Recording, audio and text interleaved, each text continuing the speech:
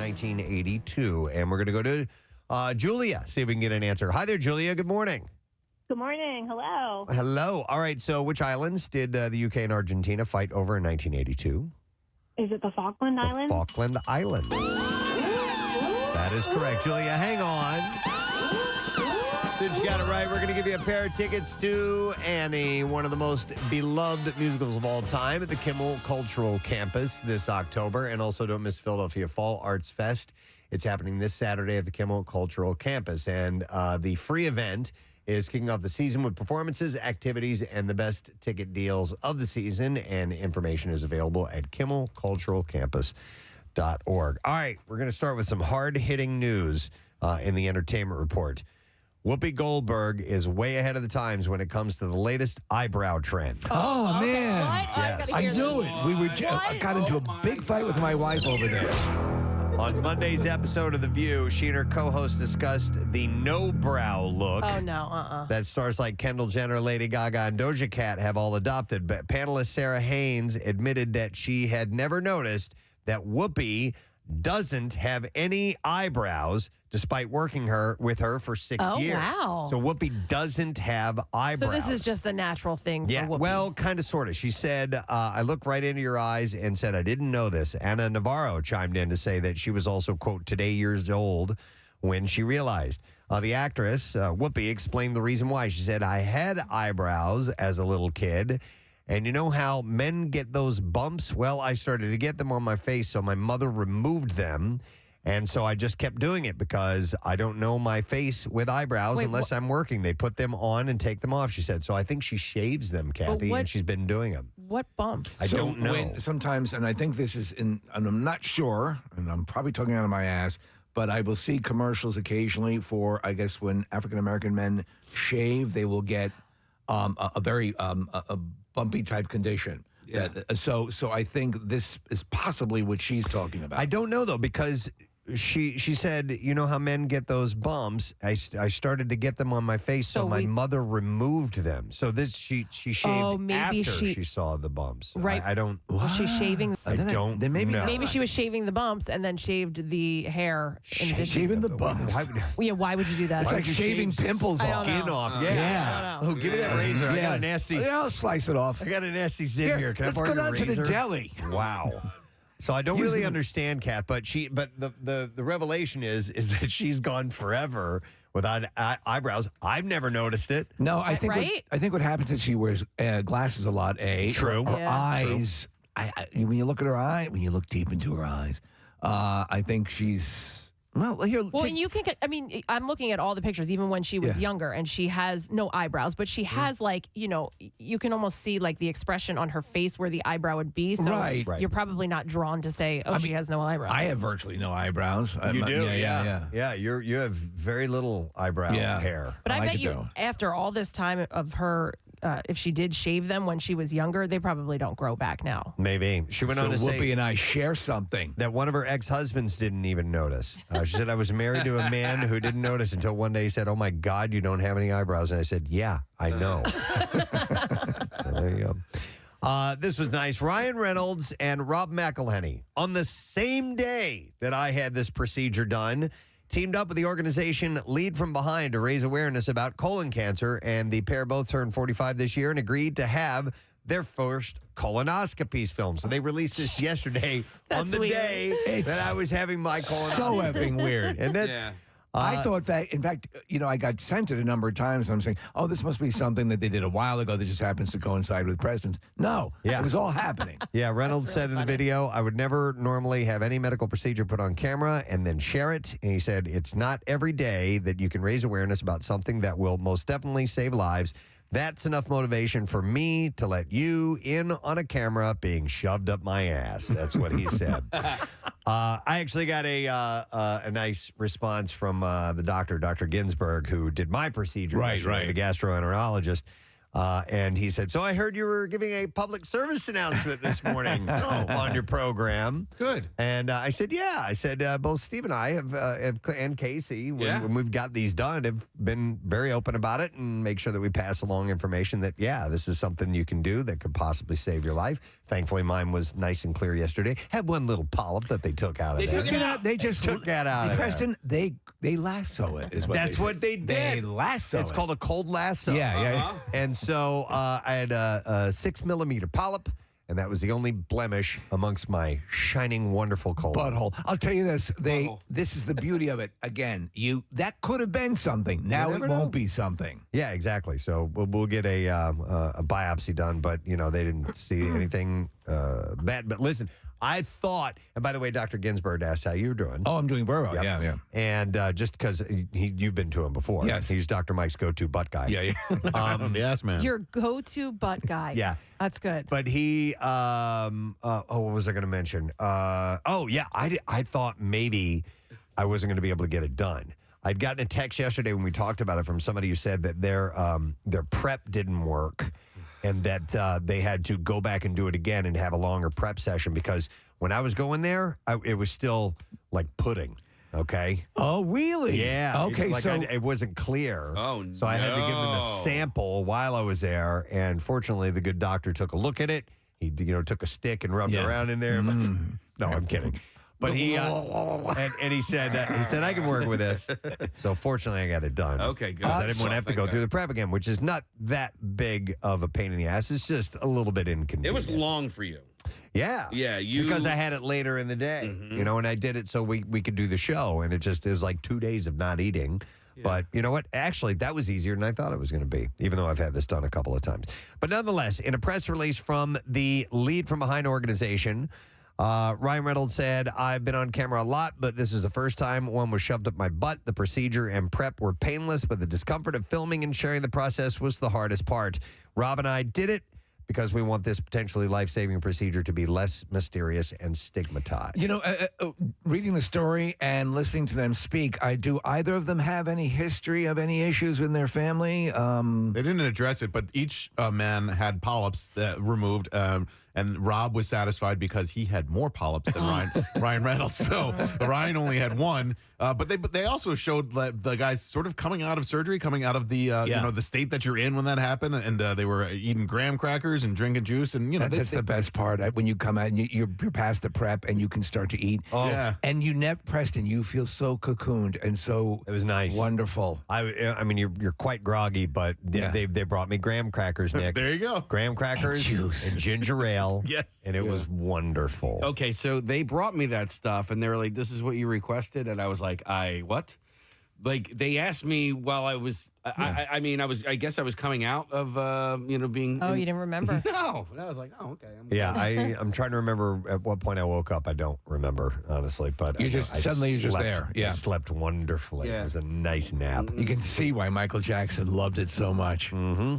More of that, please. In October, the October 2022 issue of Elle, Gisele Bundchen shared her concerns about Tom Brady returning to the NFL, and this comes amid rumors that the couple is facing difficulties in their marriage. She told the publication, obviously, I have my concerns. This is a very violent sport, and I have my children, and I would like him to be more present. The 42-year-old model added that she has definitely had those conversations with him over and over again. She said, but ultimately, I feel that everybody has to make a decision that works for them. He needs to follow his joy, too, she said. She essentially retired, right? And now the word is she might be getting back into it herself. Wonder how he feels about that. In your face. You know how violent modeling can is. be. Yeah, I'm pretty sure she makes more money than him. No way. Yeah, really? Even still, Case, I remember with reading businesses with reading a breakdown of like the finances of, and listen, Tom Brady's not suffering; he's making a lot of money, but I believe Giselle is actually worth more. Wow. Okay. Zendaya spoke with E! News during her Live with E! after party on Monday and shared that Tom Holland was the first person she texted after winning the award for Outstanding Actress in a Drama Series at the 74th Emmy Awards. Totes adorbs. She had said, well, I didn't have to text my mom because my mom was already there. She's here tonight, which is very special, and I texted my boyfriend. Holland didn't make the event because he was in the middle of filming his new series, The Crowded Room. But that's the first person that she reached out to. Hugh Jackman has happily given out dancing lessons to his co-star with The Sun, which is a film he's involved in with Laura Dern recently. The actress posted a video of these lessons to her Instagram on Monday saying, "Today I learned to dance." She captioned the video. And then in a related story with Hugh Jackman, The Music Man is going to end its run on January 1st, this coming January 1st.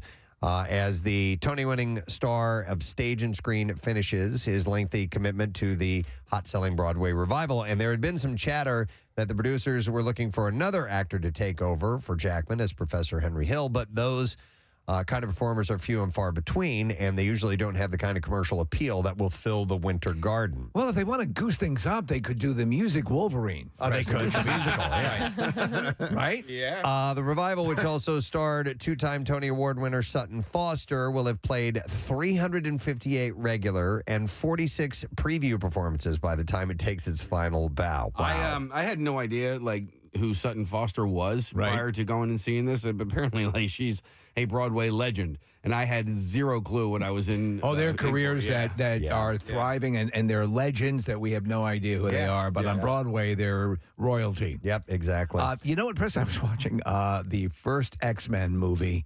Was on the other day, and Hugh Jackman looks like he's 11 years old. I believe it. Unbelievable, yeah. Jackman is currently earning Oscar buzz for his star turn in Florian Zeller's The Sun, which is S-O-N, not S-U-N, which will open in theaters in December after playing at the Venice and Toronto film festivals. Love that guy. He's just the best. And whenever we've talked to him, he's just the nicest guy. Amidst the floral tributes, teddy bears, cards, and balloons that have filled up royal parks across the UK, mourners have taken to leaving marmalade sandwiches. Is this from the Paddington Exchange? It is exactly that. And the Royal Parks Organization is asking that mourners please not leave the sandwiches. Royal Parks said in a statement, "We are asking people not to leave marmalade sandwiches because of the negative impact on the park's wildlife." As they will attract rats and vermin. Do we have the audio clip of that exchange? It's from a while ago, Case. I don't expect you to have it in there. But we played it before. She's sitting across the table from Paddington, and Paddington's talking about it, and she says she reaches into her purse and pulls out an unwrapped sandwich, marmalade sandwich. It's okay if you don't have it. Royal Parks is responsible for handling the floral tributes during the national period of mourning. In June, Queen Elizabeth had made a surprise appearance in a sketch with Paddington Bear for the Platinum Party at the Palace. It could have been worse if Paddington and she were eating ribs, Preston. Yeah. Have you ever had marmalade? I've never had it. Oh, yeah, it's great. What does it taste like? Orange. Yeah. Oh, okay. Yeah. It has... It has little pieces of the rind in it. I love that. That's how you can definitely tell it's marmalade.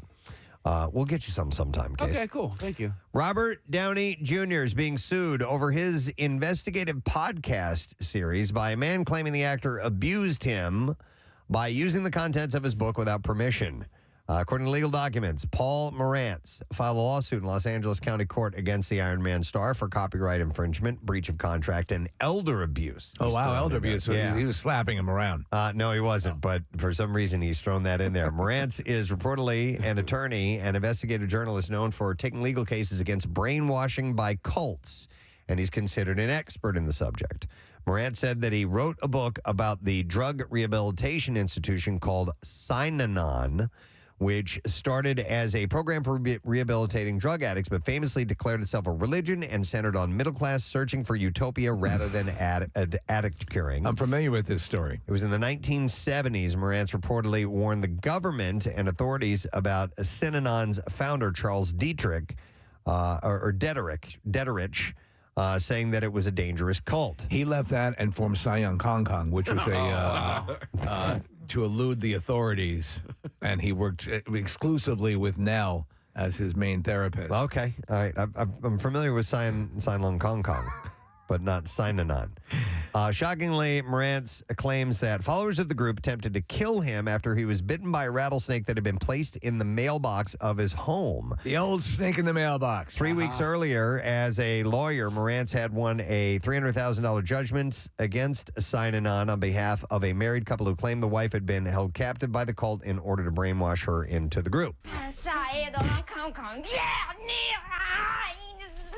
Now, Morantz... That's in the promotional video.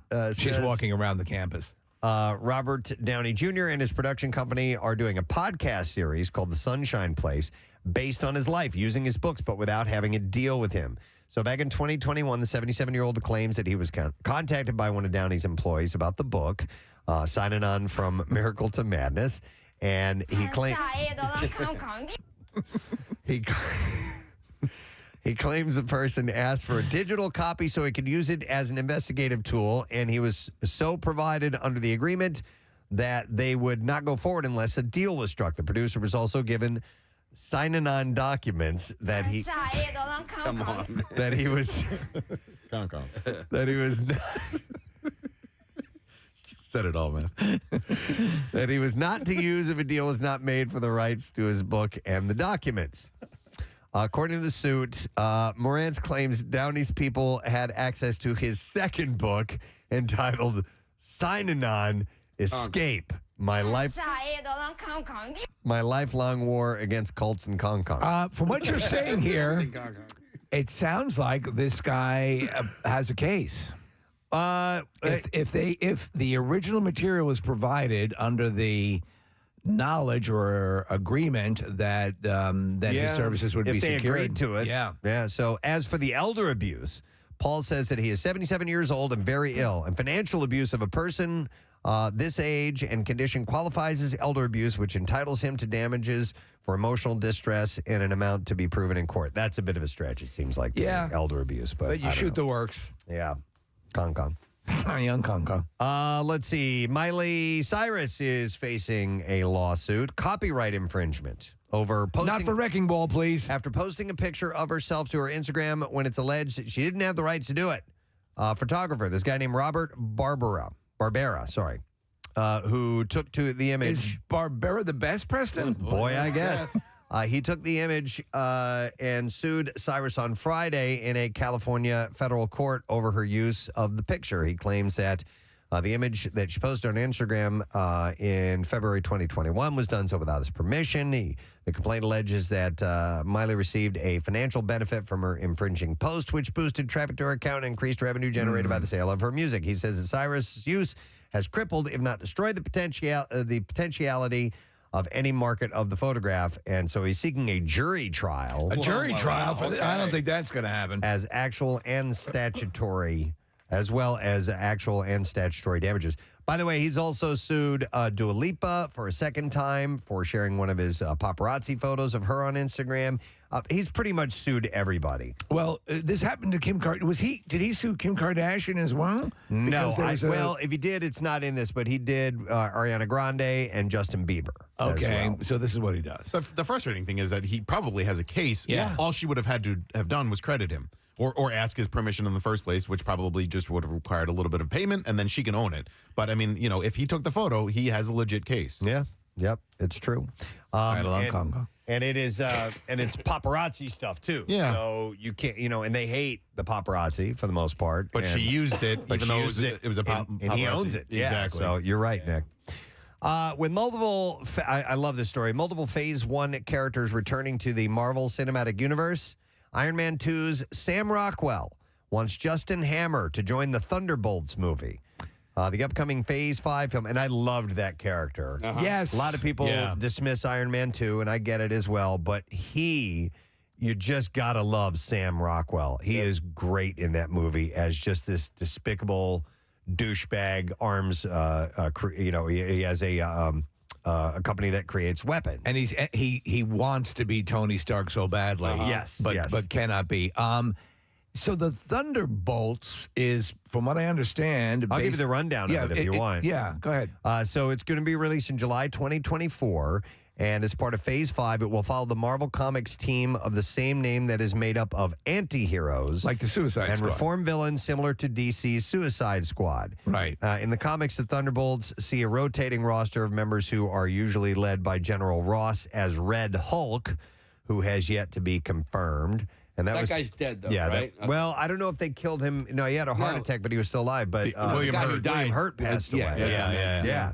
At the D23 Expo, Sebastian Stan introduced the new team, which will be portrayed by stars reprising their MCU roles. So Thunderbolts will feature Bucky Barnes, which is Sebastian Stan, Yelena Belova, who's played by Florence Pugh, Red Guardian, who is David Harbour, Ghost is Hannah John Kamen. I don't remember. From Ant-Man, right? Oh. Ant-Man 2. Oh, yeah. Yeah. Ant-Man 2, that's correct, yes. John Walker, who's played by Wyatt Russell, and that was from Falcon and Winter Soldier. Yeah. Taskmaster, and their leader, Valentina, which is Julia Louis-Dreyfus, who was also from that. But Taskmaster was from Black Widow? Yes, Black Widow. Yes. That's right. So I like this. I like this collection of people, and I hope they do it right. All right, but who? All right, so then I'm getting confused. Who are the anti-heroes? It's like Venom and Morbius. Are those guys gonna? I don't know. Okay. So they have to deal with the Sony rights when it comes to that kind of stuff. So there's annoying crossover. Yeah, but I thought that they were building. I know, that. but they haven't yet. It's not full yet. And that's in that weird Spider-Man universe that's not a part of the Disney Marvel universe. So that's why like Spider-Man isn't on Disney Plus. Right. And Venom, I think, is on Netflix or whatever. Anyway, case I think that's part of the reason why they're not in the Thunderbolts. So Sam Rockwell discussed his iconic role as Tony Stark's rival Justin Hammer and revealed that whether he would be open to returning to the MCU. In an answer question session, Rockwell gives an enthusiastic definitely. He said, yeah, I would be into that. That sounds cool. What villains would be in that? Yeah, that's fun. And he said Hammer's a real Lex Luthor. So he would like to see him in that type of a role with the Thunderbolts. Now, he hasn't been offered that, but they'd be crazy not to give it to him because Sam Rockwell is a outstanding actor. I'm having a brain fart on the name, but the nemesis in Falcon and Winter Soldier and the guy who is John Walker?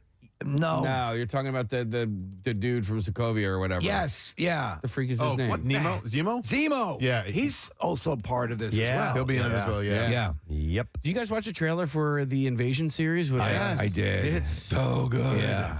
I have not. What? It's a Nick Fury series. So he has been off planet, and we have not been aware of this until recently. Yeah. That that the Nick Fury that we've been seeing on camera Has perhaps been busy, is that alien. And has also become a bit of an anti-hero. Yeah. Right? Yeah. But so he is now. It's called Secret Invasion. Secret Invasion, yeah. Okay. Invasion is that other thing on Apple TV, right? That alien thing. They only have one season. We tried to watch it. I watched it. And I haven't heard anything about the next season yet. So it's too much. That's what's going on. Man. Stop it, Get man. lost in all this stuff. There should just be one show that we all watch. Everyone. The good old days, you know? And that we're compelled to watch under penalty of law. All right. And then I think we can move on to the clips now. In The Retaliators, a pastor uncovers a dark and twisted underworld as he searches for answers surrounding his daughter's brutal murder.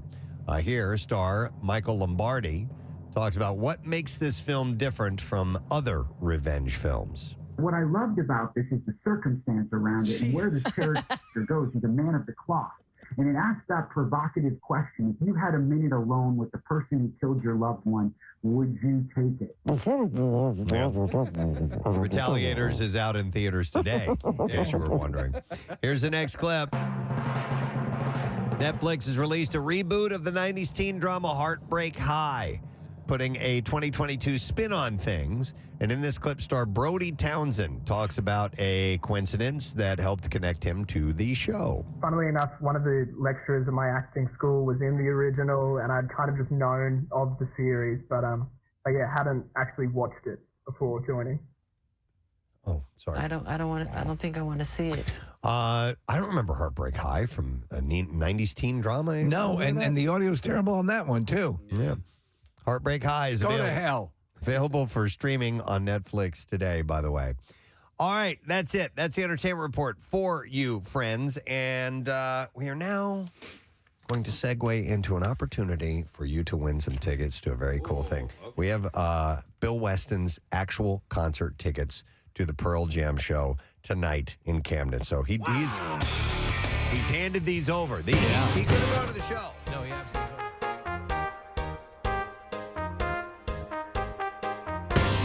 What we're going to do is I'm going to give you a clue. When we return from our break, we're going to take 3 callers and see if we can get a winner. If we don't get a winner, we'll move on and try a little bit later on. If you guys are still kind of stabbing in the dark, we'll start to give you some clues that narrow down what exactly you're looking for. So we're going to start very, very broad, and let's see if you know the answer to this. And wait, I have it written down.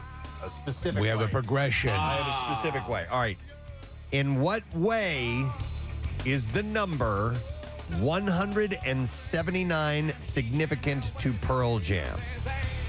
All right, I'll say that again. In what way is the number 179 significant to Pearl Jam? And keep in mind, is the answer that we have. You might come up with something else that legitimately might be that, but it's what we have in our minds here. Yeah, absolutely. That counts. What are we trying to steer you to? In what way is the number 179 significant to Pearl Jam? When we return, we'll take 3 callers and see if we can get a winner right off the bat. We'll find out if it's you. Stay with us. We'll be back in a moment. Preston and Steve on 93.3 WMMR. The new and improved Video that was released from Pastor Jesse Duplantis. Our favorite, the jet and pastor. That is absolutely correct. And, he still wants his new private jet. But he wants to make it clear that he's not actually asking anybody for money. Listen to these verbal gymnastics that he's doing here. I think even he's surprised at how much this caught on because it just sort of swept across. It became a viral meme. And where these guys, it'd be easier to get away with this stuff maybe 10 years ago. And now it was just all over the place. It was on the national news. He was asking for his $54 million jet. Yeah. And we played audio of him walking down the hallway of his establishment there, his church, for whatever he calls it, pointing to the different jets he's owned. He has had 3 before. He needs this 4th $54 million jet that carries a lot of fuel so he won't have to stop as he's spreading the word of the Lord. That's it. So here's a couple of clips, and let's see what he has to say about not actually asking for money. He didn't ask for money. Here we go. I'm not asking you to pay for my plane. The Lord said, I didn't ask you to pay for it. I asked you to believe for it. I don't dupe nobody. I've always been honest. 40 years I've been preaching this gospel, and I've never had a scandal. And this is not a scandal. I'm not discouraged. I'm not distressed. In fact, I am excited. I've never had this much press in my life. Well, that's negative. It don't make no difference. And it's negative. It don't make no difference. Don't make no difference. So he's asking. I am excited about all this negative press painting me as a money-sucking prick. Yeah. So he said, I asked you to believe for it. Believe for it. Not to pay for it. Now, if your method of believing involves your checkbook, I'm absolutely happy with that. He had said, I never raised money for the plane. I put it in our magazine and said, believe God with me. He said there's a vast difference between believe in God and asking for money. He's a Journey song, Preston. Don't stop believing. Yeah. In the earlier video, I'm just a small-town preacher Duplantis, living in a lonely world. He could turn it around. Yeah, I could turn it around. Yeah, he used to take the train everywhere. Yeah, but I took a $54 million jet going anywhere. So, without further ado, WMMR presents Bucksco versus Delco. Here we go, gang. This is going to be the final round today. Actually, 2 rounds of competition, same contest, but we are going to make this whole thing happen and finish it up today, and we are going to crown a victor, and that's all there is to it. Before we get to the final event, here is a recap of the events leading up to this epic showdown. Listen, the week started off with Operation Evac, a race where the contestants were blindly dropped into enemy territory. Kathy started at Casey's golf course, Paxson Hollow in Delco, and Casey in Bucksco at Kathy's alma mater, Pennsbury. Now, without using GPS, they had to navigate their way to their home base. Just go straight. Thank you. Okay, go straight. Peel wheels. I feel like there's probably another road this way. While Casey was stuck in traffic on the turnpike, That could work in our favor. Kathy was able to navigate back to Bucks County, earning her 200 points. It's a bunch of crap! For day 2, both contestants needed a call for reinforcements. Kathy asked her best friend, Elisa, a.k.a. Queen Bee, and Casey brought in his big brother, Dave, a.k.a. Foz.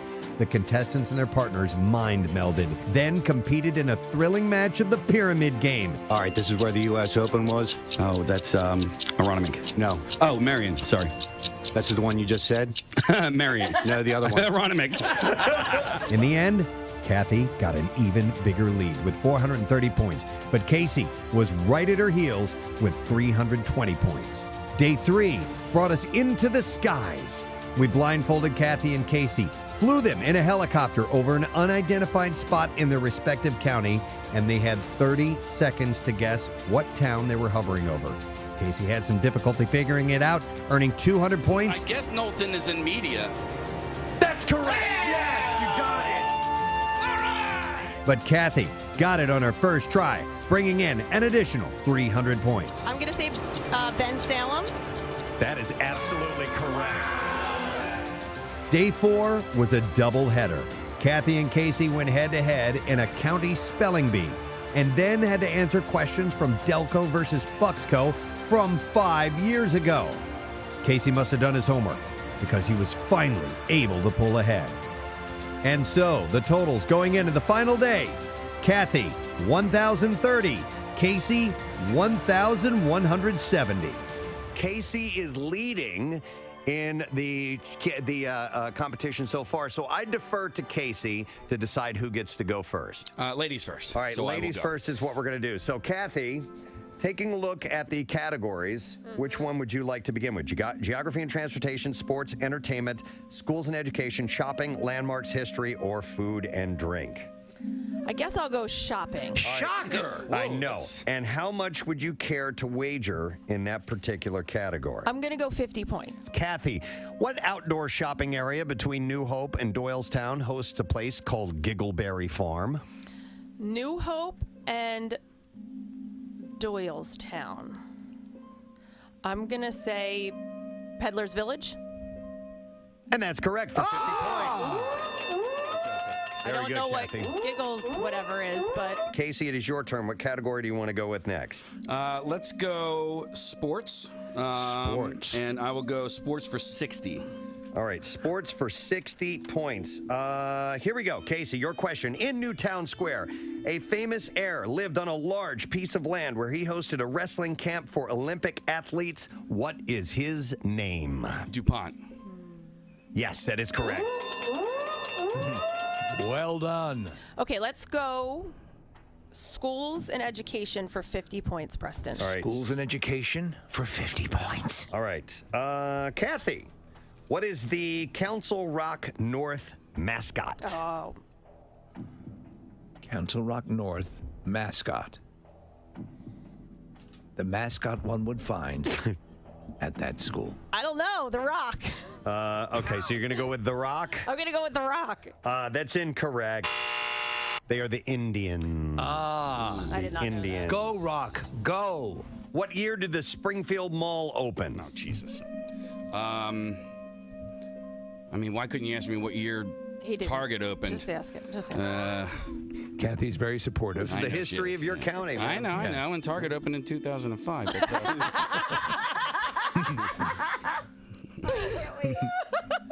you know, Well, can you use that? Wanamaker's closed in 95. Hex opened after You that. did study. You lied to me. No, my mom quizzed me last night. We were eating chili, and she asked me lots of trivia. We're eating chili. We're eating chili. Yeah. Meet you in the basement. I'm bringing a pen. I mean, the first Wawa opened in 1964. Okay, yeah, let's get to the I ball. will say, If you got this right. Yeah, I'm just going to throw out a number there. I'm going to go with the year I was born, 1975. Oh, my God. No, it was 74. Dude, you were so close. All right. You call no fair on that because it was before you were born? No, I'm not going to call no. It was just that's a difficult question. This historic restaurant is located along the Delaware River in historic Bristol Borough and has hosted both kings and presidents. Yep, I've been there. Once again, this historic restaurant located along the Delaware River in historic Bristol. My mom is going to kill me. Borough. That's a weird name for a restaurant. And has hosted both kings and Oh, my God. What is presidents. it called? No, go to your happy place. I know where it is. I know where I sat last time I was there. Kathy handles stress very well.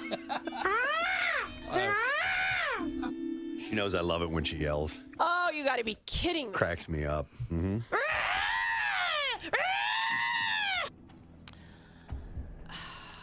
All right, think about it. Think about it. Work from your seat backwards. Man, it's like there's like a little hill when you walk in. It's a little railing outside.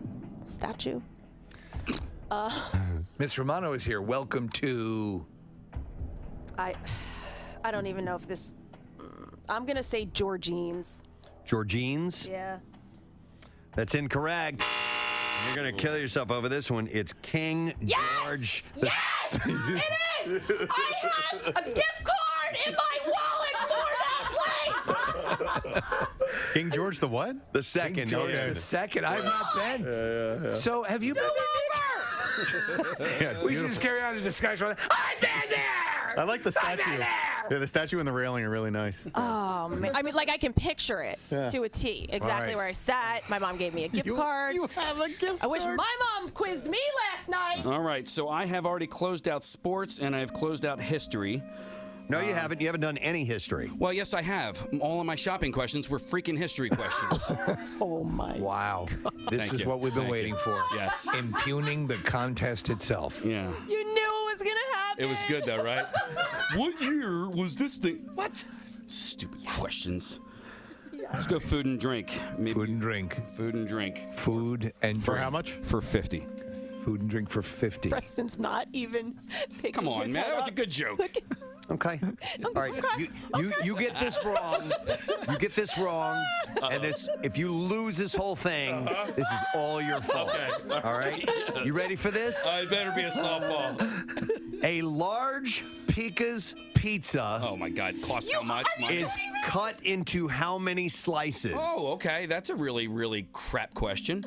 A large Pika's pizza is cut into you can how many do a little slices? diagram, whatever you want to do. There's the box. Round. And It's a then there's rectangular line. shape, right, Case? Yes. Yeah, that's what he's drawing. All right, so that is that's a Neapolitan, right, or is it Sicilian square? No, they just do their own version. They put the sauce on top of the cheese. 12. Right. Casey says 12.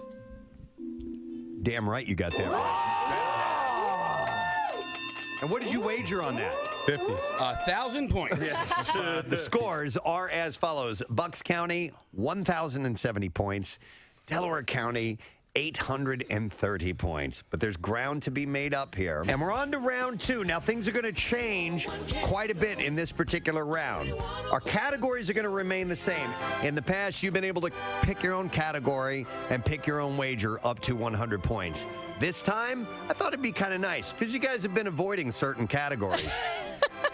How about you pick your competitor's category and your competitor's wager in this round? Kathy's leading, and she gets to go first, and you get to pick the category that Casey will choose from and how much Casey will wager in that category. Okay, I'm going to go history. Okay. Of course. For 50. All right, history for 50. All right, Casey. Delaware County was formerly a part of which other Pennsylvania county?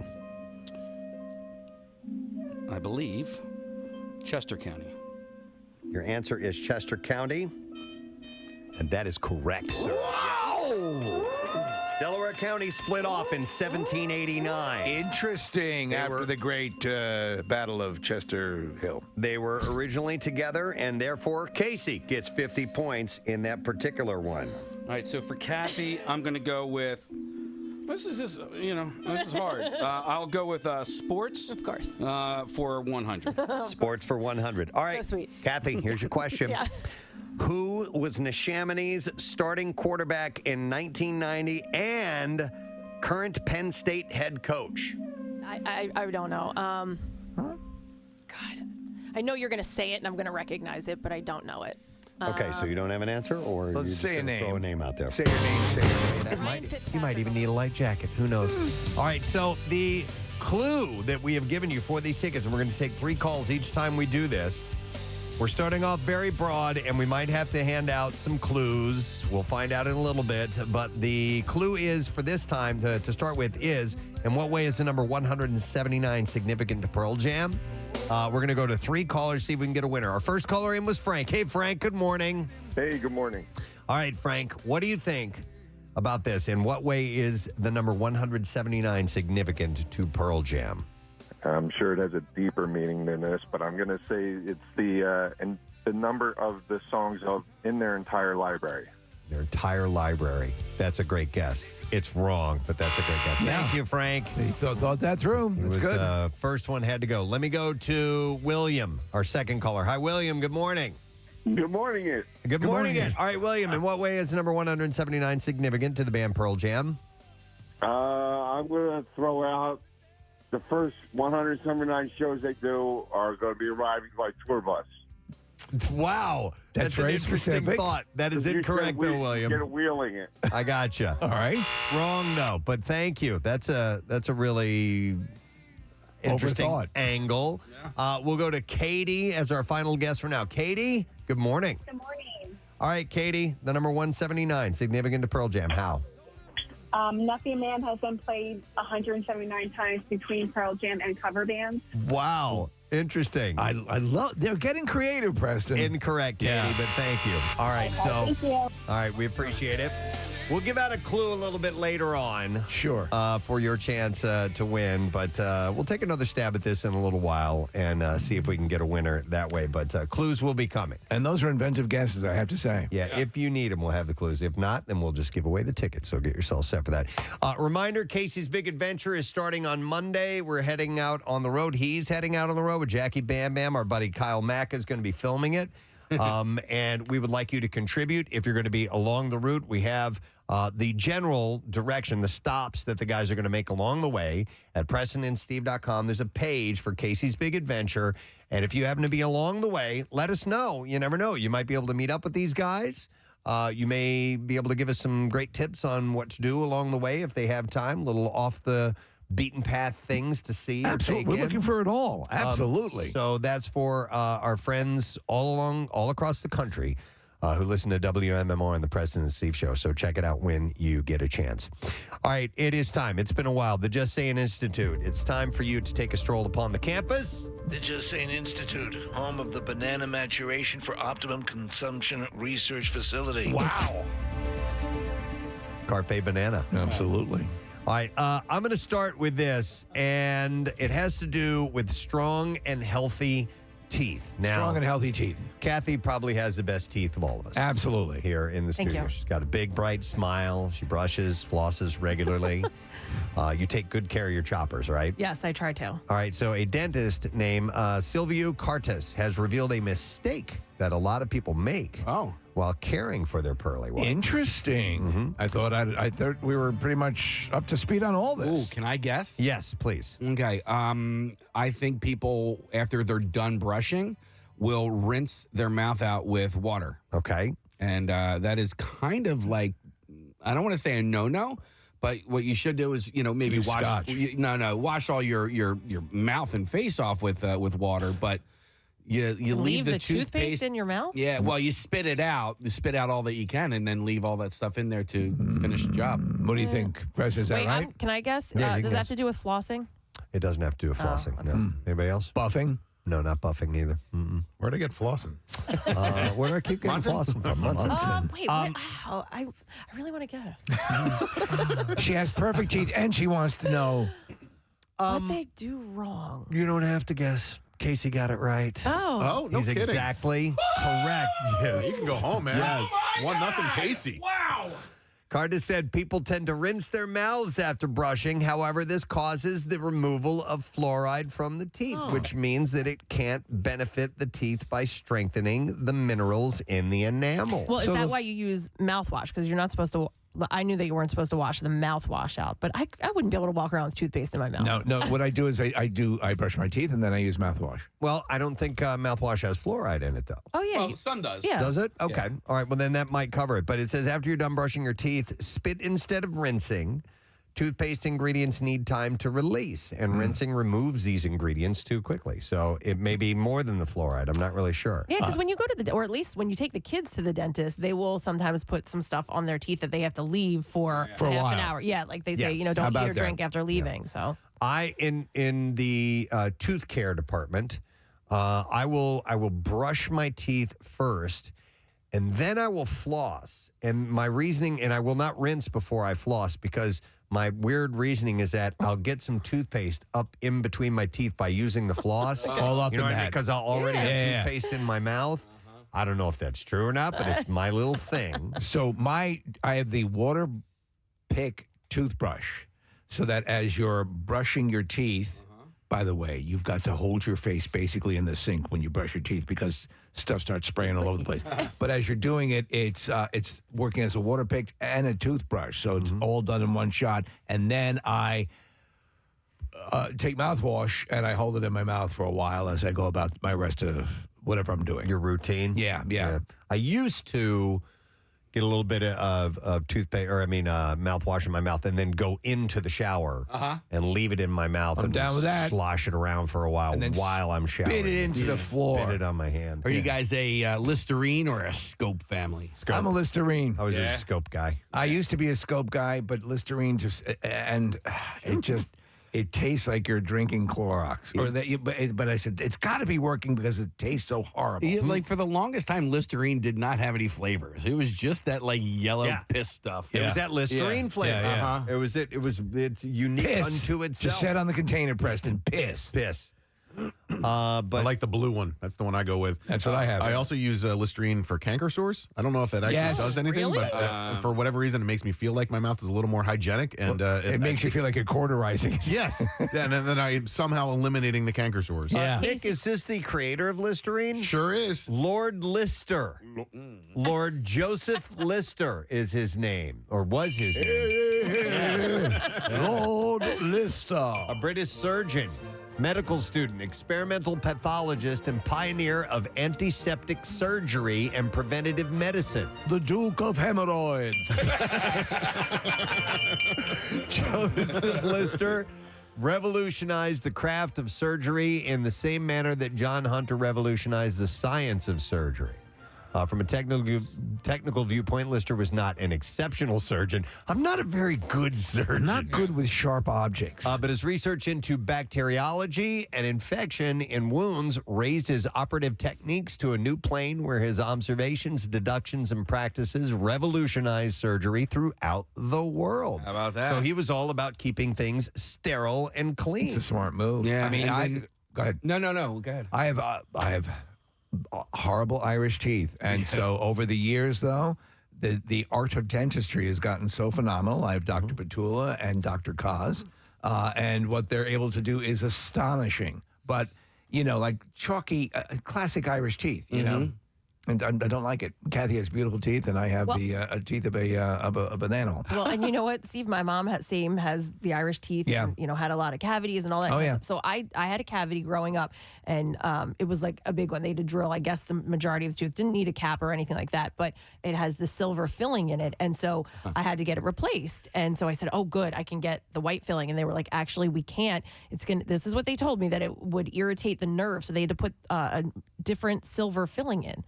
That's kind of weird. Right? I know. Yeah. I thought you could switch over to the white once you had to have them replaced, and I was so bummed. My dad had a lot of work done in the Army. This is, decades ago, obviously.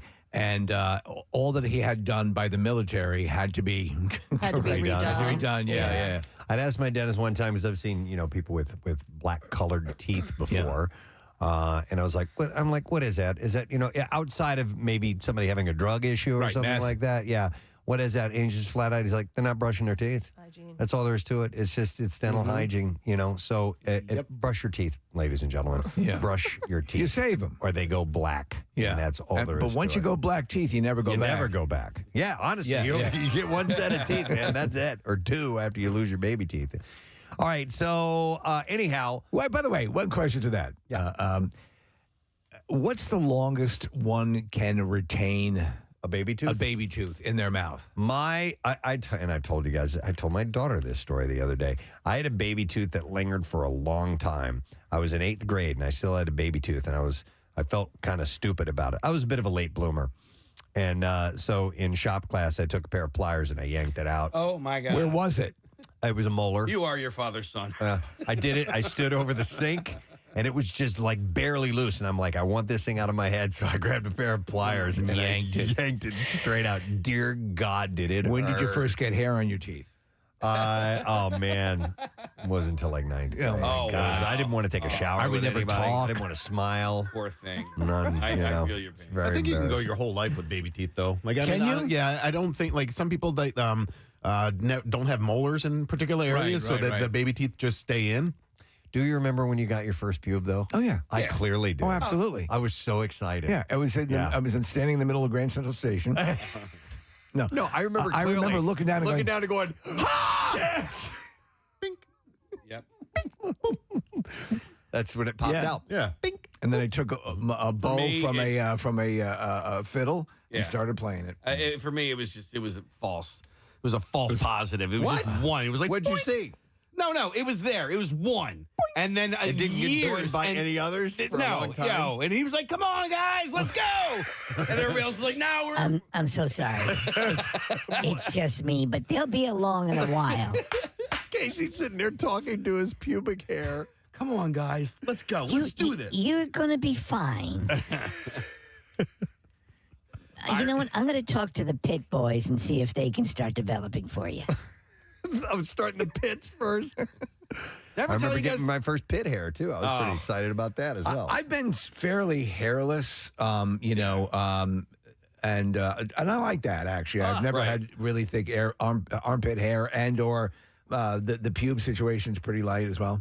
Dude, you would not believe the amount of texts that are coming in of people that are in their 30s and 40s and still have baby teeth. Here's one that's 75. My dad passed away at 75, had 2 baby teeth. I'm 46 years old, have baby teeth. I'm 34, have 3 baby teeth. I'm 52 years old, I still have a baby tooth. Wow. So does that I had a mean baby that tooth pulled at 46, lost my baby tooth when I was 16, almost 40, still had 3 baby teeth. I'm reading these over and over and over. My coworker is 43, still has a baby tooth. 39 years old, still have a baby tooth. Wow. My dad lost his last baby tooth, his booby tooth. Yeah, in his teeth 60s. on your knockers? Here's one that says, I'm 63, still have a baby tooth. I had no idea. Didn't you think the natural evolution had them pretty much removed from your mouth by puberty? No, because my son had them forever, and if he didn't have them removed, they would have stayed in for the rest. So he had to. I don't understand how that's. I mean, I understand that he had because to have the molars didn't push them out. So, so all of their adult teeth don't come through. Well, for some people, if there's no natural progression of the molars to force the baby teeth out, I mean, that's why they get loose and they fall out in the first place for most people. But if the molars don't do that to the baby teeth, they can just stay in. They're usually in the back, though, right? I mean, you would not have baby teeth up. It can happen in the front, too, Steve. So, yeah, I think that's why all these people are texting in. But what Kathy's asking is, what if you say you pulled that baby tooth pre... Would an adult tooth for a permanent tooth never come in? No, well, it would have to because Nick's son had that done. If the teeth are up there, if the adult teeth are up there, like Nick's son, he had the baby teeth pulled and then the adult teeth came through. How long do you hold on to your baby pubes? Oh, I don't know. Forever. But I wonder if these people who still have baby teeth, are the adult teeth just not up there? Let me go to Jen. Hey, Jen, good morning. Hey, good morning, guys. Gadzooks. Gadzooks. What's up, Jen? Hi. So actually, to answer Kathy's question, I am 38 years old. I have a baby tooth still, and it's like not in the back. It is all the way up front and center. Wow. It is hereditary. My aunt is in her 60s and still has a baby tooth. What does your dentist say about that, Jen? So I do go to my dentist every 6 months. He does take a look at it. It's still holding strong. My adult tooth, so they were talking about doing surgery when I was younger, but because of how my adult tooth is positioned, it's actually sideways next to my sinuses. And the fear was going in to try to extract it to bring it down would have had a major impact on my sinuses. So they said as long as my baby tooth is still holding strong, it's fine. I mean, it still does the job. Jen? It's not loose or anything. Does it so- look significantly smaller than the teeth that surround it? You know what? Actually, it's not significantly smaller. Like, nobody knows unless, like, that's, you do the fun facts at work. My fun fact is I still have a baby tooth. That's where it is. I was wondering if what happened or what would happen in a lot of cases, Jen, is that people have like 2 rows of teeth, because if one is pushing out the other, but hers is sideways, so it can't. Yeah. Wait, can you send us a picture? I want to see it. Yeah. Jen, will you smile and take a picture? I sure will. I'll send you guys a picture via email. I'm driving into work. I'll do All it. right, yes. Okay. Thank you, Jen. All right, we'll see you later. Hang on. Lizzie works in the dental field. Hi, Lizzie. Good morning. Good morning, guys. How are you? Great. What's up, Lizzie? So I just wanted to weigh in on the information about this. I work in the dental field, and a lot of people, if they don't have an adult tooth to actually physically push the baby tooth out, then the baby tooth can stay in there. All right. I didn't even know that. I just figured by natural evolution or the aging of the human condition would mandate that your baby teeth would fall out and other teeth would replace it. But if there's no tooth coming in to replace that baby tooth, it stays. Correct. Hey, Lizzie, I never had the wisdom teeth form in my, so they never existed. So I never evolution. had. Right. Okay. So obviously I'm more evolved than most people. Yeah. But how often does that happen? I mean, personally, myself, I only had 3 of them. My brother and sister had all 4, and they were able to come in perfectly normal. It's just the luck of the draw, I guess. I mean, people over time are going to eventually not need them because they don't really serve too much of a purpose. Yeah, if you can't get back there and brush them really good, I mean, they tell them you basically have to get them taken out anyway. My dentist basically said I was lucky that they never formed in the first place and never exactly. had them pulled. Very lucky. Okay. Yeah. All right. Thank There you, you Liz. go. All right. Have a Appreciate good it. one, guys. I would All right, you never too. have known that. I will go next to Vanessa. Hi there, Vanessa. Hi, guys. Love you. Love your show. Oh, we love you. Thank you, Vanessa. What's up? So I never lost my baby teeth as a kid. So when my adult teeth came in, and I was in like 7th grade, I had 2 rows of teeth. My baby teeth were actually behind my adult teeth. Vanessa. I had to get them all pulled out. Vanessa, that is pretty cool. That's very shark-like. That is pretty cool. 8 teeth pulled at one time, all my baby teeth, but I already had a whole mouth. That's insane. Whoa. So, but let me ask you: do you remember? Yeah. Were you better at eating at that point because you had all those extra teeth? They were really jacked up. I had braces for like 6 years. It was no good. Wow. Hey, we're missing something there. Yeah. Baby toot toot toot toot toot toot. Baby toot toot toot toot. Yes. Yes. Hey, it's like Freddie Mercury. What was his situation? He had like 4 He had extra incisors. that kept his mouth in perfect singing condition. It was part of what gave him a big mouth and maybe a better singer. Who knows? But all right, thank you, Vanessa. That's pretty wild. 2 full rows of teeth. She had to have 8 of them pulled at the same time.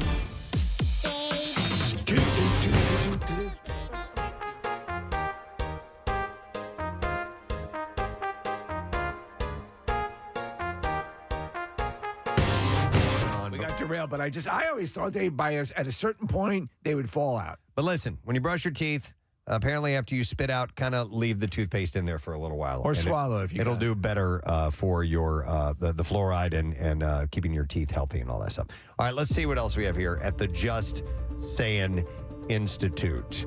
Let's see. Researchers from the University of Alabama there might be a weight loss game changer that they have found. Oh, yeah. A weekly shot of semaglutide.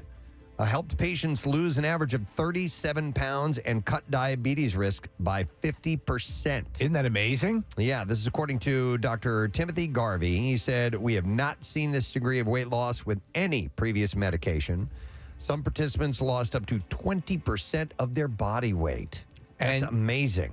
And as I was reading some information on this, I didn't see any side effect stuff listed. Do you have a list of any side effects? No, not yet. I mean, so obviously they're going to have to do some trials with this Right. for a little while because it seems like every time there's some kind of that there's some kind of weight loss medication that there's a downside to it. Side effects may include crapping your lungs out. Yeah. So this could provide a less invasive alternative to bariatric surgery. Dr. Garvey said, if approved, semaglutide 2.4 milligrams has the potential to really change the way we think about treating this disease of obesity. So I'm also thinking the way it sounds, like it's more for obesity, not just, hey, swimsuit season. Yeah, yeah. exactly. Right. Which that would be great. Oh, wouldn't man. it? Be the Jesus best. Christ. If you could spend one solid month eating devil's food cake, Preston. Nonstop. I mean, come on. I feel like we talked about this before. I think it's semaglutide is also the same thing as, I want to... Baby teeth. No. As Ozempic? Oh, Ozempic. I've seen their commercials. Yeah, because it's... Ozempic. Yes. No, it's... That's the commercial. It's a diabetic... drug, right? I don't know. I thought it was for cholesterol, but maybe Cholesterol? Is that the jingle? Ozempic. Yeah. You know. It is. Don't you believe it's not so? So type 2 diabetes and long-term weight management. Yeah. All right. So this, and is it, Nick, is there any mention of semaglutide in there? I'll find out. See, I mean, there's a By lot the way, of Preston, text. they use all these, like they use a Fleetwood Mac. You can go your own way. I know. Yeah. Listen, no, it's to target people like us. Yes. It's to target people our age. All the ads now of things that are either medical based or of people who have accrued income over their years and can now afford are all from our era. They're all songs from our era. So hang on a second. Let me go to John. Hey, John, good morning. Good morning. How are you? Great. What's up, buddy?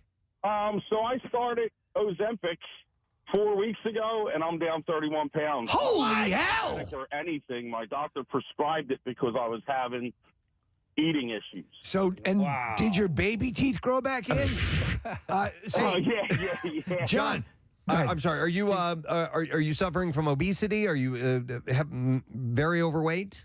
Not severely, but I was just having I was stress eater, so I was concerned about the amount of food when I did eat that I. So, John, if it may be, and I hope I'm not sounding indelicate, what was your weight when you started? All right, so I started out. Well, I guess I'm severely obese at 330. Okay. And I'm down below 295 at this point. That's amazing. That's how tall are you? I'm 5'10". Okay. Yeah. Any noticeable side effects? Not at all. No.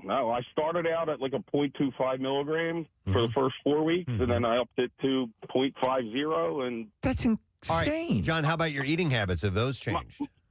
Absolutely. My cravings went down big time for sugar, so I like a lot of that stuff. Okay. So it's not just the medication. It is changing the way that it's helping change the way you eat.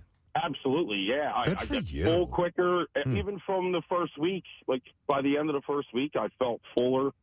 I want some After of this I stuff. would eat a little bit, I wouldn't eat as much. I tell you what, I'm going to drive right to the pharmacy if you tell me to put inches on your penis. Of course it did, because it just left my stomach. You can see more of it now. All right. That's great, John. Well, good for you, man. Thanks for checking in. We appreciate it. Oh, no problem. Love you guys. All right, we'll love you. All right, see ya. Let me go to Jeff. Hey, Jeff, good morning. Good morning, it. Good morning, it. What's up, man? Hey, I want to say that I've been on Ozempic, which is semaglutide, for about 4 years now. Yeah. And when I first started taking it, I have diabetes. When I first started taking it, I was a little over 200 pounds. I lost 40 pounds in the first 6 months. Whoa. The reason I lost that was because it made me it made me think about just being sick anytime I looked at food. Sick. Okay. I just felt a sick feeling in my stomach. Now, I got over that after about 6 months. I got over that, and I was starting to be able to eat more. I've gained back about 15 pounds of it. So right now, I'm 175, 180. Okay, I'm not crazy about feeling sick all the time, but, No, that Start feeling sick with Ozempic. Ozempic. I feel like I'm on Ozempic, and I feel horrible. I just vomited out everything I ate, and I've never felt lighter. It wasn't quite that bad. Okay, All right. I looked at food. And look in my poop, baby teeth. Hey, Jeff, I have a quick question for you. Did your insurance cover any of the? Is it Ozempic that you're taking? Yes, my insurance covered it all, but that was because it was prescribed as a diabetes medicine, Jeff, not weight loss. So it worked. It reversed your diabetes. Is that what it did? I'm sorry, what did you say? Did it reverse your diabetes, you said? It lowered my diabetes. Okay. Yes. It got it under control. Okay. Wow. Is it a shot or is it a That's what pill? was prescribed. It's a shot. And you have to give yourself a shot? Is that hard? Yes. It's not. No, it's a very small, thin needle that you do once a week. I gave myself injections before Casey. Was a product called Enbrel for psoriasis. It ain't that big a deal. No. Did you do it in your leg, Jeff? In my stomach. In your stomach? Oh! That's not that bad either. It's Believe it or not? not. It sounds it's not like this needle's going all the way into your stomach. It just goes into the fatty tissue. Yeah, It's Casey. like a quarter inch.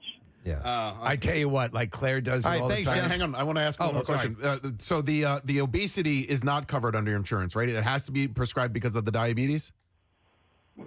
I believe so. I'm All right. pretty sure that's what it is. Now, I did hear about 2 years ago they started studying this for weight loss, this medicine for that. Right. So it might change in insurances here coming soon. Sure, and they might have tweaked it a bit if they're focusing in, because it sounds like there's a specific targeted weight loss aspect to this, not just the diabetes. Right. All right.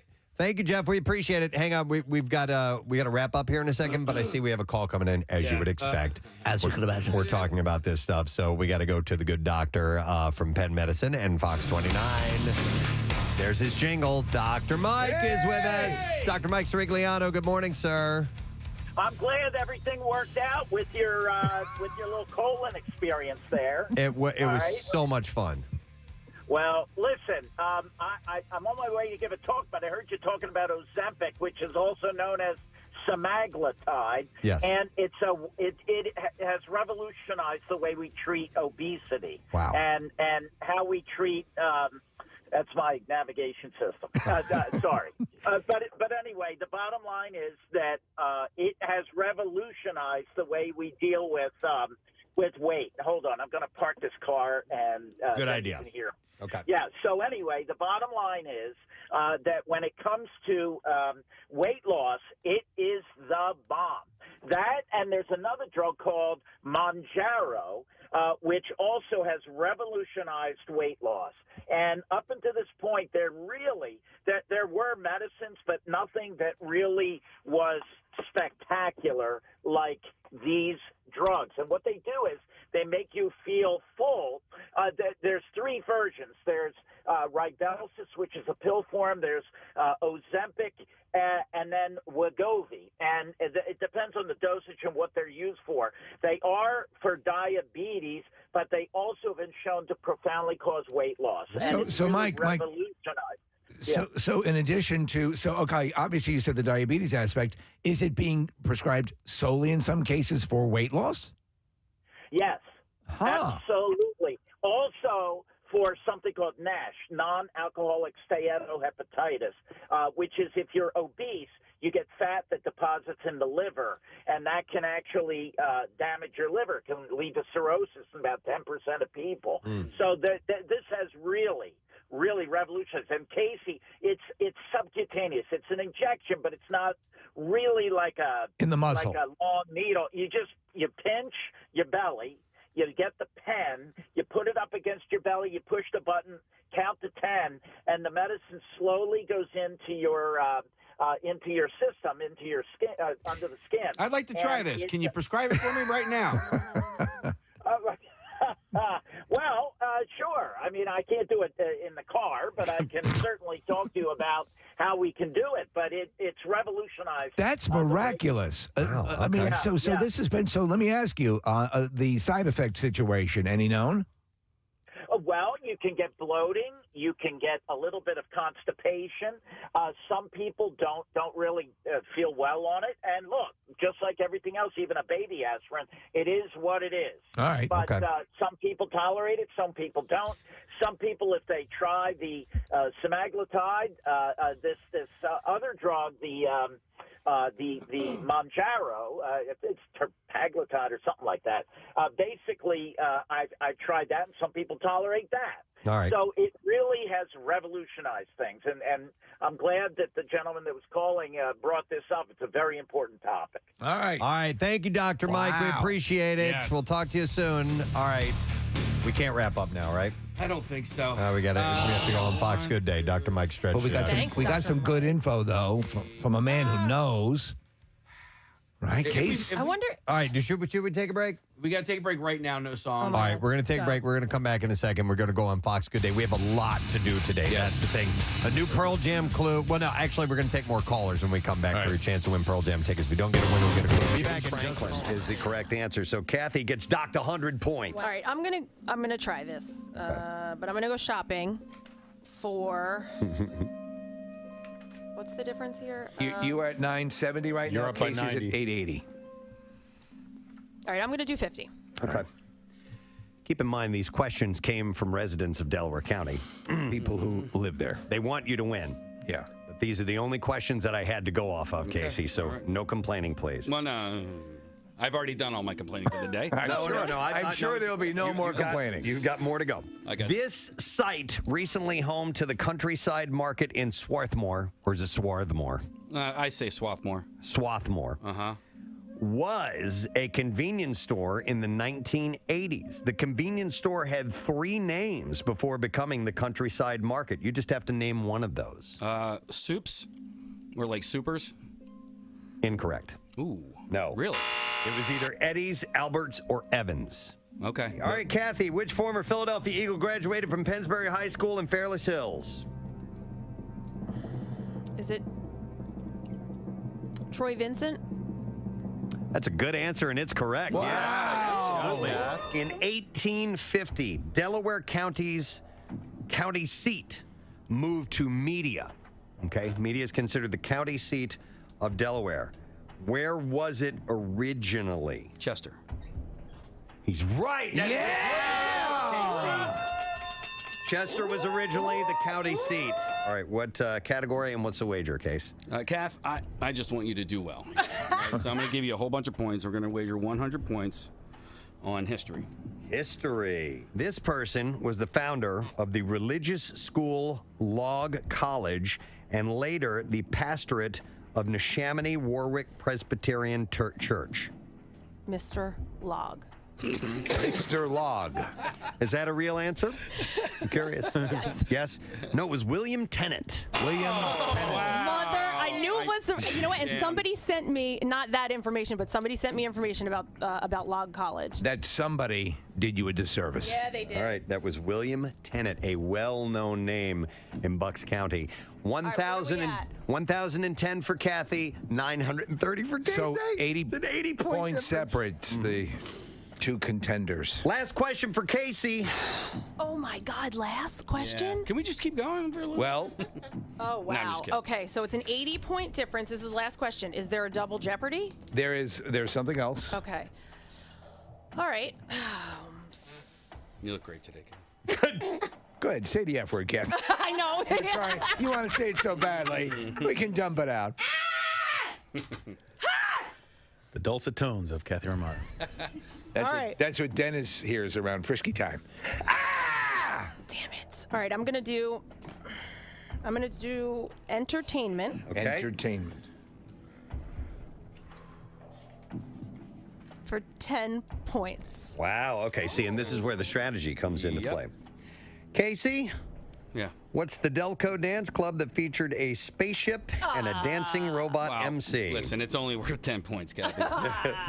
Pulsations. Yeah, that's correct. Yes, absolutely. What's the category and what's the wager? We're going to go 70 points in history. 70 points in history. And I got to get to the history. Right, Nick? Yeah, man. I didn't. You play Jeopardy. Yeah, I didn't do well in my SATs, but. You even know how to wager. History. What Bucksco town was named after George Washington's famous crossing of the Delaware River to take Trenton by surprise in the Revolutionary War? Washington Crossing. She got it right. That's exactly correct. Yes. I got pulsations. You get that. That's fair enough. All right. So, what is the score here at the end of round 2? Kathy with 1,080. Casey with 940. I need the screen, please. For this, we're going to do something now. A few years ago, we had somebody call up on the phone, and we're going to do the same thing. This time, we are calling this, I don't know who's on the phone. Oh, okay. The category of I don't know who's on the phone is local businesses. Local businesses. So write down your wager now. Okay, you guys ready? Yeah. All right. Sure. Wagers are in, and we're playing I don't know who's on the phone. Local businesses, the category, and we have our caller on the line. Good morning. Can you hear me, sir? Good morning. I can hear you. All right. Would you please present your question for our contestants? Good morning. My name is Bill. I'm vice president of a local company. We were established in South Philadelphia in 1891. We are headquartered in Malvern, Pennsylvania, and we have 11 locations in Delaware County and 7 in Bucks County. One of your show members currently endorses our company. What is the name of the company I work for? Okay. Marissa just handed me a note that says it's over. It is over. And that's not fair. And I shook my head. And I said, no, it won't be, because more bitching is going to happen. No, It is. you know why it's not over? Because tonight you're going to wake up screaming, and you'll be reliving it over and over again. Okay, so do we ask for their answers first, or do I ask our caller on the line what the answer is? I think what you do is you go to the answers and then, right. Yeah. And then I do the Alex Trebek. Oh, I'm sorry. Okay, let's go. And then we'll have our caller on the line to hang on just a moment. So, Kathy, you were in the lead, and that means you get to go first, I believe, is how that works. So, Kathy, what is your answer? Dunkin' Donuts. Dunkin' Donuts, and that is incorrect. I'm sorry. What is your wager, please? 300 points. 300 points. And Nick, what does that total bring her to? 780 points for Kathy Romano. Casey? I really could have done a number on myself here, but I blame my brother if I get this wrong, because my brother's philosophy is go big or go home. Okay? My answer is Horizon. Horizon. That is also incorrect. And your wager? 940 points. Oh, my goodness. Let me go to our caller. Bill, can you tell these people what company you work for, please? I work for Acme Markets. The official supermarket of the Preston and Steve Show. Casey, Kathy wins! Kathy wins! Oh, my God! Oh, my freaking God! Bucksco versus Delco. It was anybody's game to the very end. I actually, at the last few moments, was sure you had it, Casey. I did too. I was sure, because you're also, it looked as if you wrote a short word. I did, and you know what really stinks is he's the new president, so I don't know his name. Well, that's why we chose him, because if it was somebody that you knew by the sound of their voice, they weren't going to be able to. Let's focus on what's important. I won. Where do you want to go to dinner, Casey? Well, whenever you want, girlfriend.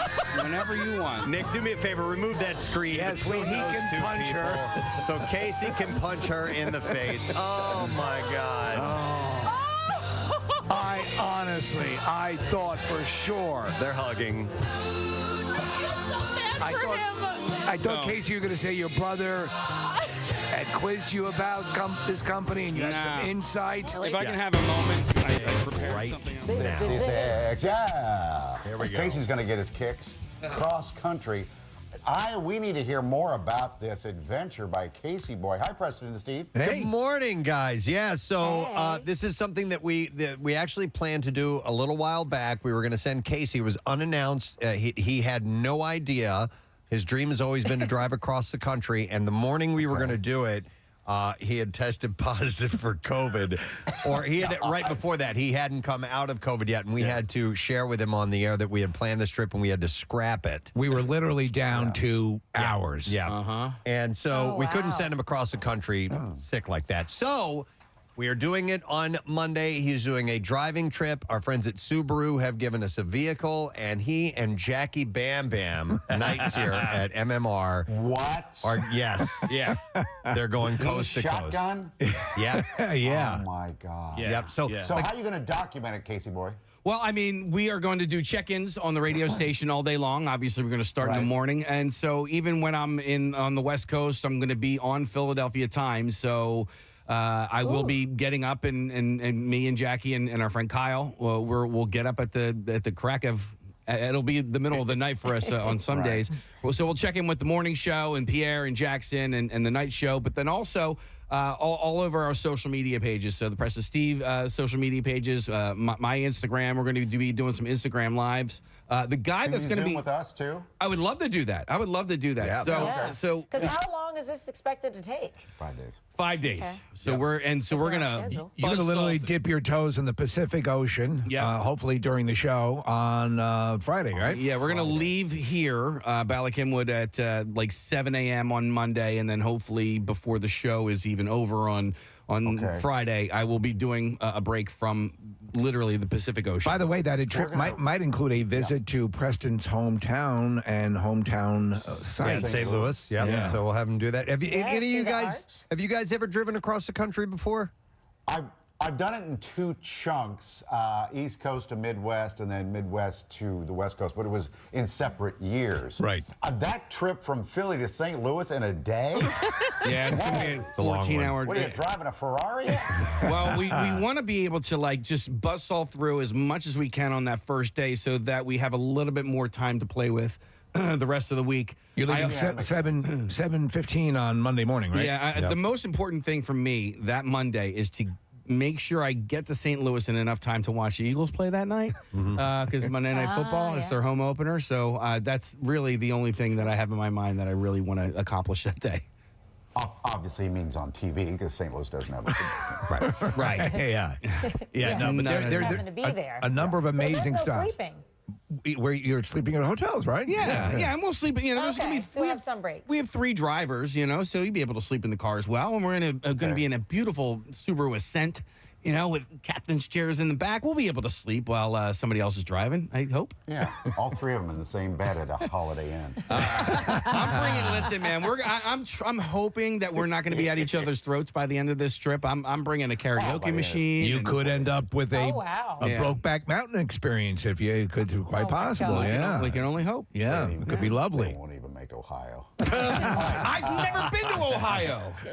And you probably won't this time either. Okay, no. We'll check in with you Monday for Excellent. sure. All right. Thank you, guys. Thanks, We guys. appreciate it. Yeah, so they'll be here for the kickoff when Casey is leaving. Nice. They're going to be send some cameras. Oh, that's awesome. That's very cool how this is pulling together. All right.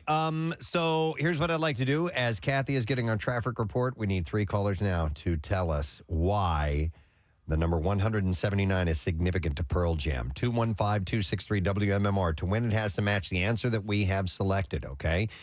Let's see. And if we don't get a winner now, we'll have a new clue for the next time, okay? That seems fair. All right, 215-263-WMMR. In what way is the number 179 significant to Pearl Jam? First 3 callers, we're going to take you after we get a look at traffic and see if we can give these tickets away to tonight's sold-out show. These are Bill Weston's tickets, by the way. Let's have a look at traffic, Kathy. What's going on? 295 southbound. We're stopped now from 561 to the 42 freeway. The left lane is blocked with an accident. Also southbound jams from Haddonfield to 42. North from Route 130 to the 42 freeway. 55 northbound jams from 47 to 42. And then on the 42 freeway northbound, you're backing up Blackwood Clementon Road to 295. Pennsylvania Turnpike westbound at Willow Grove, there's an accident in the left lane. It's slow back to Route 1. Schuylkill eastbound slowing 202 into Belmont. Heavy the Boulevard to Spring Garden. Westbound past Yonk to the Vine. 179. The Boulevard to the Blue Route. 95 southbound jams Cottman to Bridge. Allegheny through to Girard, northbound from Chichester Avenue to Curlin Street. And then on the Blue Road, expect delays northbound 95 to the Media bypass, southbound from the Mid-County tolls to the Schuylkill, and then from Route 1 to Media. This traffic report brought to you by AAA Car Care. This month, everyone can save $90 on select sets of Nokian tires. Plus, get a free alignment check only at your neighborhood AAA Car Care Center. See store for details. And that's your traffic on 93.3 WMMR. Thank you, Kathy. By the way, I got a check case. You've been coughing and sneezing all morning long. I hope that you are taking good care of yourself in preparation for this trip. I'm good. Don't eat. Listen, Could you imagine? It's been going on like this for a little while. I've already been testing myself. I'm good. I just have a little bit of a head cold. Okay. A little COVID. It is not a little COVID. Could you imagine? Oh, yeah, that would... like, freaking A, man. Yeah, we'd send you anyway. Yeah, that's it. After all the work that's been done, you're going anyway. All right, so we're going to go to some calls, 3 calls in particular. See if we can get ourselves a winner. We need to find out what way is the number 179 significant to Pearl Jam, and we're being fairly obscure, and we're making you work for these. We haven't done a contest like this in a while, but Marissa came up with this, and we're like, yeah, let's give it a shot. So 3 callers for now, and if we don't get a winner now, we'll give you a clue, and we'll give you another shot at it in a little bit. So we'll go to Matt first of all. Hey, Matt, good morning. What's up, fellas? Sorry to bother you at work. No, man, we would love to give you these tickets, but you need to tell us in what way is the number 179 significant to Pearl Jam according to the answer we have here. Oh, I hope your answer is the same as mine. So that is their bootleg from Philly that was on the Billboard charts, 179. That is incorrect. Interesting answer. Thank you, Matt. We appreciate it. People are thinking creatively. All right, we'll go next to Georgianne. Is this Georgianne? Yes. Hi, Georgianne. Okay. What do you think? Matt stole my answer, actually. All right. So I'll come up with another guess. Is it the number of times they've played Better Man live? Incorrect. Thank you, though. Very interesting answers. All right, one more. Let's see. Maybe we'll give them away here. Let's go to Alex. Hey, Alex. Hey, how you guys doing this morning? We're doing great, man. Let's see if you know in what way is number 179 significant to Pearl Jam. I'm going to go with the numbers of weeks they've been on the charts.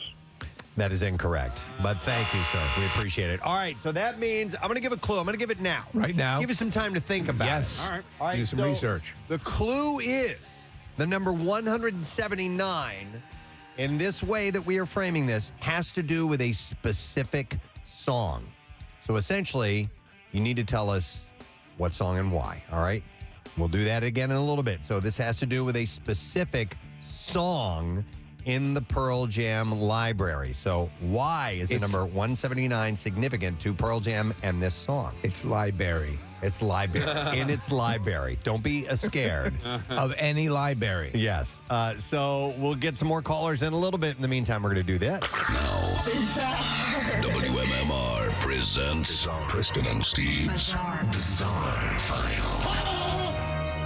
Brought to you this morning by Live Casino and Hotel Philadelphia. The present comedian Jay Moore coming Saturday, October 8th. And tickets are on sale at livecasinophilly.com. Must be 21 or older. Gambling problem?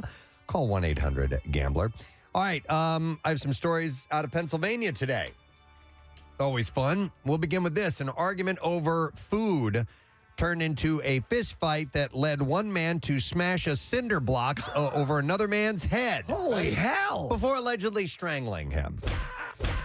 Pennsylvania State Police were called to the scene of a fight in Monroe Township where they spoke to a man in the back of an ambulance, and he told them that he got into an argument over food with 35-year-old Brandon Shoup. You know, because you led with the cinder block, the strangling didn't seem so bad.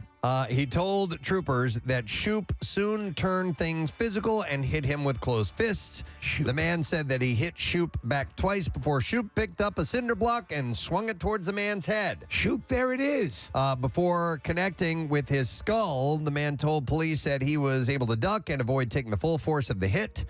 Police noted that the man had a straight red line and contusion behind his ear where he said the cinder block connected. Can one rightfully assume that when you're attacking someone with the cinder block, you're trying to kill him? I would think so, right? That was my skull. When he fell to the ground, he claimed that Shoop jumped on him and started to strangle him with a forearm to the throat. What did I do, Shoop? A female witness pulled Shoop off before Shoop asked the man if he was done and then punched him again. Police then spoke with a female witness at the residence who corroborated the man's story. They noted in the affidavit that half of the cinder block and Shoop's wallet were laying in the grass with noticeable dent in the siding of the home. God. Shoop was later arraigned and released on $100,000 unsecured bail. Is now facing charges of aggravated assault, simple assault, strangulation, and related lesser charges. I would think murder would be one of those charges. How do you not attempted murder want to kill someone if you're swinging a cinder block at their head or assault with a deadly weapon? Yeah. Wow. A nursing home has been forced to apologize for hiring a stripper to perform for senior citizens in wheelchairs. What are they apologizing for? I know. The pictures are great, too. The Taiyuan Veterans Home, a state-run facility for retired Army personnel in Taiwan, paid the adult entertainer for a steamy show to celebrate Mid-Autumn Festival, which is an important holiday in Chinese culture, whereby people gather to celebrate the rice and wheat harvest of the season. Strippers. So video of the performance, which took place last Thursday, was filmed by an attendee before it was posted to social media. It quickly went viral. The clip shows a masked-up erotic dancer clad in lacy lingerie giving one elderly man a lap dance and thrusting her breasts into his face. The man doesn't appear to mind and can be seen squeezing the woman's assets as she enthusiastically writhes her body. I love this place. Other nursing home residents clapped along enthusiastically. How about a handy? Seeming to relish the show. But the senior care facility was hit with a backlash and subsequently released a statement saying the intention of the event was to entertain residents and make them happy. We're very sorry for the offense that was caused. Yeah, it was nice, but I hope we're still getting our pound cake. A nursing home spokesman added that the Mid-Autumn Festival parties have been canceled at the nursing home the previous years due to COVID, and to lift resident spirits, they arranged for a stripper to perform a show. However, they conceded that the erotic dancer's actions were too enthusiastic and fiery, and that they would be more cautious when planning such events in the future. Now, they need a more conservative stripper. They did say that there was also a more sedate game of bingo and some karaoke in an adjoining nursing hall. So here are your options: karaoke, bingo, stripper. Video shows residents and the stripper remained COVID safe at times, however, keeping face masks on throughout the erotic show. Here's another Pennsylvania story. A man in a rainbow wig was arrested in Delmont, Pennsylvania, after he walked into a Dairy Queen with a loaded handgun. Oh. According to the Delmont Borough Police Department, someone traveling south on State Route 66 called 911 to report the erratic driver. The caller said they saw the car pull into the parking lot of a Dairy Queen and saw a man dressed in a bright yellow safety vest and a rainbow wig get out of the car with a gun in his hand and walk into the store. Fill this duffel bag with blizzards. The responding officer at the scene less than a minute later saw the man still inside the store. Several other people were inside. The man exited the store out of the side door. An officer approached him. Police said the man had a loaded .40 caliber handgun in his pocket. Well, at least he dressed as a clown. As well as several rounds of loose ammunition. And according to police, the man said he was undercover and was working to restore Trump the president of King of the United States. And he said that he was armed to kill Democrats and liberals and to protect himself from drug traffickers. Okay. He was taken into custody without incident. Police searched his car. They found 2 more loaded handguns, a 9mm and a .22 caliber. All 3 guns and 62 rounds of ammunition were seized. The man is now facing felony charges. I think that his whole thing, because it started with Dairy Queen, kind of meant he wasn't serious about this, right? You think so? Yeah. A violent thug's attack on a 16-year-old boy completely backfired after the teenager turned out to be a junior martial arts world champion. Oh, boy. Stuart Briggs, who is 35, had confessed of targeting student Alex Williams, now 17, during a lunchtime assault. Briggs pleaded guilty to inflicting grievous bodily harm without intent for the attack that left Alex requiring 6 stitches at the hospital for his injuries. The thug, who bit a chunk out of the boy's ear, launched an attack on the teenager, shouting, "I'm going to smash your head in. I'm going to stab you down the alley."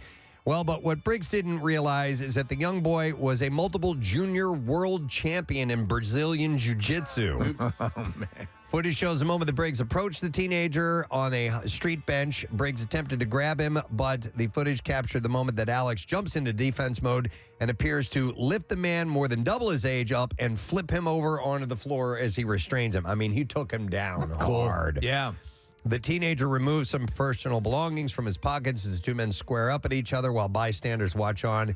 They grappled on the floor. The man approached him and tried to break things up. Alex said, as he got closer to me, I saw an opportunity to defend myself and fight back, so I took it. Said, obviously, I was worried in case he had a knife on him because he had threatened to stab me, but in situations like that, it's about surviving, and I was thankfully ready for him. And apparently, yeah, the dude bit him. He didn't realize that until later on, and he needed stitches for the bite. Before I attack you, have you studied any martial arts? Yeah, and there you go. That is what I have in the bizarre file for you now. All right. On top of everything that we have talked about and are doing as far as giveaways this morning, we have an announcement to make. All right. And this is yet another opportunity for you to win, friends. We're excited about this particular contest. It begins on Monday, and we are officially announcing MMR's Yoo-Hoo Loot Contest. Yes. You want one? Yes, please. This is your chance to win $1,000 5 times a day on MMR. So it starts on Monday, 8 a.m., 10 a.m., noon, 3, and 5 p.m. And each time we will announce a keyword, and you'll need to listen for this sound to know that we are giving you a keyword. And we'll have you 15 minutes to enter it. And there are 3 ways to do so. You can enter the keyword on the MMR app on your mobile device, on the contest page at WMMR.com, or you can text it to the special short code number, which is 45911. And one winner will get $1,000. It is sponsored by Horizon Services as well. Giving away Pearl Jam tickets today. Casey's driving cross country next week. We're giving away Yoo-Hoo Loot next week. Yep. Can we jam any more into this sausage? There will be more jammed into the sausage. I guarantee you that. But just a heads up, this starts on Monday. It's MMR's Yoo-Hoo Loot Contest. $1,000 5 times a day, brought to you by Horizon Services. So get ready and listen for that sound, that yoo-hoo, that'll tell you that we will be giving out a code word at that point. Now, with all that going on, when we return, we'll have another shot of the Pearl Jam tickets. And remember, it has to do with a specific Pearl Jam song. The number 179 is significant. In what way to what song? Let's see if you know the answer in a little bit. But right now, before we take calls for that, we have our friends that are here this morning for a meet and eat is what we call them. And it's from the Steam Pub. The Bud Light Thursday night kickoff with Casey is tomorrow night, 7 to 9 p.m. They are at 2nd Street Pike in Southampton.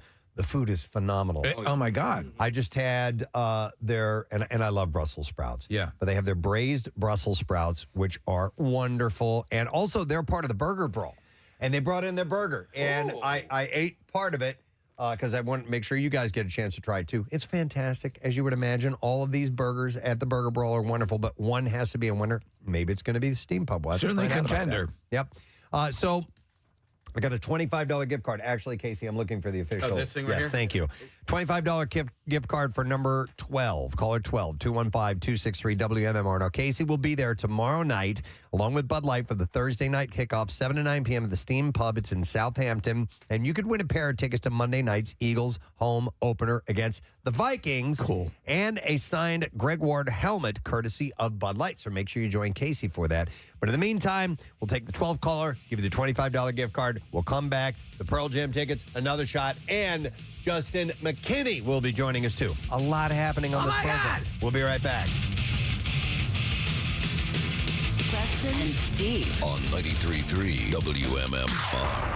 Netflix plus Hulu plus HBO Max plus Discovery Plus equals holy shit.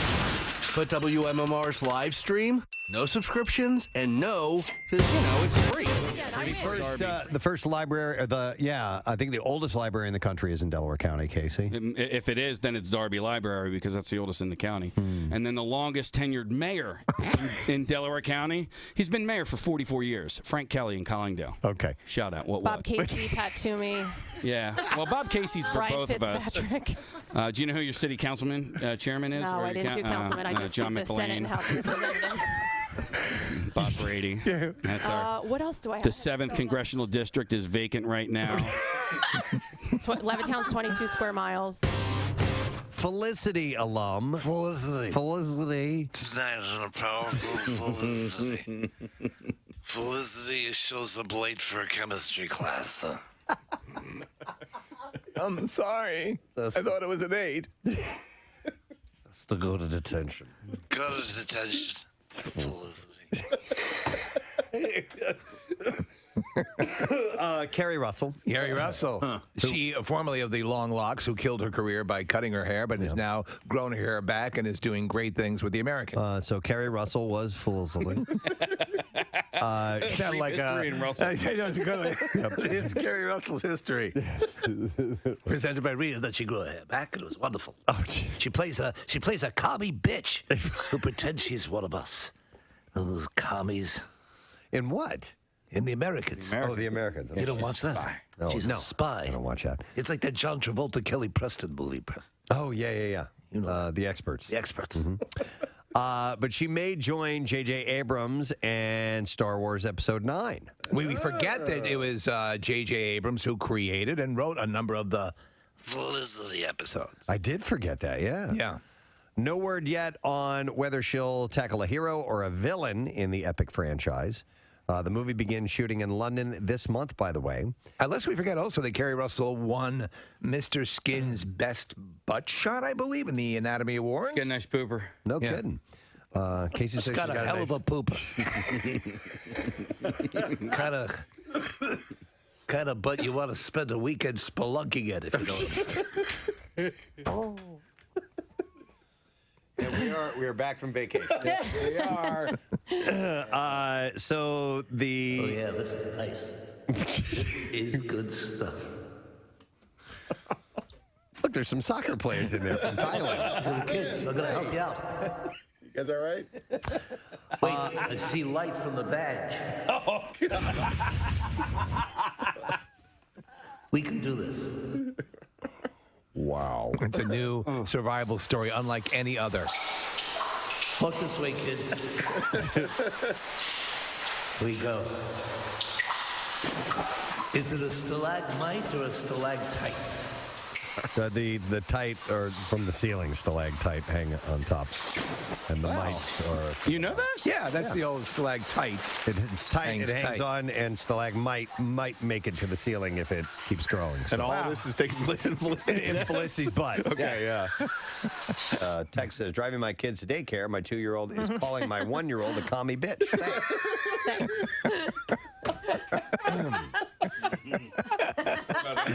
Sorry about that. Sorry. Well, they're learning about a time in our history that was very important. Yeah. Hey, I noticed a few things. Oh, my God. Yes! I did. I absolutely positively. He's back. Yeah. You know what he does. He notices things so you don't have to. Yeah. You're too busy sleeping 3 hours a day on your job. Yes, it's true. He's out there noticing. Hey, you know what I noticed? I noticed that my penis looks a little bit bigger in the summertime. Is that right? Yeah. And I think I know that's why is that? You tend to be trimmer in the summer, don't you? No, actually, this is something that was on Reddit, and I just used me as an example. This is not true, but apparently there's something called a summer penis. And the living is easy? Or summer penis makes me feel fine. So on Reddit, one user asked if others experienced a, quote, bigger D in the summertime and smaller in winter. Bigger D. I'm paraphrasing. Winter's coming. Winter's coming. Smaller D's for everyone. Men said soaring temperatures cause their junk to appear larger. And when they're happy, so to speak, when they're at attention, clap your nuts. Apparently, it's better. When you're happy and you know it, clap your nuts. Squish, squish. Ow. Dr. Dudley Danoff. Dr. Dudley Danoff does not exist. Author of The Ultimate Guide to Male Sexual Health says that hot temperatures cause blood vessels to widen. Yeah. And you may swell a little bit. Oh, yeah. I'm swelling right now. Urologist Dr. Jamin Brambot. Stop it. This is fake. There's not even, Dudley Jammin. Dudley Danoff. And his nurse, Katrina Thunderrod. This is urologist Dr. Now, I'm probably pronouncing this. It's probably Yamin, Jamin. I just said Yamin. Jamin. You got yourself a big penis there, man. Brambot, which is Brahmbhatt. Maybe it's Jimin, and his real name is like Benjamin, but he changes it instead of going by Ben, he goes Jimin. It's quite possible. Well, Yamin Brahmbhatt says that men's penises always remain the same size, but adds that blood vessels near the surface may contract to maintain heat, and that hot weather may cause those blood vessels to fill to the max. We're not talking about, obviously, we're not talking about a 1.5 foot increase. We're talking perhaps just a general. Now, Just however, a general fullness. when you lose weight, it does appear to be larger.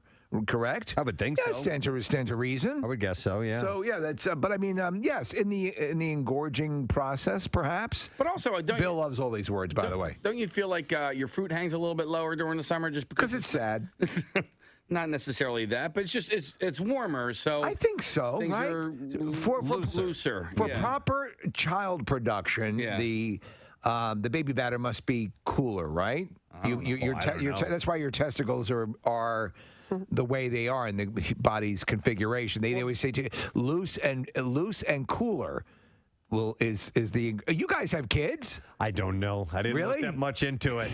You didn't chill them up before you got it on. But it is sophisticated. Spray them with some CO2. It is sophisticated equipment that is meant for the purposes of of reproduction. Yes, and therefore it maintains to a certain temperature so that your equipment Your will work McDLT. properly, and you're cool on the cool side and hot on the hot. Anyway, we'll move on to something else. I just liked it because the headline was "Heat Waves Lead to Summer Penis." Oh yeah. From the noticer. Thank you. Makes me feel fine.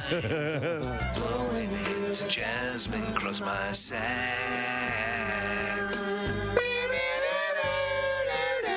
Love that song. Can't help it. I did notice something else. More from the noticer. He notices so you don't have to. I noticed across an empty field. Down a dark alley. I do notice that I will use digital assistants from time to time. The two that I use are your fingers. No. And your toes. Not those digital. Oh, I'm sorry. Meaning Siri and Alexa. Those are the two that I use from time to time. Now, okay. Alexa I mainly use for like a timer when I'm cooking or music to listen to real quick or something like that. In your kitchen, do you have the show, the Alexa show? Which has the screen on it? Oh. No. It's actually very cool, especially if you're doing recipes or things of that nature. Right. Yeah. So anyhow, there was a new study that finds which is the smartest of them all and in what order. This is Loop Ventures. They did a study that had researchers ask the 4 digital assistants 800 questions, and they found all assistants were great at understanding the questions. They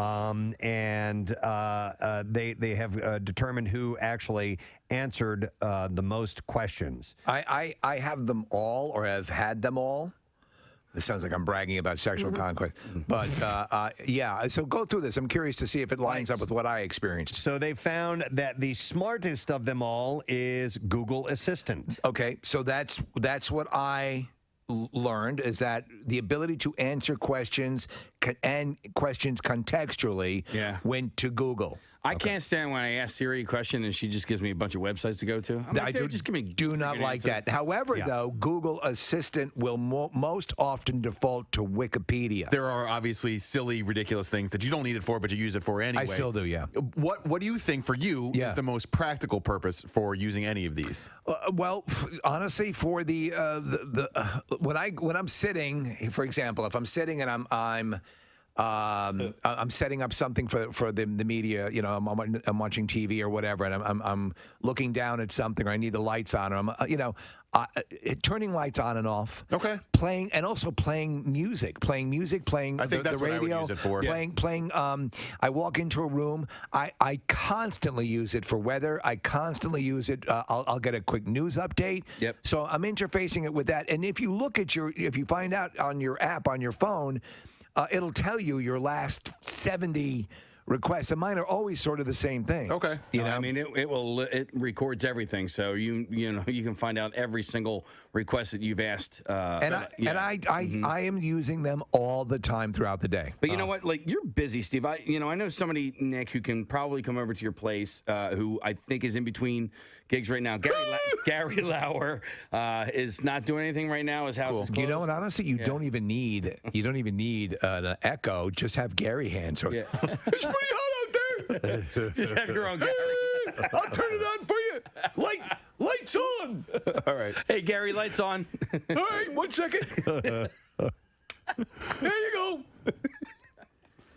Gary, should I wear a sweater outside? I'll be right back. It's pretty chilly.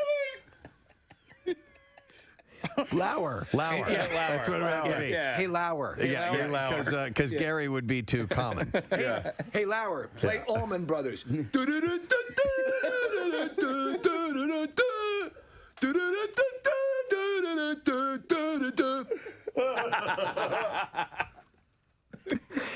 Lauer, switch to Skinnerd.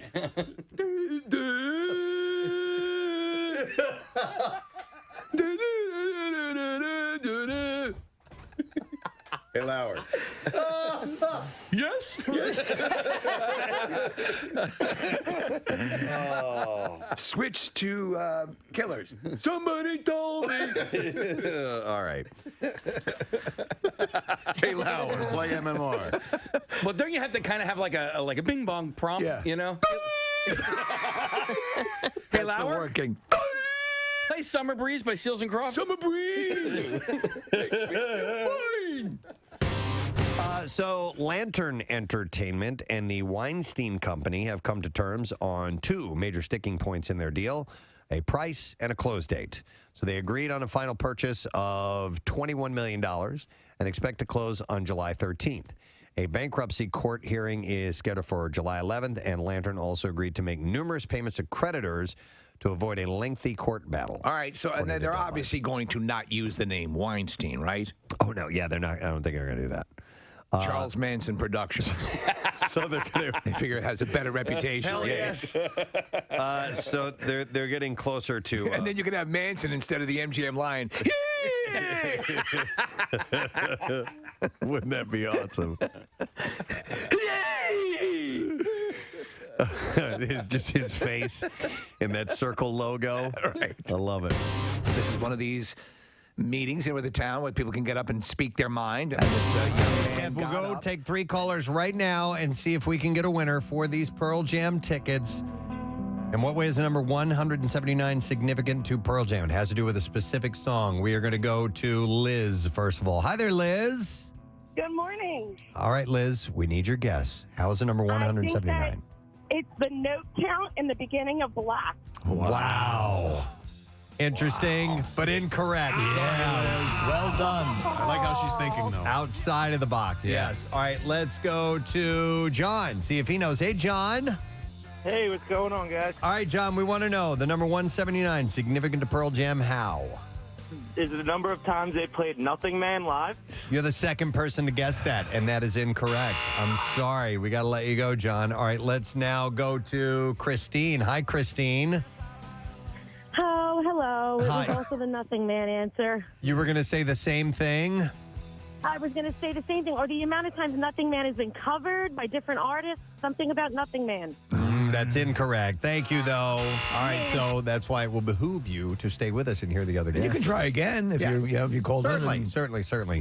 So I tell you what, we'll do another round in a little bit. All And right. if we don't get a winner, then another clue. But whoever wins, we can be assured, will be a Pearl Jam fan if you're going to all this. This is true. So that show is tonight, by the way. All right, our next guest is set to go, and he's got a new special, which is now out on YouTube. He's done stuff on Amazon, on Comedy Central. Yep. He's got a special on YouTube, and it is called on the bright side, please welcome to our program via Zoom this morning, Justin McKinney is here. Morning, Justin. Hey, how are you? Thanks for having me, guys. Yeah, it's great to have you on, man. We appreciate it. Where are you checking in from this morning? I'm actually in Florida right now via Zoom. And is this a hotel we're looking at, or is this in your residence? This is a hotel. They put me in the suite. First time ever they've actually put me in the suite. I think it was a mistake. Oh, that's nice. Suite level. Yeah. Now, so the coffee machine behind me is one of like those fancy espresso ones. I literally had to call and tell them it was broken. They had to have maintenance come up here and show me how to just pull the lever down. Yeah, it looks formidable. We see it behind you. It looks like it has a very thick operations manual attached to it. So there's no instructions at all. I'm like, it looked like a handle. I didn't know that was a lever. I know. I've gotten one of those. It's not a Keurig. It's something different. It's that little. They have the little tiny things. That I don't know how to work this damn thing. Yeah, it's a little pod. It's a little pod, and then regular water was coming out, and then it was the whole big thing. And then So anyway, we got it working now. Hey, Justin, I wanted to ask about, your name, Juston, spelled a little bit different than normally you'd think of Justin. Has that been, was that a family thing? Did somebody make a mistake? How did you end up with your name spelled that way? Absolute nightmare having my name spelled that way. It was to this day, I'm constantly, once a month, I'm having to get it corrected now. Like, I call them up, I'm going to get my name wrong on documents, I'm sending them back. Yeah. And in the world of social media, where I am a comedian, for people to search me, if you search it with an I don't come up. Like, a lot of these search engines don't even find me. And to make it worse, I can't even tell people it's Justin with an O, because if your name is Brian with a Y and you're like, it's Brian with a Y, everyone knows where the Y goes, right? Right. Questions. I'm like Justin with an O. They're like Jostin. So I have to spell it out. But it's not only has it been a nightmare. This is the worst part. I asked my dad. I had a little bit of a dysfunctional family. I asked my dad. I'm like, why did you spell it with an O? And he said to me, he goes, because you were born just on time. Get it? Oh no, it was a joke. But I'm like, first of all, it could have been just in time. Right. He got the joke wrong. So he didn't even get the joke right. So I came into the world as a bad, butchered dad joke. And then I became a comedian, and it has been haunting me. To this day, it haunts me. I'm telling you right now. I'm telling you, it's killing me. And God forbid there's some, felon out there with the name Justin McKinney, and you get mistaken for him regularly and get caught up in that. Well, I'm not even lying. There was one other person, and you can look this up, with Justin with an O. He was like a mass shooter. Oh my Jesus God. Wow. Well, Go ahead.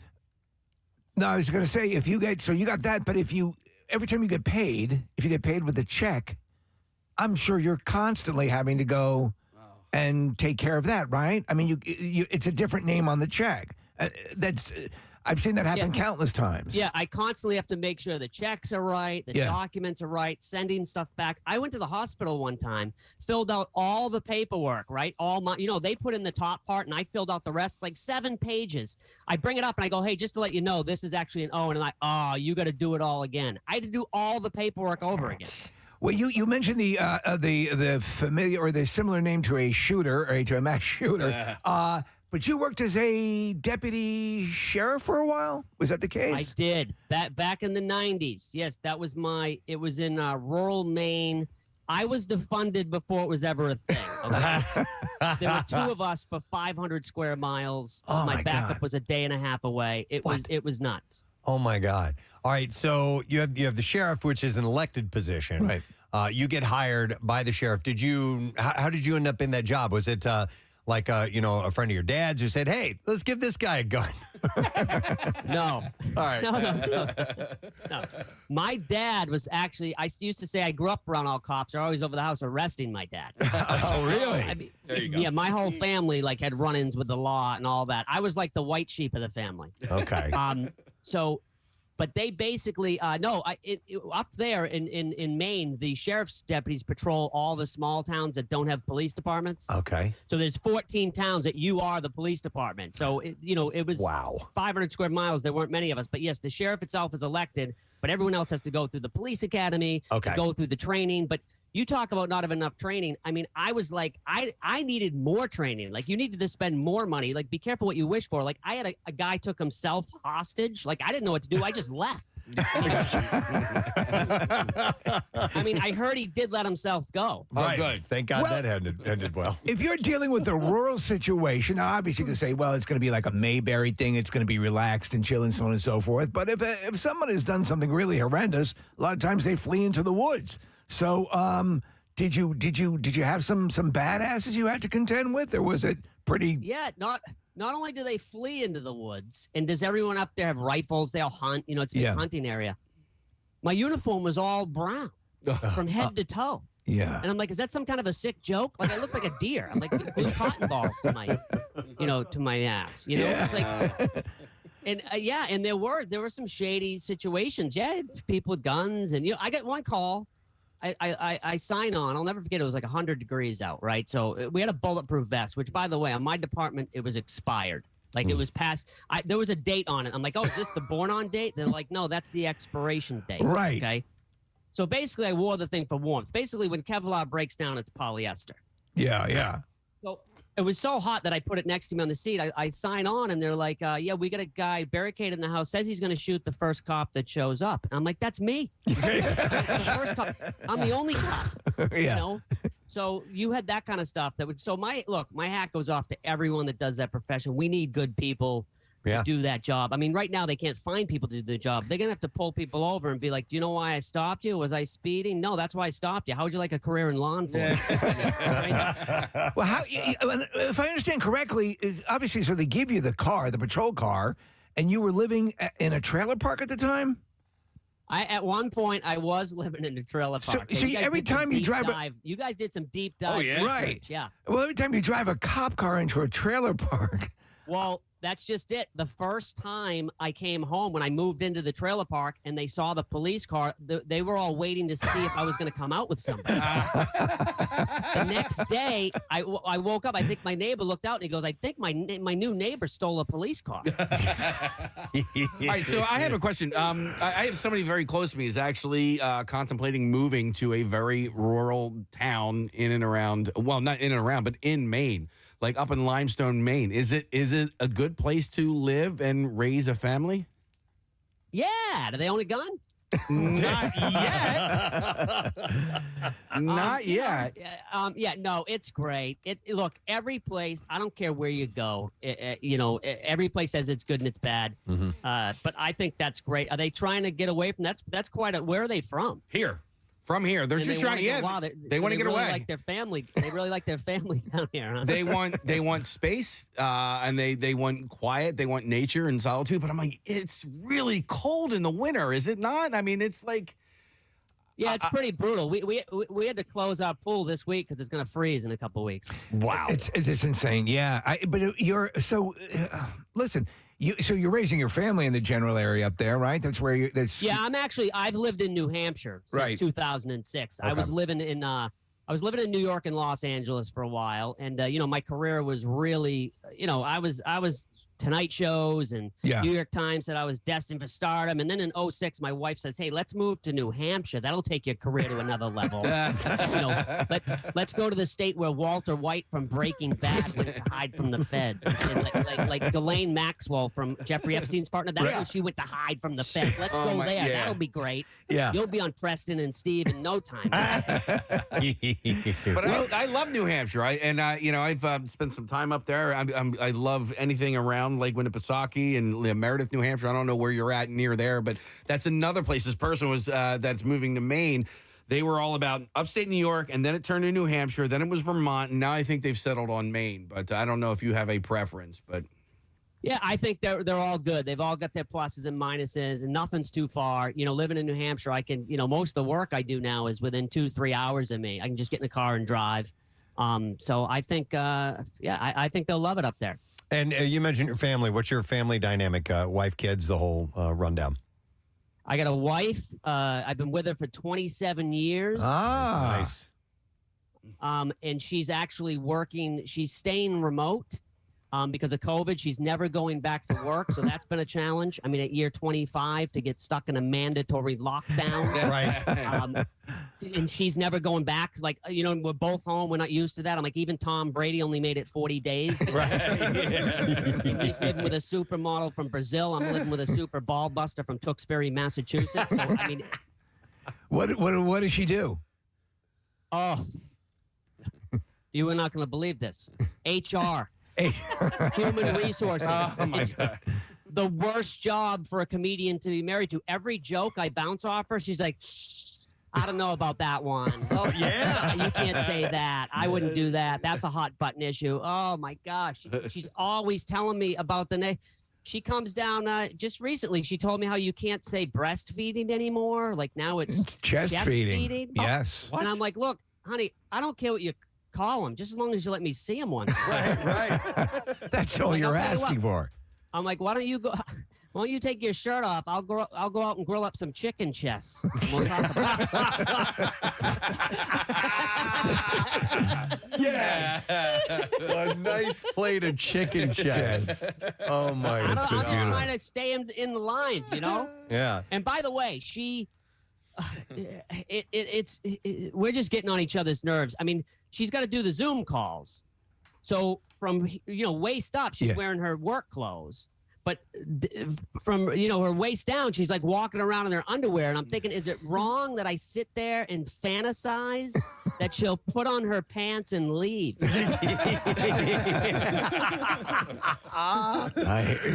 that's not wrong. It can chip away at you after a while. Oh, my God.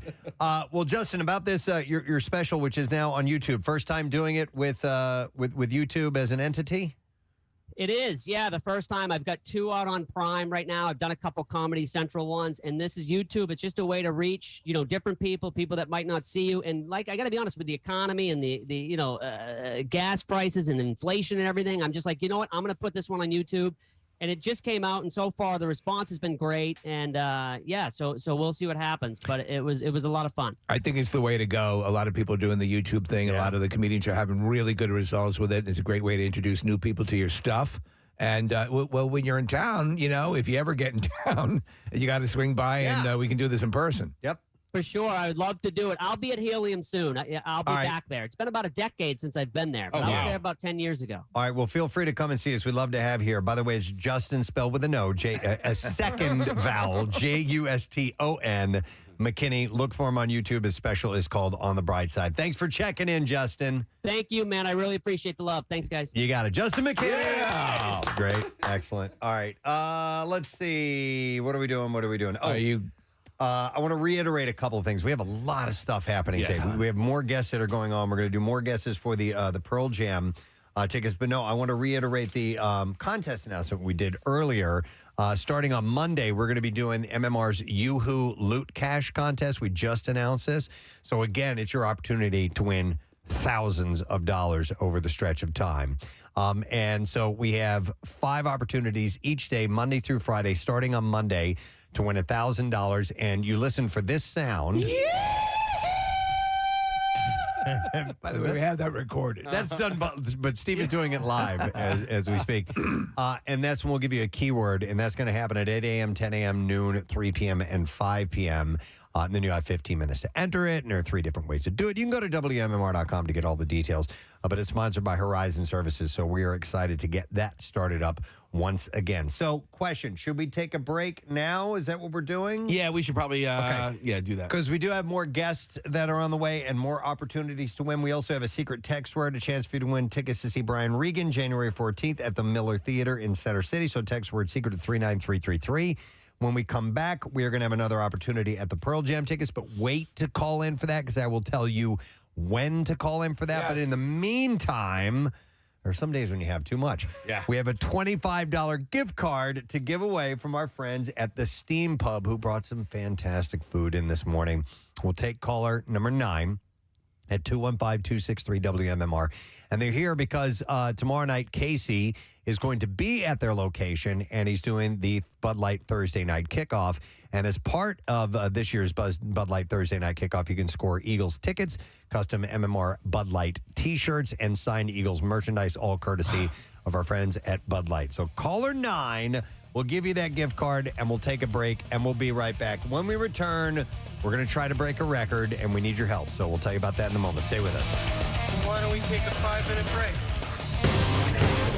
The city allows for licensed masseurs to give genital massages if the masseur and the client both agree to it. We let someone get naked and have every other part of their body touched and rubbed by a massage therapist. Hell, we let proctologists spend their day men and sticking things. So if someone wants to yank a guy's crank, I say let him. Oh my God! That really is as inspiring as FDR's speech on December 8th, 1941. I love the last part of that. Hang on. So if someone wants to yank a guy's crank, I say let him. I say And so I say to you, if someone wants to yank a man's crank, I say let them do it. Okay. And so by this time, legit? Well, maybe. You know what? I don't care. But he was definitely in front of this group. He was prepared. He seemed, and then he goes on. It's not just enough to state that's your intent or what you'd like to see happen. Yeah. You have to provide. You got to back it up. Examples. Yeah, some context. Some context to it. Yes. Here's clip 2. Picture this: a big old sweaty fat guy would get with your hand actually be that much worse than giving him a full body massage, getting up in there under the folds of fat, or being the proctologist sticking your finger. Holy hell. If a grown adult wants a job, another grown adult is willing to give one for money, then let them. That would truly be a happy ending for everyone. Okay. Oh my God. The crowd loved it. There is, I think, legitimacy to his claim, by the way. Are we going there or are we not going there? I want to hear. What do you think? I like the way you. Casey started doing like a velociraptor. All of a sudden. His head was going left to right. Are we going here?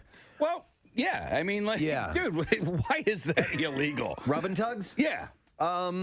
There is that. This is an age-old question about the. In fact, right before the Magna Carta came into being, there was the rub and tug. I mean, there is a separation of church and state, right? So, is morality a church thing? Wow, this got a lot deeper than I thought. We were simply playing a goofball, but you want to work out whether prostitution or the sex trade should be legitimized. Well, maybe we should put them in malls. Let's talk about abortion. Yeah. Let's lighten things up a bit. How do we want to proceed into the next thing that we're going to do? Well, I think we should. Where did Bill go? Oh, Bill, could I trouble you to come over here? I got to ask your opinion on the air about something. If you Bill Weston, man about town. He just goes, oh, boy. Oh, boy. Yes, well, the real reason we have rused you into this studio is to offer you our thanks and congratulations, and allow me to read the words of Kevin Gunn, if I may attempt. You certainly may, sir. So, we call him the man about town. We kid him about his kitchen cleaning, dashing wardrobe, and how he presides over meeting after meeting after meeting after meeting. He's always open to ideas, but he often reminds us that, quote, this is not a democracy. Probably a good thing, too. Can you imagine if the Preston and Steve show, me, Jackie Bam Bam, Jackson, Brent, and the rest of the MMR staff were left unchecked to their own devices? Or if there was no one to say, let's think this through? Or have you considered what might happen if? Or the building might not go for that. Or are you out of your freaking minds? You want to do what? But there it is. Bill Weston, the adult in the room. He is our leader through a business that is open 24/7, 365 days a year. He has to deal with the creative types, the executives, the sales staff, the accountants, the consultants, the concert promoters, the bands, their managers, countless live events, listener comments, office demolition and construction, and it is quite a job. He does all of this with a measured demeanor, self-effacing sense of humor, and a wealth of experience and wisdom. This year, he has also taken up the additional task of overseeing MMR's 50th anniversary celebration and has done so, might I say, with limitless energy and incredible savvy. So, in addition to being the man about town, Bill Weston is also the man about music, the man about programming, the man about administration, the man about meetings, the man about sometimes saying no. In short, the man who's all about this radio station. And that is why, and probably to his chagrin, we, his staff, award him the well-earned and long overdue recognition as the Rock of MMR.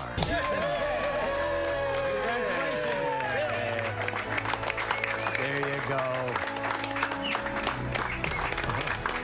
Thank you. Thank you. That's no idea. And yes, to my chagrin, because this was something that we came up with to award to or recognize people that don't get recognition. The unsung. Yeah, this happens just a couple of times a year. This award is handed out.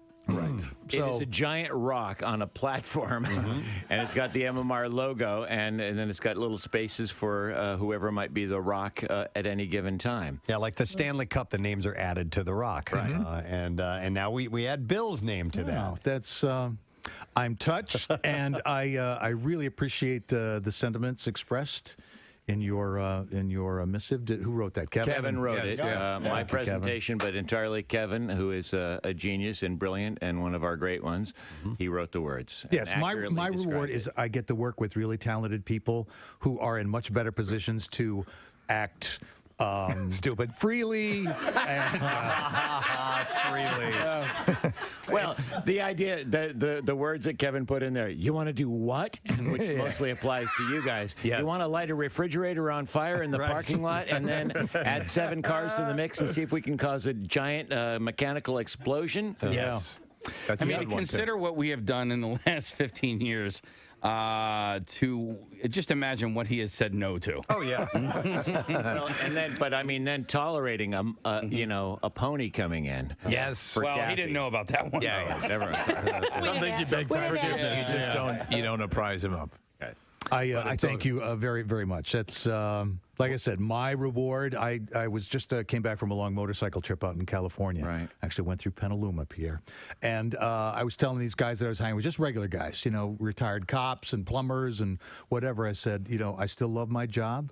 I am blessed to be able to work at WMMR with people who care, and actually, their first response to something that needs to be done isn't that's not my job. It's to how can I help? Right. And it's that kind of atmosphere that we have, and we involve our listener because they're an integral part of that radio station. It's a great thing. So this is very cool. I appreciate whoever took the initiative. A complete surprise, would you say? Yeah. Yeah. Yeah. No, I had no idea. I was over in engineering looking at floor plans. And Chuck says, we need you in the studio. I said, they need more time off. What are they going to ask for, more vacation time? Preston's complaining about too many live reads. I'm like, oh my God, what is it? But the thing is, every one of us has worked for insane program directors at various times, and I think the nature of the job drives people over the edge, and for some reason it has not done so with you. You've retained this balance that even if you're pissed at us, you present it in a nice way, and you don't call someone while they're on the air and say you should never have done that. You wait until they're off, and then you take them in and have them strapped down. And you truly have this balance and this calmness that is in a frantic group of madmen and women that we are. You really are a father figure that doles out a lollipop when needed and sends you to your room when needed, but does so in this balanced, calm, and reasonable and nice fashion. Thank you for saying that, Pierre. It's There's really something extraordinary about it. They say in teacher, sometimes you teach what you cannot do. Right. You guys do something that I wish I could do. I started out as a disc jockey and was pretty mediocre at it, So I respect and appreciate what everybody does and the talents in this room, on air and also in our programming and promotions department. I appreciate that. And you get a parking spot now, too. Yeah. That's right. It comes with a parking spot. And one other thing, he's worked so hard on this 50th anniversary. Yeah. Oh, yes. He's pulled out, he's found archive selections I didn't even know we had, and I've been here for a long time. I mean, he found America singing A Horse with No Name. He found... We had to steal that back from the guy who stole the tapes from us. Really? Yeah. Oh, yeah. I mean, he's found so many cool things and gotten, really worked the Foo Fighters thing and the Bon Jovi thing for these special 50th parties that we've had, and U2 and all these other things. And he's just, on this 50th alone, he's really And the fact that he much. forged on even after learning that it's the 49th. Right, right, yeah. Counted that. Yeah. I mean, almost single-handedly ruined the Bon Jovi concert. I mean, I don't know anybody else that could do that. That gave us a great story, though, for on air. If you hadn't heard, we did a group photo right before the band took the stage, and they all have in-ear monitors and these little, what look like Walkman kind of thing attached to them, power pack. I was wearing this jacket, by the way, and it got hooked on the button on my coat, and it yanked it out of his ears, and he gave me the dirtiest look. They are seconds. I mean, he's in... Wasn't Bill's fault. No, it was nobody's fault. But they were they were running on the stage, and they stopped to do a group photo. And then in one of those bizarre Spinal Tap, truly moments, John's wire that goes from his ear to this little backpack that they all have in their pockets caught on Bill's coat. Well, that's what you get for wearing a blazer to a rock concert. I know. That really was my fault. Thank you. Thank you very much. All right. All right. Thank you all. I really appreciate it. Thank you, Pierre. Bill Weston, the Rock of MMR and Man About Town. He is the S. Yep, absolutely. The ESPYs are stupid, but I didn't see it. Marissa, you watched it. How did Danica Patrick look? She was hosting it, right? She looked good. You know who looked really good? Pretty much all I'm concerned about. What? Kate Beckinsale. Kate Beckinsale. Kate Beckinsale Of course came she out. would look great. Why was she there? Yeah. Is she a wife of someone? She presented... I don't know if she's promoting something, maybe, but she presented Best Championship, I think, which went to Best the Astros. Championship. Best Championship. That's a category. Steve and I got up close and personal to Kate Beckinsale when we were in Hawaii. She was promoting the movie Pearl Harbor, and she was at that time, Steve. I remember us going, "This is the most beautiful human being that I've ever been in close proximity You and I to." were like, like in Zoolander. We could not understand what is this thing? What is? We're just hitting things. I mean, it's like no human looks like that. And then you have the other end of the scale, two sloths like us. Oh my God.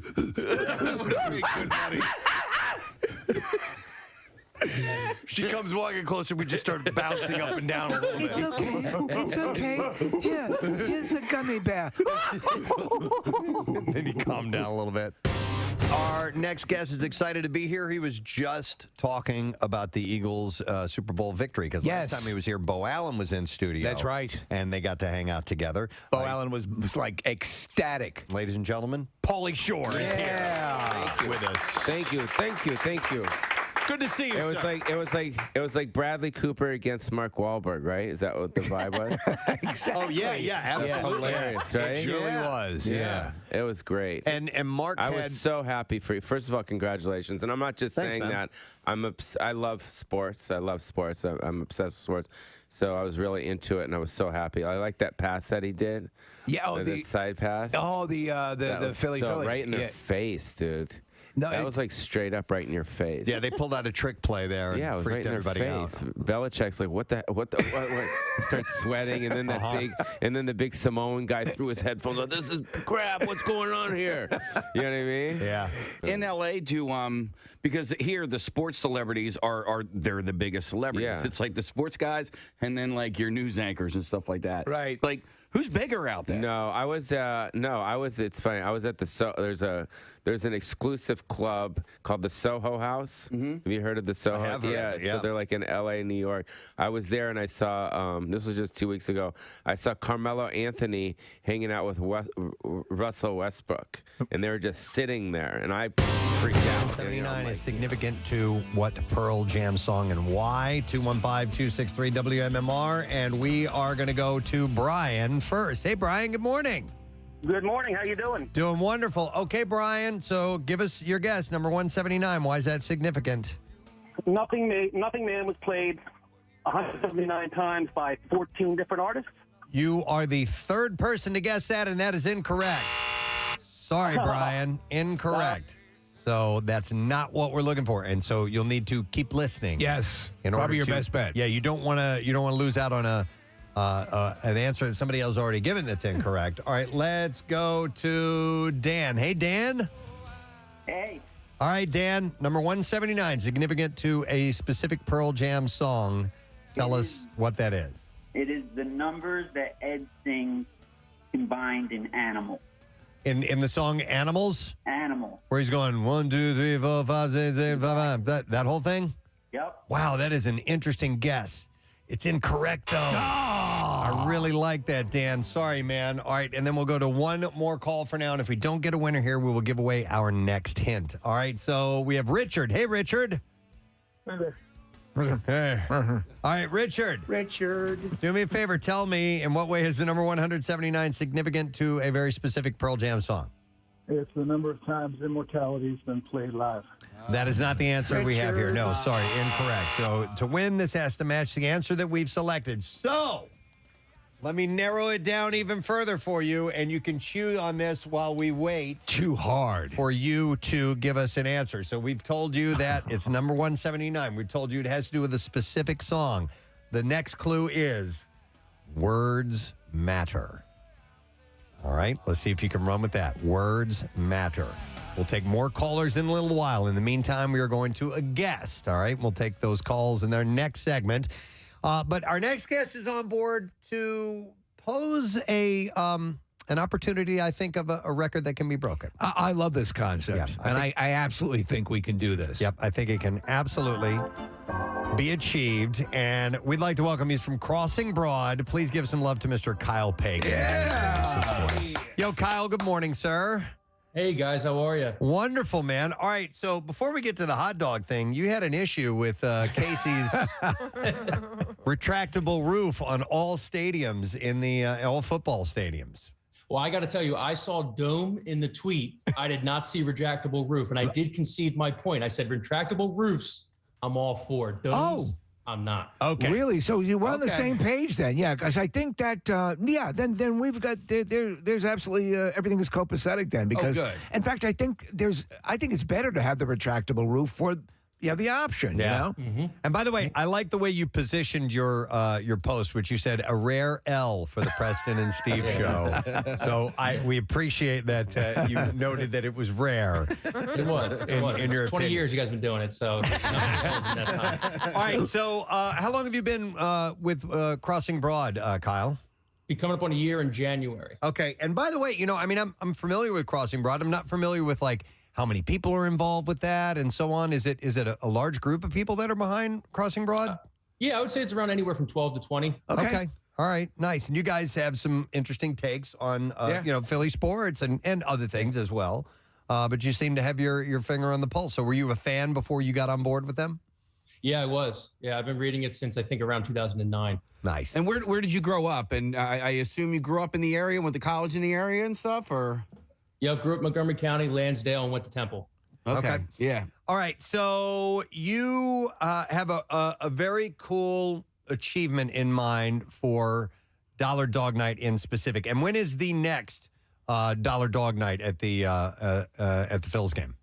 Next Wednesday, September 21st, against the Blue Jays. Okay. And what do you have in mind?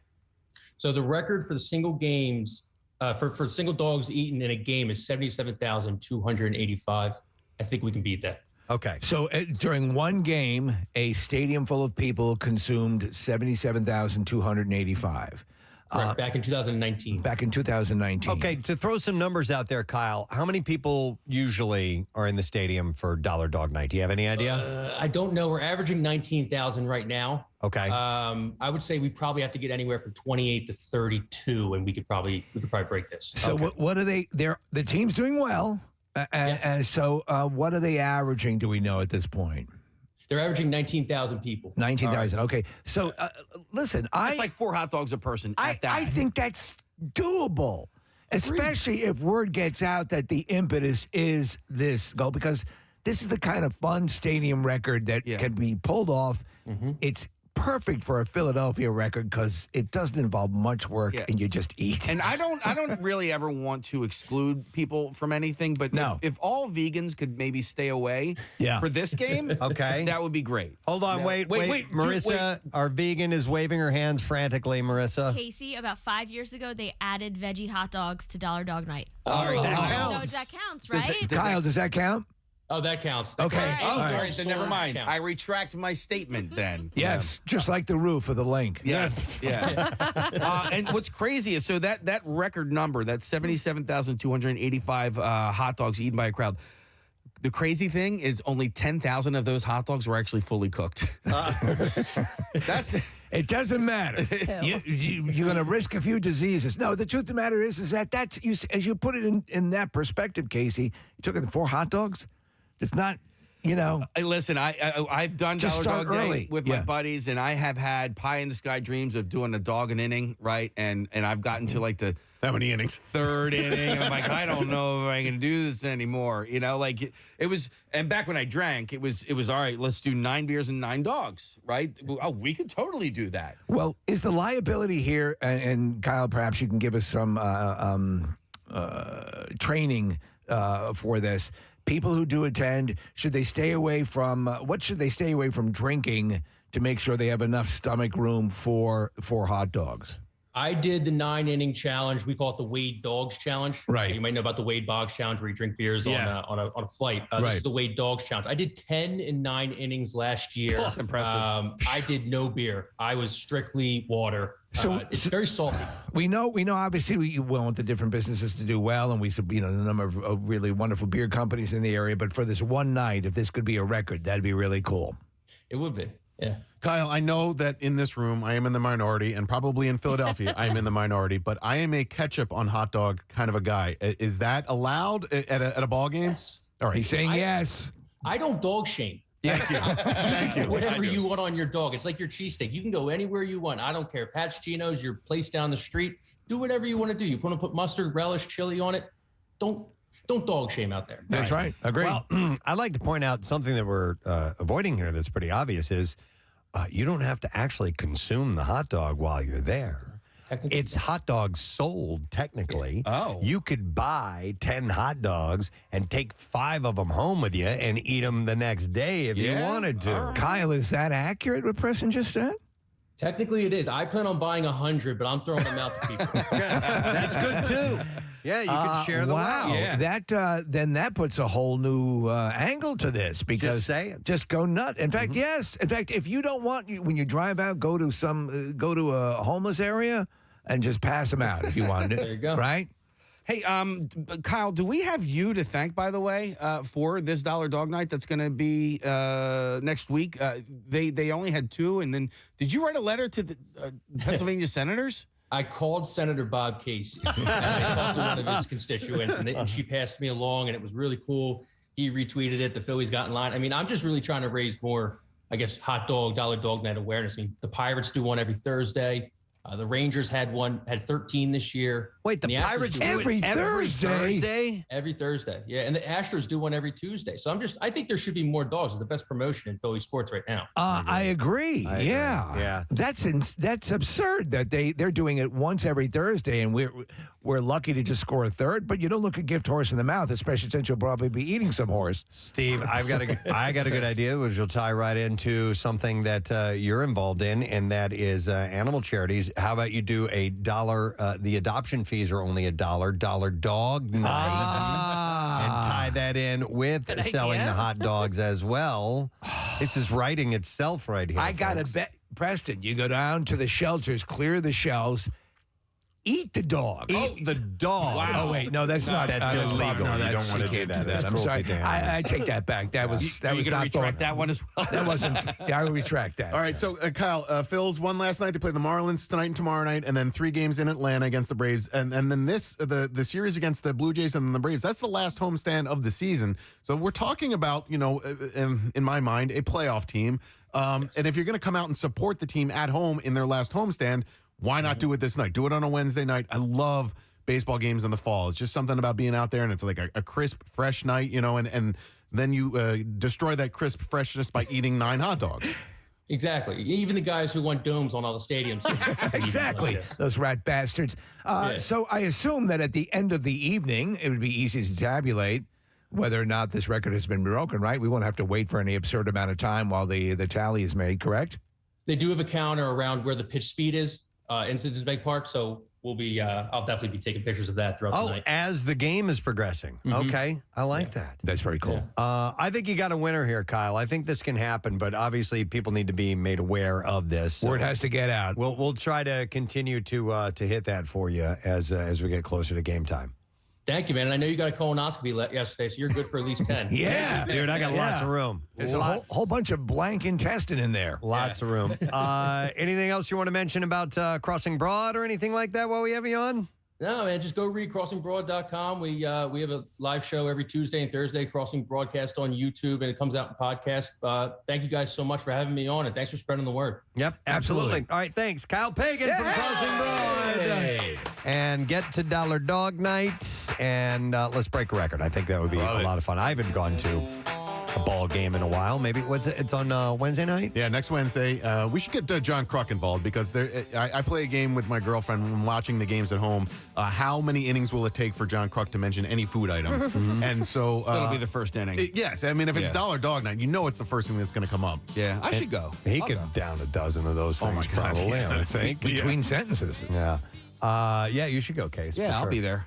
Man, coolest thing I told you about. I had the extreme privilege of sitting behind home plate. First time ever.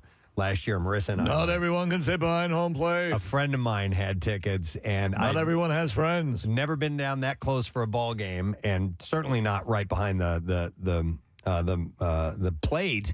But what they do down there as well is it might have been in the 7th inning stretch, I'm not sure, but they came in and they started just handing out Shake Shack burgers. Are you kidding me? I'm like, if I get a handy too, I can't imagine anything better than this. I think I'd want the burger more. It was amazing. It was wonderful. So what do they call that section? Does it have some sort of... The Diamond Club is down there, I think. That's it, yeah. It's the Diamond Club. Yeah, it's... And how does one gain access? You got to know by invite? You got to know a really rich person who's got tickets. What do seats go for? I don't know. Down there. No idea. If you have to ask. Yeah, right. Yeah, exactly. By the way, unfortunately, Casey, you won't be able to go. Oh, man, that's right. He's going to be on the road. Yeah. Casey will be doing his big adventure at that point. Yeah. In Albuquerque. And I'll remind you again, you will be in Albuquerque on Wednesday, right? That you can see Casey's route, which we have mapped out as far as the stops that he is definitely going to be making at PrestonandSteve.com on the Casey's Big Adventure page that's set up.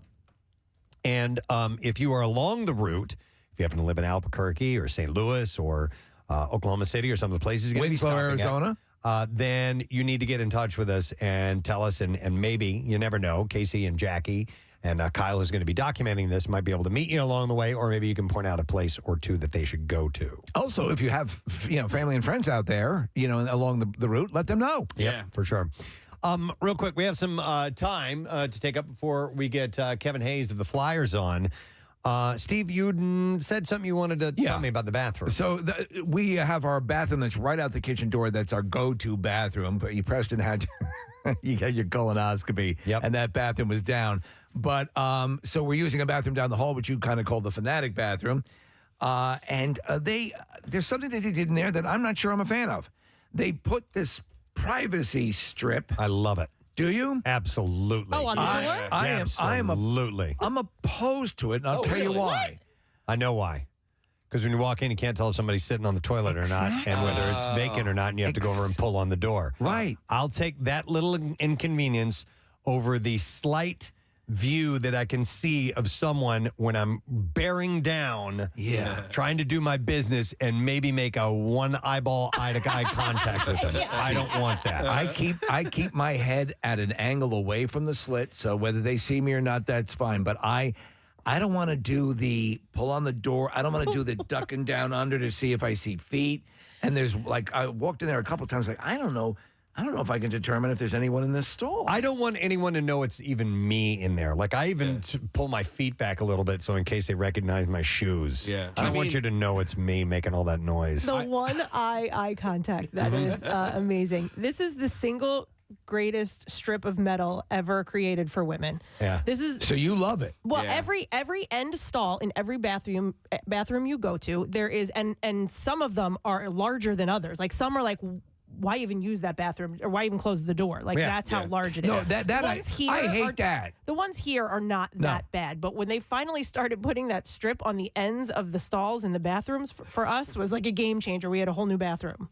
Wow. Yeah, I'm a fan. All right. I love it. But it is a bit of a curiosity when you walk in and there's somebody in there or not. That's why when I leave those stalls, I'll leave it cracked open a little bit. Well, it's a very courteous thing to do. I think, like, if it's a small slit and I can just see, I'm not seeing tile, I'm seeing an obstruction. I don't need to make, like, do the, like in the Sting, Preston, where you rub the side of your nose and you say, but that's enough just to let me know, okay, I won't disturb this person. Right. And so I'm on the other side. But I kind of see what you're saying. Yeah.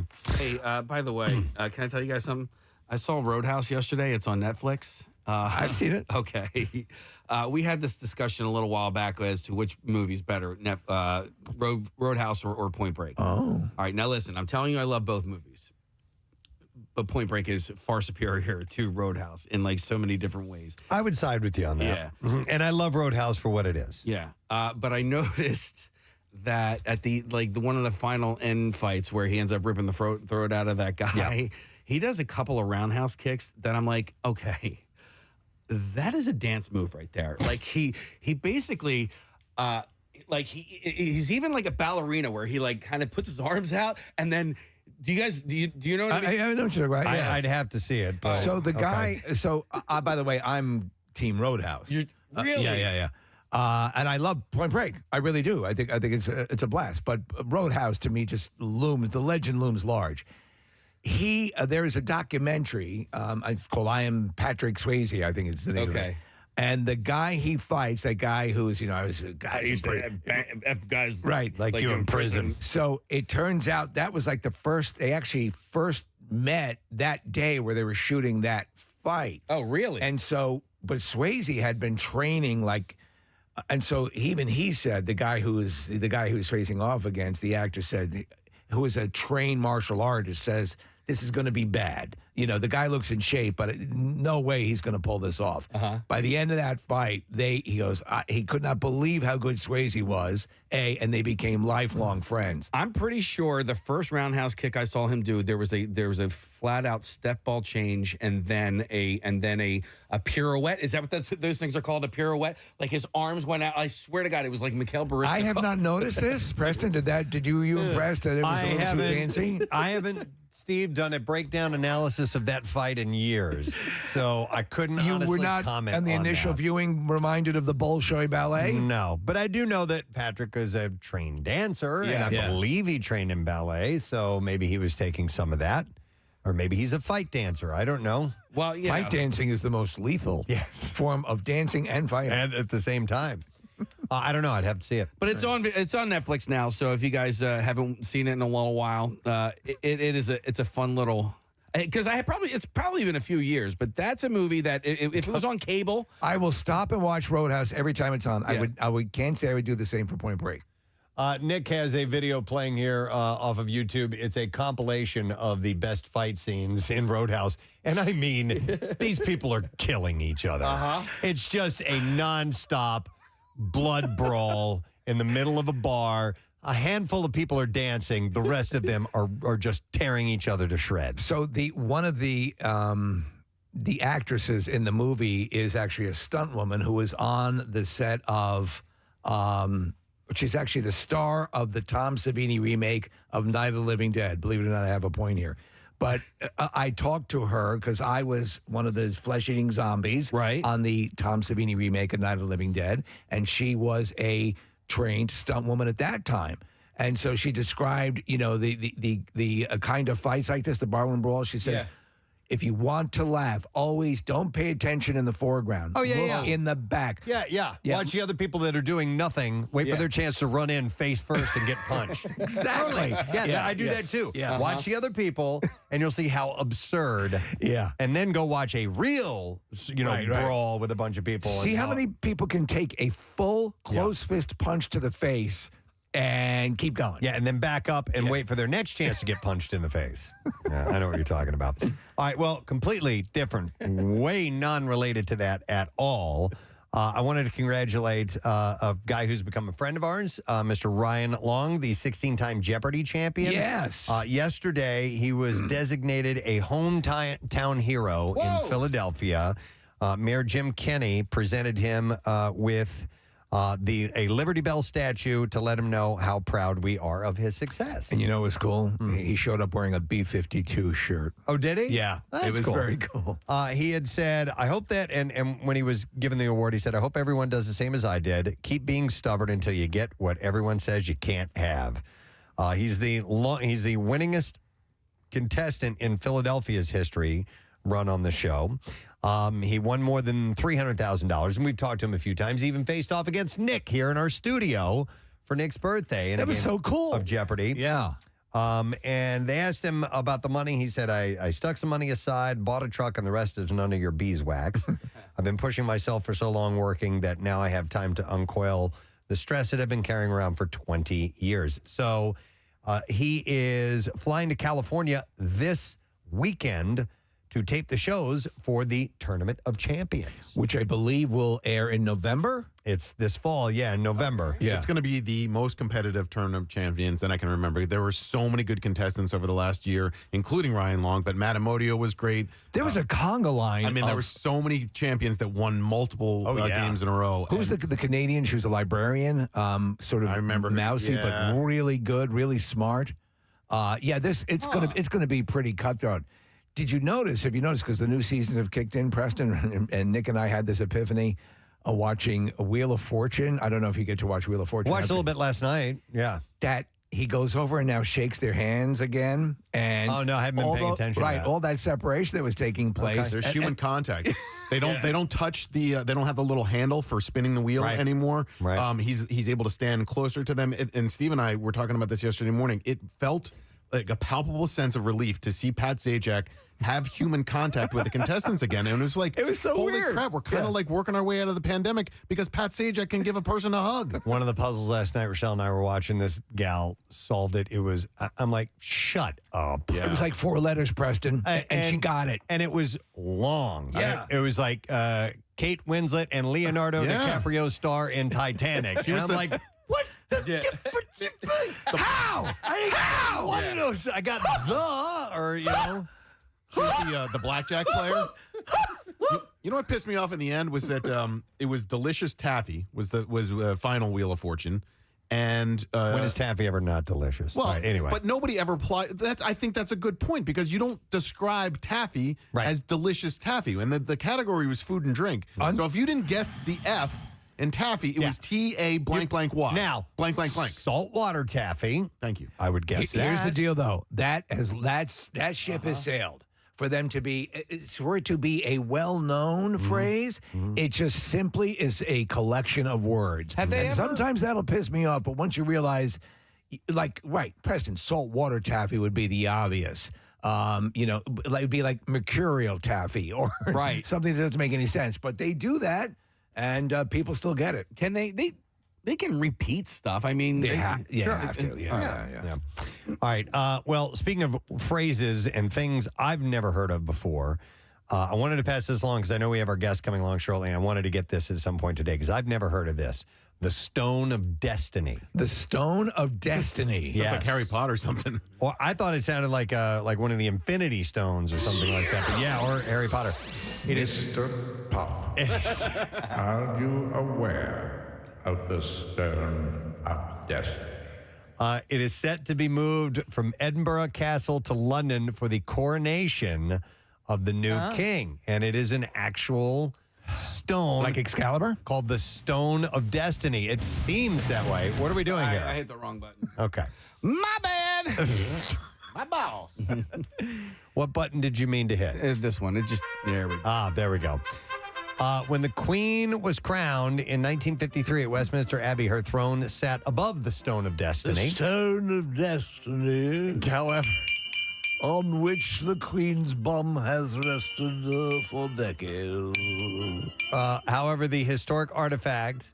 I told the royal bees about the Queen's passing. I informed the gerbil and her tarantula. Well, now it is being returned to Scotland more than a quarter of a century ago, and it will be moved to London, or it had been returned.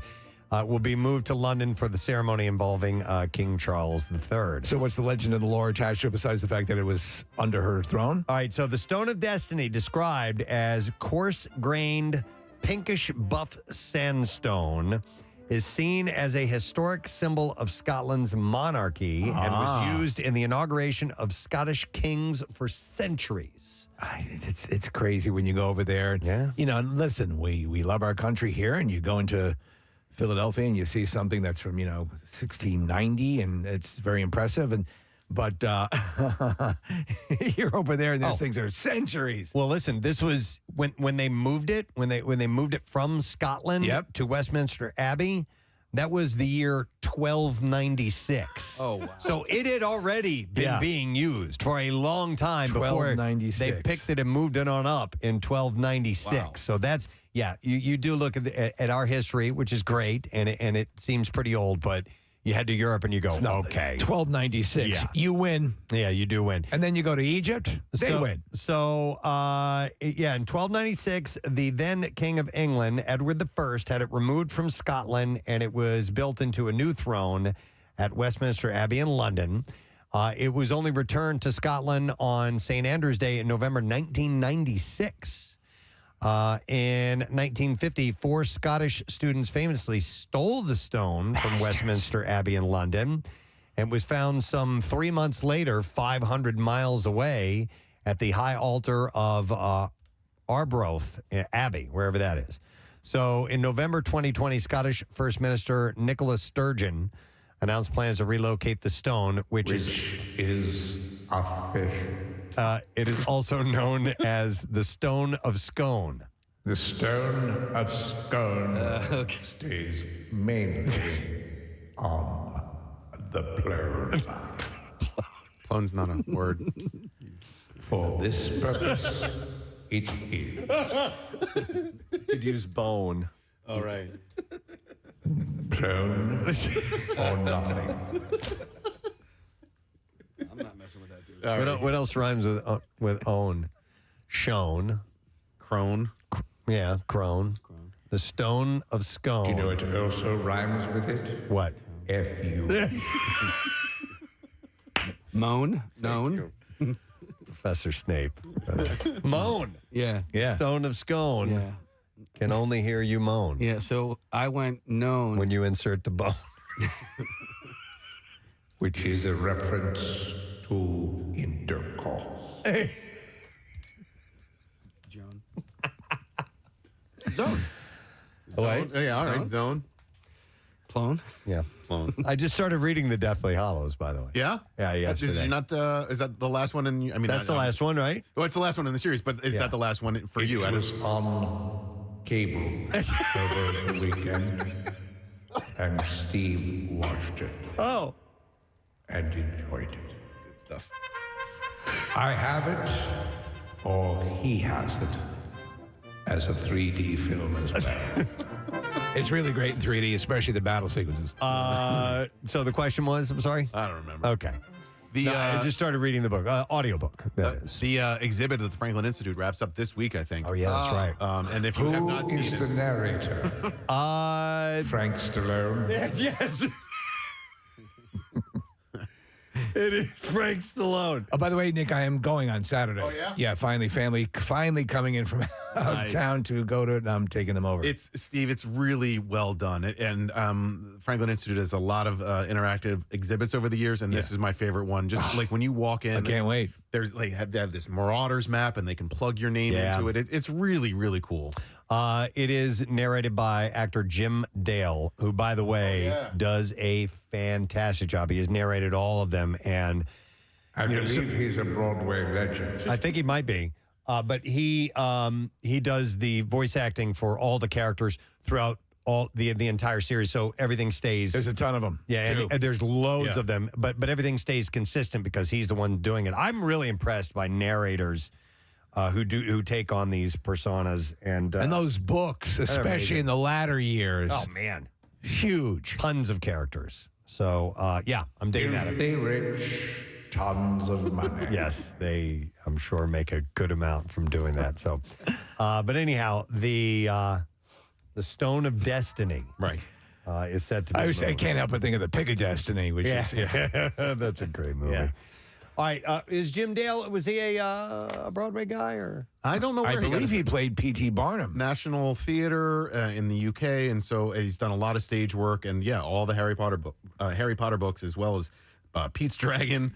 He was also a bouncer in Roadhouse.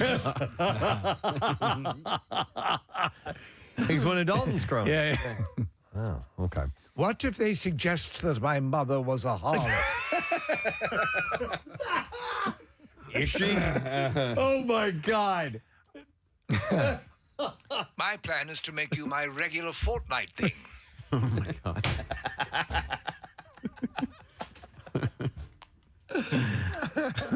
We need somebody. You're great. Don't get me wrong. You're a great actor, but it's a little too stuffy for Roadhouse. I thought you would be significantly larger. Oh, that's the first time I've ever heard that.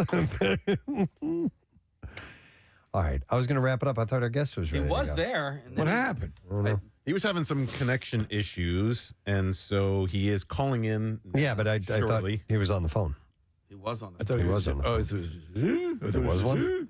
Here's another Jim Dale fact, since we're killing time. Sure, why not? He once worked with George Martin, of all people. The Beatles, man. The Beatles producer. He was the first pop singer to work, and this was at the age of 22, in 1957.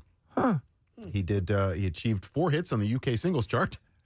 Be My Girl. Let me ask you this. Career. Preston. We're killing time for Kevin Hayes. So both you and I are big Audible fans. The one thing that you talk about the person who is reading, and I have my favorites, but sometimes I'm like, I can't deal with this pentameter, and I will speed it up a bit. I haven't done that yet. Yeah, so a lot of mine is nonfiction, so it won't impact it on a dramatic level. Right. So, whether it be history or whatever, I'm going to get the information at a clip.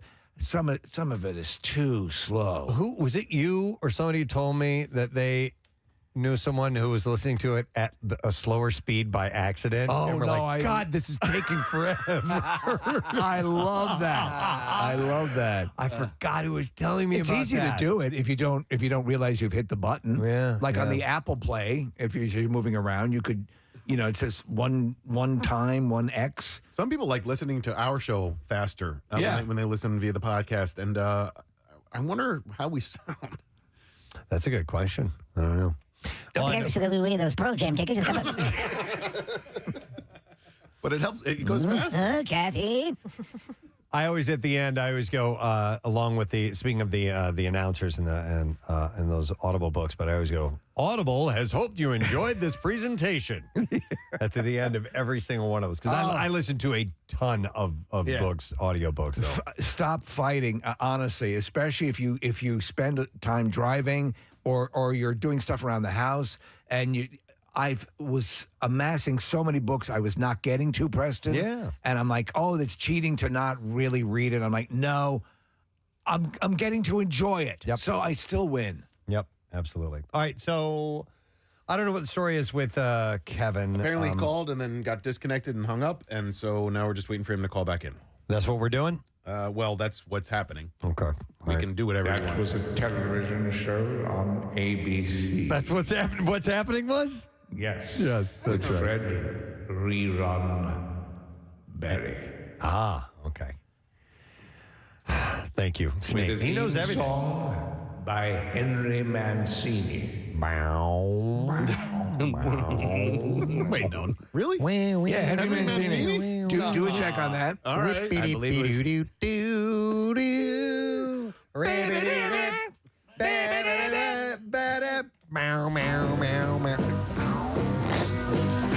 See, it sounds just like it, doesn't it?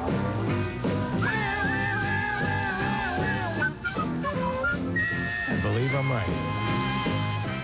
Nick is looking up. He's fact-checking now. Yeah. Wow. Henry Mancini was talented. It took what's happening. Forget Moon River. Right. Yeah. And Peter Gunn, right? Yes. Pink Panther. Wow. Absolutely. There you go. And what's happening? When you need a theme song, you call Henry Mancini. When you need a lawyer, anytime, day or night, secure one with a cowboy hat.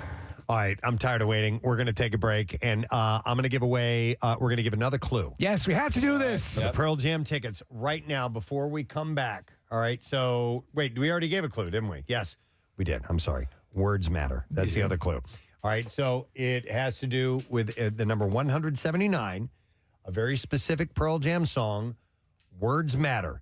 So we need why that matters, why 179 and what song, okay? 215-263-WMMR. Now, while you're kicking that around, I'm not going to have you call in to answer that question. I'm going to let you do a little bit of digging to see if you can come up with an answer. However, as we do take a break, I'd like to give away a $25 gift card from our friends at the Steam Pub, who brought by some fantastic food today. Very good. The Brussels sprouts. They're wonderful. Sensational. The French dip sandwich is fantastic. The Bang Bang shrimp is excellent. All the stuff they brought here today. Brought tuna tartare and all kinds of things. So we'll take caller 14, 215-263-WMMR. The Steam Pub is celebrating, 10 years in business.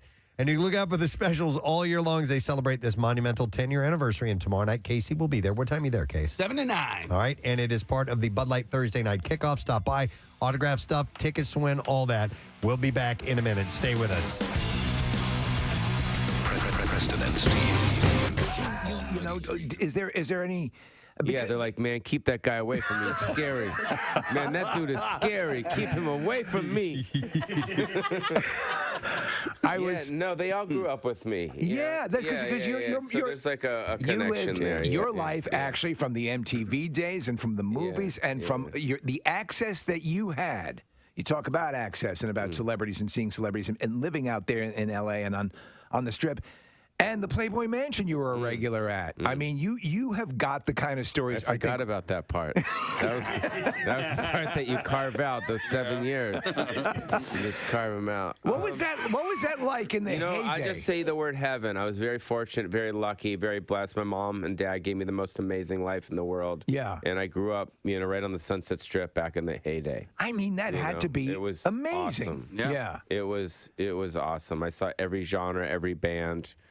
From Iggy Pop to the Pointer Sisters to, X. You seem a little, I don't know if jaded is the right word, but you're used to growing up with TV comedians, No, I'm actors. a fan just like you guys are fans of people. I mean, I'm obsessed with Sean Penn.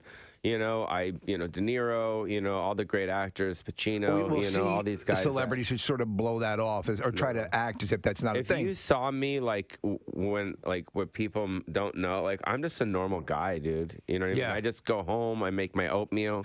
You know what I mean? Make your oatmeal. I smoke a little weed. It's California. You know what I mean? Yeah. And you can't say that here. Sorry. No, of course you can. It's legal now. It's medical. Pulled off the radio. Sorry. No, we're good medically. It's legal. My friends in New York are hilarious. They come out to LA. My friend Tony. They just pack up a whole bunch of stuff because you don't need a medical thing. Yeah. You can go and just get it. You were in Moscow and Jerusalem. Spent some time there recently. Yeah, it was my summer vacation. First time? Yeah, my first time ever. I've always wanted to go. Always wanted to go to or both. as the Jews say, Israel.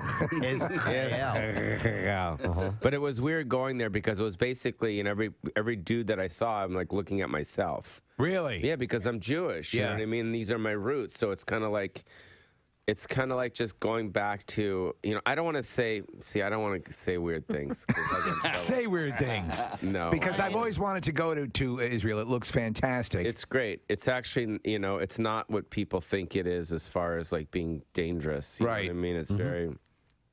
But I mean, the geography of it is very interesting. It's Israel, and then you got all these kind of Arab countries surrounding it. Yeah. Heavily, though. Yeah. And you have a lot of Arabs that live in Israel that are very pissed off and bitter, it's hilarious to me, too. Yeah. Because they're basically... So do you know what the name of the Jewish money is? Not off It's called shekels. Oh, How sure. hilarious is that? Okay. I mean, that's so Jewy just to begin. Hey, can I get some shekels? It's hilarious. You know what I mean? But imagine the Arabs having to pay shekels. They don't give me your shekels. You know what I mean? Because they're on their land. Like in the Arabs people's minds, that's their land. The Jews stole their land. Right. Yeah. It's all about real estate over there and religion and stuff like that. That's the big kind of thing where people are fighting all the time. But outside of that, it's known for incredible resort. Yeah, it's kind of like Miami, or Brazil. I hadn't been to Rio or anything but like that. But Miami, where people are on the beach, and it's like that's Tel Aviv. But then you drive about 40 minutes and you go to Jerusalem, which is the holy city, which is amazing, which is the center of the universe. And I didn't even know this, but this is where Jesus Christ was crucified. I didn't know that. I thought I'm Jesus Christ. I'm not thinking he's Jewish and in Jerusalem, and you know what I mean. I'm just like most people. Like, sir, did you know that? The Rick and Morty shirt. Come here. Did you know Jesus was crucified in Jerusalem? No, I did not. You didn't. Where did you think Jesus was crucified? Come here. I honestly had no idea. Yeah, me neither. Okay, go sit back down. Sorry about him. Because it's the Bible. It's ruined the Torah show. part too. I pretty much went there for my mom. I mean, that's why I went. My mom passed away. I was really close with her, and I wanted to just kind of like bring her to Jerusalem, and I wanted to be with her in Jerusalem because both my parents are Jewish, and they never made it. No kidding. They never made it to Israel. There's a lot of people that are Jewish that don't. Did you plant a tree in her name? Well, that's kind of an honor. I didn't know that. I screwed that up. Sorry. You can go back. I'll definitely be back to Jerusalem. Besides that, and besides all the other stuff that's going on with you're busy. You have your podcast. You have all these other things that you're involved with. Yeah. And to the point of the documentary, is there in fact a documentary in the works, or is that just hearsay? No, for sure. Okay. Yeah, but it's almost like it's got to be presented at the right time. It's kind of like my agents have to present it to Netflix and Showtime and HBO at the right time. You're a pop culture all-in-one. I mean, you were at the center of a lot of what, like before a lot of the. I was reading an interview with you, and you talked about running into Will Ferrell at some event. And he sort of gave you a lot of credit. Tell me what he told you. Yeah, it was a Funny or Die event. It was like the birthday of Funny or Die, which is his website, which I do a lot of stuff with them. And Adam McKay, too. Yeah, and I came up to him, and he came up to me. It was just like, and he started mimicking me, and he started kind of like saying that I started it, and, kind of, you know what I mean? So he was a fan. That's nice to he hear. was a fan, yeah. Who's blown your mind recently about, again, like a Will Ferrell, or somebody just out of the blue, or somebody that you thought you weren't even on their radar came up to you and was a fan? Oh, man. I don't know, dude. It's too early for that stuff. I can't think. I like watching Donald Trump. Okay. You know what I mean? Just because I can't believe it. Yeah. You know what I mean? Like everything that happens in this, it's like it is a reality show. Yeah. We were talking the other day about there are so many reality shows that I just can't stand, and that people watch that they hate, but they still watch it. Yeah. And I'm like, well, I don't know why people do that. My first inclination is to go, let's put me in a bad spot. Let me just change the channel. Yeah. Let me turn it off. Yeah. You watch it in doses, and the whole Omarosa thing is hilarious. Like she was taping people. I'm going to tape this. I think I'm going to tape this conversation. It's hilarious. Did you ever run into her? Because you've done your share of reality but I knew stuff. Donald Trump from back in the day. Right. Yeah, because he was always around the girls. And he was at the mansion occasionally, always. Right? Yeah. And also Hawaiian Tropic down at Spring Break. Right. with Ron Rice. Hilarious. Vince Neil. It was Vince Neil. It was Jim Kelly. It was OJ. Oh, my God. You know what I mean? It was the stories. Fabio. Oh, my God. It was the best. That's amazing. Dude, I want to see this documentary. It was the best. We had Fabio in here. He was awesome. He was cool. He was awesome. Cool, right? He was, yeah. Yeah. Because Fabio understands Fabio. He gets it. Yeah, he gets it. Yeah. Jim Kelly, OJ, amazing, and our current president, and you, and Fabio, and Fabio, and Pauly Shore. Pauly Shore. They didn't like me because I was getting all the babes. You know, they're like, "Get that guy out of here, spatch, bro, spatch." I remember watching those and seeing you, and you were hosting contests and all that stuff, and I'm like, this guy's just swimming in it, just swimming in it. That's how it was. I know. Back then. Back then.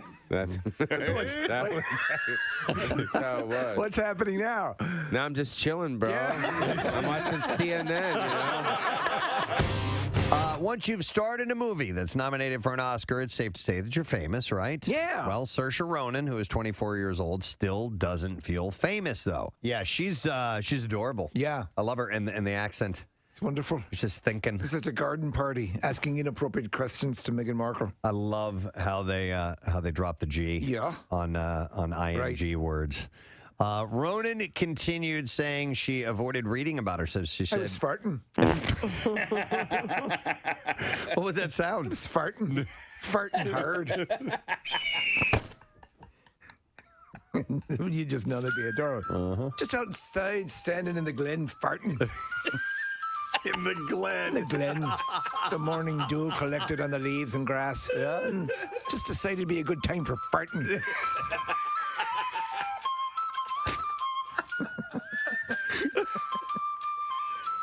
It does sound better, doesn't it? Oh, It does. Oh, it needs to be a Where song. were you, Auntie Saoirse? I was outside farting, dear. Farting hard. There needs to be a song called Farting in the Glen. Farting in the Glen. You know what? I want to let Marissa vent for a moment because she posted something on Instagram yesterday. Got a lot of response. I thought it was kind of interesting. And there is a movement right now to phase out some plastics that we use in the world to maybe cut back on things that don't biodegrade, and they're clogging up, they're getting out in the water, in the oceans, or they're filling up landfills and so on and so forth. I know they're actually in the UK, there's a big movement to get rid of the plastic tampon applicators. Yes. And going back to wood. No.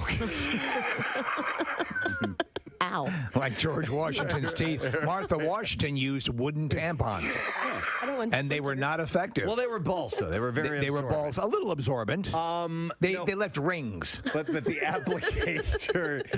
applicators, I saw Alice Eve, because I follow her on Instagram, had posted a video of trying to end that. So they would go with like a cardboard or paper or something. My thing with these floating garbage farms that are in the oceans is that many times they kill sharks, Case. Oh. So there's some good we might be overlooking. Okay. That's what they're trying to eliminate, stuff like that. And I can get it.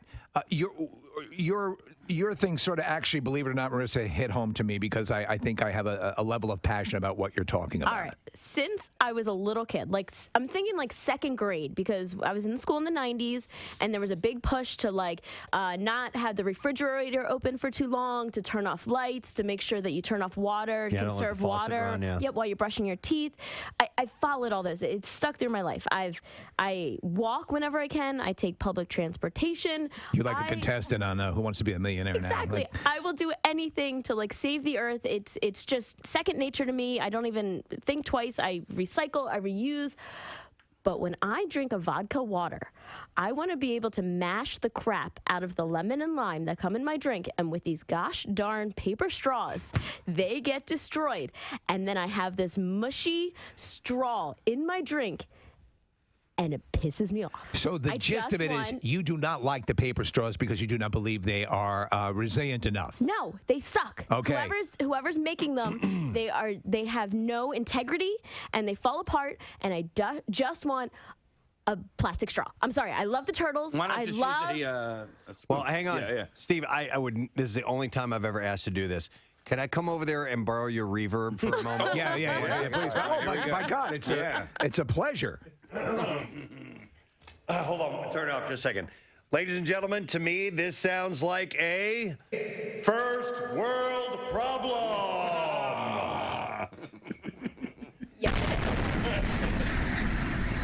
But we took a long journey to get to the point that Marissa doesn't like paper straws. I just had a realization, Preston. This is probably something that I deal with 3 or 4 times a week. Is that more of a first world problem? Yeah. that I probably have a vodka water 3 or 4 times a week. Well, your alcohol addiction might be the bigger issue here. No, the but- raging alcoholism is a secondary issue. The waking up in alleyways and listen. We were errant at knife fights. Have you ever seen people drink sodas or anything that comes in a bottle out of a straw? You put the straw in the bottle. Yes. Yeah.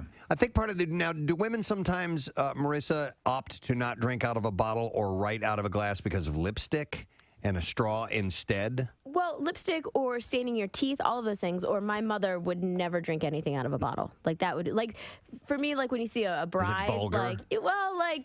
I don't know. There's just time and place for that, and I think. She'd take the bottle, go over to the windowsill. There we go.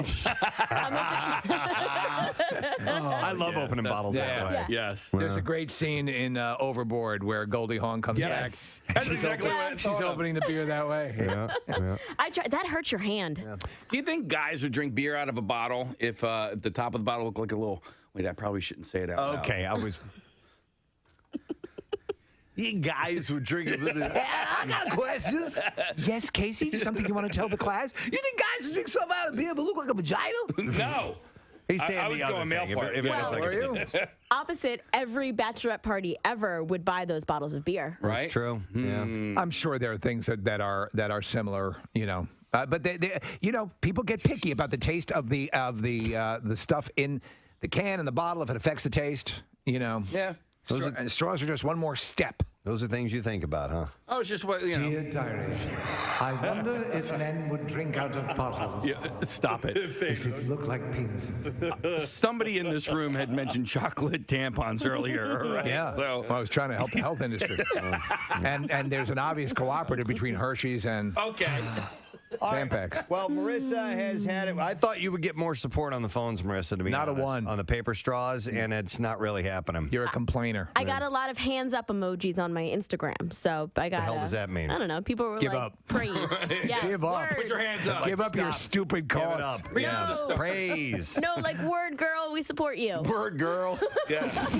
Oh my God. Listen. It reminds me of Pat Boone's first day in Compton. Word girl. Word girl. Oh, I just hate these goddamn paper straws. They're so. That's it. Word girl. That's it. Word girl. Preach, girl. Where is the Q in Q-tip derived from? Oh, I don't know. I have no idea. It's technically a cotton swab. Right. So a C-tip. So I don't know where. No one wants to put a C-tip in their ear. I have no idea. And by the way, Q-tip, you've done something to your product. You've cut some corners. Are you talking directly to Yes, the I Q-tip am people? talking to you, Q-tip. You've cut some corners, and I have noticed. But fortunately for you, you're still the best product on the market. That's your fight song. That's my right? fight song. That's right. 1 second. And I have noticed. Wait a minute. What is this? Is the swab part smaller? No, the cardboard. Medicated. The cardboard is thinner. It's like they've shaved off a layer or two of the cardboard stick, and Why do you go like this with the I don't know. cardboard stick? I don't know. The hell is that? This part right here. Okay, but Yeah. this Holy is- crap, you have one. Oh, I have. Let me see. Oh, Nick, you don't see it. He sits here while we're in the middle of breaks, and he cleans his ears. You know what he's like, Preston? Yes, He's you like do. Hyman Roth sitting there. I itch my ears or scratch my ears because they get itchy, and I'm. Well, I don't care. Whatever. You're sticking that thing in your ear, and I turn over. my ear. I got a little thing in my Listen, man. There's usually something in one of his orifices when I turn and look at him. I got a bit of a boogie here in my Yes, nose and exactly. my ear. Pick an orifice. It stands for quality tip. We're Steve. bigger than U.S. Steel. Oh, did you hear that? What? It stands for quality tip. Oh, okay. Q-tip. All right. And so you've noticed a diminishment in the quality Yeah. of the quality tip. Yes, it should be. Kathy, by the way, if we don't get an answer in this particular round of submissions or of calls we're going to take, then in the following break, right before music news, we'll give another clue that should narrow it all the way down, hopefully, and we will take calls until we get a winner. Mm-hmm. I think we need to do it that way. That's the way we do it. So if we don't get a winner now, I'll give away the clue in just a second, and then the following break, we'll take more calls and see if we can get a winner. So in the meantime, let's see if we can have somebody win it right now. We need to know why the number 179 is significant to Pearl Jam. It's a specific song. Words matter. We need to know the song and why 179 is significant. I'm going to go to Dave. Hey, good morning, guys. How are you today? Good. All right, Dave, do you know the answer, sir? I might be reaching a little bit, but it's worth a guess. I'm thinking that the number 179 could have been the amount it takes it took the band to record the song Yellow Ledbetter. It's a great guess, but it's wrong. That is. Sorry, That is Mr. a great McKay. guess. Yeah. We'll see you, buddy. Thank you, though. All right, we'll go to 2 more calls. I'm going to go to Eve. Hey, Eve. Oh my God, I can't believe I'm on. I know the answer. It's 179 words in the song Better Man. And he's a better man because he's donating his ticket. That's real good, and that's very enthusiastic. But it's not the answer we have here, Eve. Sorry. All right. She was so happy. We'll go to one more. I'm going to go to Richard. Hey, Richard. Hey there, good morning. All right, Richard, give us your answer. It's the number of words in the song In My Tree. That is incorrect. Yeah. Sorry, man. Okay, so we're getting close. I'm going to give you one more clue. All right, one more clue, and then we'll take the calls in the next segment. This just narrows things down a little bit. My final clue, I believe, is when merging, one must. I'll leave it at that. Okay, when merging, one must. Okay. And that should steer you in the proper direction. That's not giving it all away either. No, it's There's not. still a little bit of work that needs to be done with that. All right? We'll do the Bizarre File while you think about it. WMMR presents Preston and Steve's Bizarre File. B-File this morning brought to you by Liberty Safes of New Jersey. Shopping for a safe, Liberty Safes of New Jersey carries a full line of Liberty Safes and all the accessories. You can visit them at one of their showrooms on Route 130 in Bordentown or Route 73 in Mount Laurel or online at libertysafesnj.com. All right, I have a bit of a follow-up story for you. This is pretty wild stuff, man. So I had a story, I think it was last week, of these two people that had pretended that their car was having trouble. They flagged down these people. They ended up murdering them, and they found this like camp in the woods with all this bizarre stuff. So there were a bunch of people that were involved in them. Two of them were named Hyder and Pinkins, were followers of what is called the University of Cosmic Intelligence, which critics describe as a conspiracy theory cult. The group's leader, Rashad Jamal White, commonly known as Rashad Jamal, is an Atlanta area social media influencer, rapper, and guru whose teachings mix, and this is why I added it into the Bizarre File, New Age mysticism, polygamy, Afrocentric, and black nationalist ideas, and their followers believe that they are demigods descended from aliens. Oh, man. Adherents refer to themselves... Are there any holes in that? They refer to themselves as gods and goddesses. In January, a follower of the University of Cosmic Intelligence, Damian Winslow Washam, was arrested after allegedly attacking several members of his own family with a samurai sword, killing his mother. Washam did not have a known history of violence or mental illness. He had apparently recently argued with his mother about his marijuana use, but he had absolutely no remorse after the killing as well. Washam's father, Hubert Washam, said he was listening to all those conspiracy kind of videos, and it was dumb as hell. I tried to look at some of these videos, and I can't even listen to them. It's so dumb. Lizard people and aliens. The University of Cosmic Intelligence is prolific on social media and has what appears to be a growing following. Its YouTube channel has 129,000 subscribers. The organization sells crystals and jewelry in an online store. Hubert Washam said, "My son must have spent $3,000 to $5,000 on crystals. He got really strange. And it didn't seem like, it was strange, but it wasn't like a mental illness to us. It was more like, I don't know. I don't know. He said, I don't know how to explain it. The University of Cosmic Intelligence teaches humans that receive energy from the sun, that the government or other forces control the weather, and that aliens visited ancient civilizations. Scholars who study apparently new religious movements tend to be skeptical of the idea that people who join such organizations are brainwashed or coerced. Rather, they are spiritual seekers drawn to gurus with compelling and attractive worldviews, visions of better world, or higher states of consciousness. Rashad Jamal was arrested earlier this year, by the way, on child abuse charges, and looking to charge that he molested an ex-girlfriend's child. He denies those allegations and said that he has never and never will harm an innocent child. But I thought, here's another one. Here's another group of crazy people taking advantage of, and it's just like, wow. So we'll see where this goes. I think that we're going to see more on that in the near future. The Vermont Warden's Service is investigating a hunting-related shooting incident. Game wardens say it happened on Saturday on private land. Officials say the victim was walking to a tree stand in a wooded area when he was shot in the abdomen by another hunter, and that hunter claims that he mistook the victim for a bear. The victim was transported to a medical center. He's in critical condition. That was great. The bear saw that happen. That was great. Yeah, I got shot, but that was better. Officials say none of the parties involved were wearing blaze orange safety equipment. Was released. A statement was released. The bears wearing it. That's a good way to not get shot. Yeah. I'm just a big guy. The Vermont Warden Service encourages hunters and the general public to wear blaze orange when in the field during Vermont's hunting seasons. Here's a follow-up story from a horrible incident.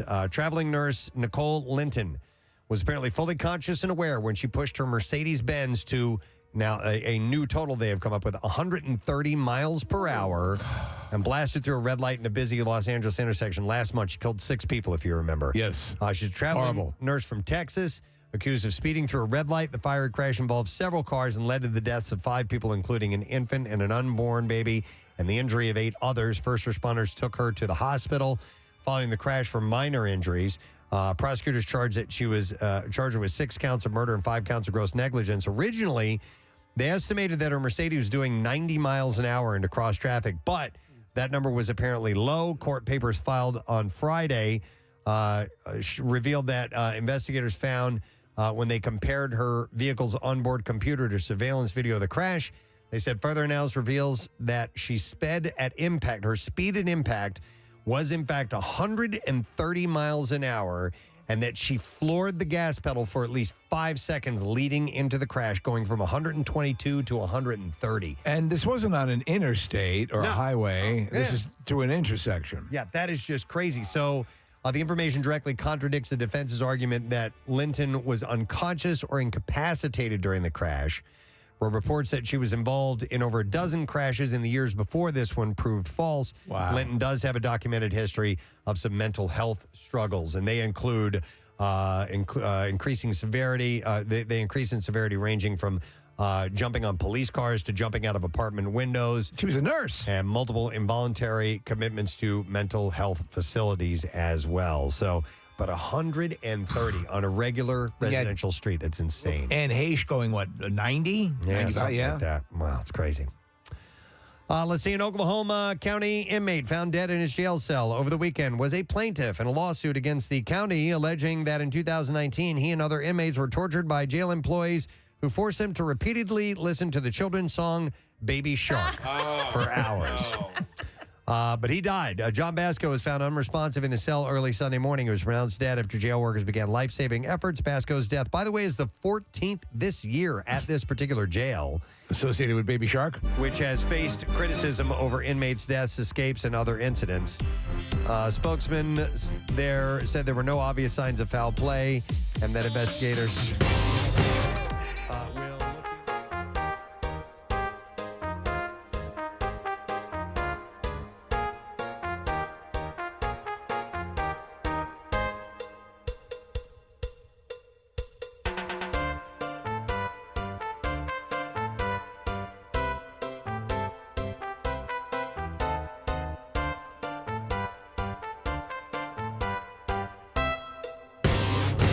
inmates suing the county and federal court for allegedly being handcuffed to a wall and forced to listen to Baby Shark on repeat for hours during separate incidents in 2019. It's horrible, but man, I can see that being a little torturous, except for Kathy. I know. Well, listen, I'm sure over and over again, anything is torture, but I just don't hate the song yet. That is what I have in the bizarre file for you. All right, let's give away which one of these? Well, not.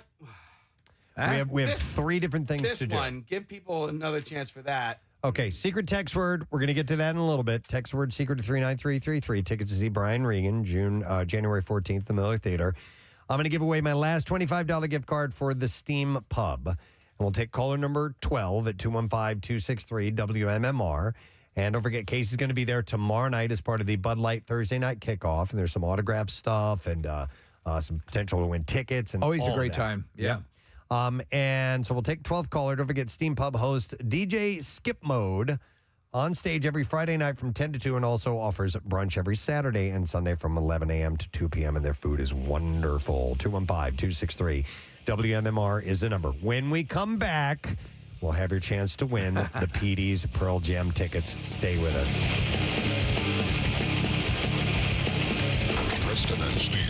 On 93.3 WMMR. Subpar. Everyone's trying to be environmentally friendly, so F maybe that. that's a part of it, like the cardboard straws. Oh, you know what? Here's a bit of trivia, and I did. I have heard this before. The original name of Q-tips were baby gays. Now you're talking. Oh, Jesus Christ. I know it. Can you get those delivered? Stop it. I noticed that there was another video that was released from Pastor Jesse Duplantis. Oh, our favorite, the jet and pastor. That is absolutely correct. And, he still wants his new private jet, but he wants to make it clear that he's not actually asking anybody for money. Listen to these verbal gymnastics that he's doing here. I think even he's surprised at how much this caught on because it just sort of swept across and became a viral meme. And where these guys, it'd be easier to get away with this stuff maybe 10 years ago. And now it was just all over the place. It was on the national news. He was asking for his $54 million jet. Yeah. And we played audio of him walking down the hallway of his establishment there, his church, for whatever he calls it, pointing to the different jets he's owned. He has had three before. He needs this fourth $54 million jet that carries a lot of fuel so he won't have to stop as he's spreading the word of the Lord. That's it. So here's a couple of clips, and let's see what he has to say about not actually asking for money. He didn't ask for money. Here we go. I'm not asking you to pay for my plane. The Lord said, I didn't ask you to pay for it. I asked you to believe for it. I don't dupe nobody. I've always been honest. 40 years I've been preaching this gospel, and I've never had a scandal. And this is not a scandal. I'm not discouraged. I'm not distressed. In fact, I am excited. I've never had this much press in my life. Well, that's negative. It don't make no difference. And it's negative. It don't make no difference. Don't make no difference. So he's asking. I am excited about all this negative press painting me as a money-sucking prick. Yeah. So he said, I asked you to believe for it. Believe for it. Not to pay for it. Now, if your method of believing involves your checkbook, I'm absolutely happy with that. He had said, I never raised money for the plane. I put it in our magazine and said, believe God with me. He said there's a vast difference between believe in God and asking for money. He's a Journey song, Preston. Don't stop believing. Yeah. In the earlier video, I'm just a small-town preacher living in a lonely world. He could turn it around. Yeah, could turn it around. Yeah, he used to take the train everywhere. Yeah, but I took a $54 million jet going anywhere. So, without further ado, WMMR presents Bucksco versus Delco. Here we go, gang. This is going to be the final round today. Actually, 2 rounds of competition, same contest, but we are going to make this whole thing happen and finish it up today, and we are going to crown a victor, and that's all there is to it. Before we get to the final event, here is a recap of the events leading up to this epic showdown. Listen, the week started off with Operation Evac, a race where the contestants were blindly dropped into enemy territory. Kathy started at Casey's golf course, Paxton Hollow in Delco, and Casey in Bucksco at Kathy's alma mater, Pennsbury. Now, without using GPS, they had to navigate their way to their home base. Just go straight. Thank you. Okay, go straight. Peel wheels. I feel like there's probably another route this way. While Casey was stuck in traffic on the turnpike, That could work in our favor. Kathy was able to navigate back to Bucks County, earning her 200 points. It's a bunch of crap! For day 2, both contestants needed a call for reinforcements. Kathy asked her best friend, Elisa, a.k.a. Queen Bee, and Casey brought in his big brother, Dave, a.k.a. Foz. the contestants and their partners mind melded, then competed in a thrilling match of the Pyramid Game. All right, this is where the U.S. Open was. Oh, that's Aronimink. No. Oh, Marion. Sorry. That's the one you just said? Marion. No, the other one. Aronimink. In the end, Kathy got an even bigger lead with 430 points, but Casey was right at her heels with 320 points. Day 3 brought us into the skies. We blindfolded Kathy and Casey, flew them in a helicopter over an unidentified spot in their respective county, and they had 30 seconds to guess what town they were hovering over. Casey had some difficulty figuring it out, earning 200 points. I guess Knowlton is in media. That's correct! Yes, you got it! But Kathy got it on her first try, bringing in an additional 300 points. I'm going to say Ben Salem. That is absolutely correct. Day 4 was a doubleheader. Kathy and Casey went head-to-head in a county spelling bee, and then had to answer questions from Delco versus Bucksco from 5 years ago. Casey must have done his homework, because he was finally able to pull ahead. And so, the totals going into the final day: Kathy, 1,030. Casey, 1,170. Casey is leading in the competition so far, so I defer to Casey to decide who gets to go first. Ladies first. All right, So ladies first is what we're going to do. So, Kathy, taking a look at the categories, which one would you like to begin with? Geography and transportation, sports, entertainment, schools and education, shopping, landmarks, history, or food and drink? I guess I'll go shopping. Shocker! I know. And how much would you care to wager in that particular category? I'm going to go 50 points. Kathy, what outdoor shopping area between New Hope and Doylestown hosts a place called Giggleberry Farm? New Hope and Doylestown. I'm going to say Peddler's Village. And that's correct for 50 points. I don't know what Giggles whatever is, but... Casey, it is your turn. What category do you want to go with next? Let's go sports. Sports. And I will go sports for 60. All right, sports for 60 points. Here we go. Casey, your question. In Newtown Square, a famous heir lived on a large piece of land where he hosted a wrestling camp for Olympic athletes. What is his name? DuPont. Yes, that is correct. Well done. Okay, let's go schools and education for 50 points, Preston. All right. Schools and education for 50 points. All right. Kathy, what is the Council Rock North mascot? Oh. Council Rock North mascot. The mascot one would find at that school. I don't know. The Rock. Okay, so you're going to go with The Rock? I'm going to go with The Rock. That's incorrect. They are the Indians. I did not know that. Go, Rock. Go. What year did the Springfield Mall open? Oh, Jesus.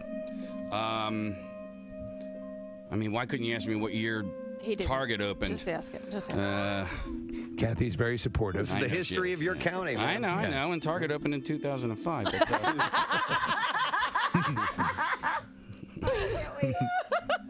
you know, well, can you use that? Wanamaker's closed in 95. Hex opened after that. You did study. You lied to me. No, my mom quizzed me last night. We were eating chili, and she asked me lots of trivia. We're eating chili. Yeah. Meet you in the basement. I'm bringing a pen. I mean, the first Wawa opened in 1964. Okay, yeah, let's get to I will say. If you got this right.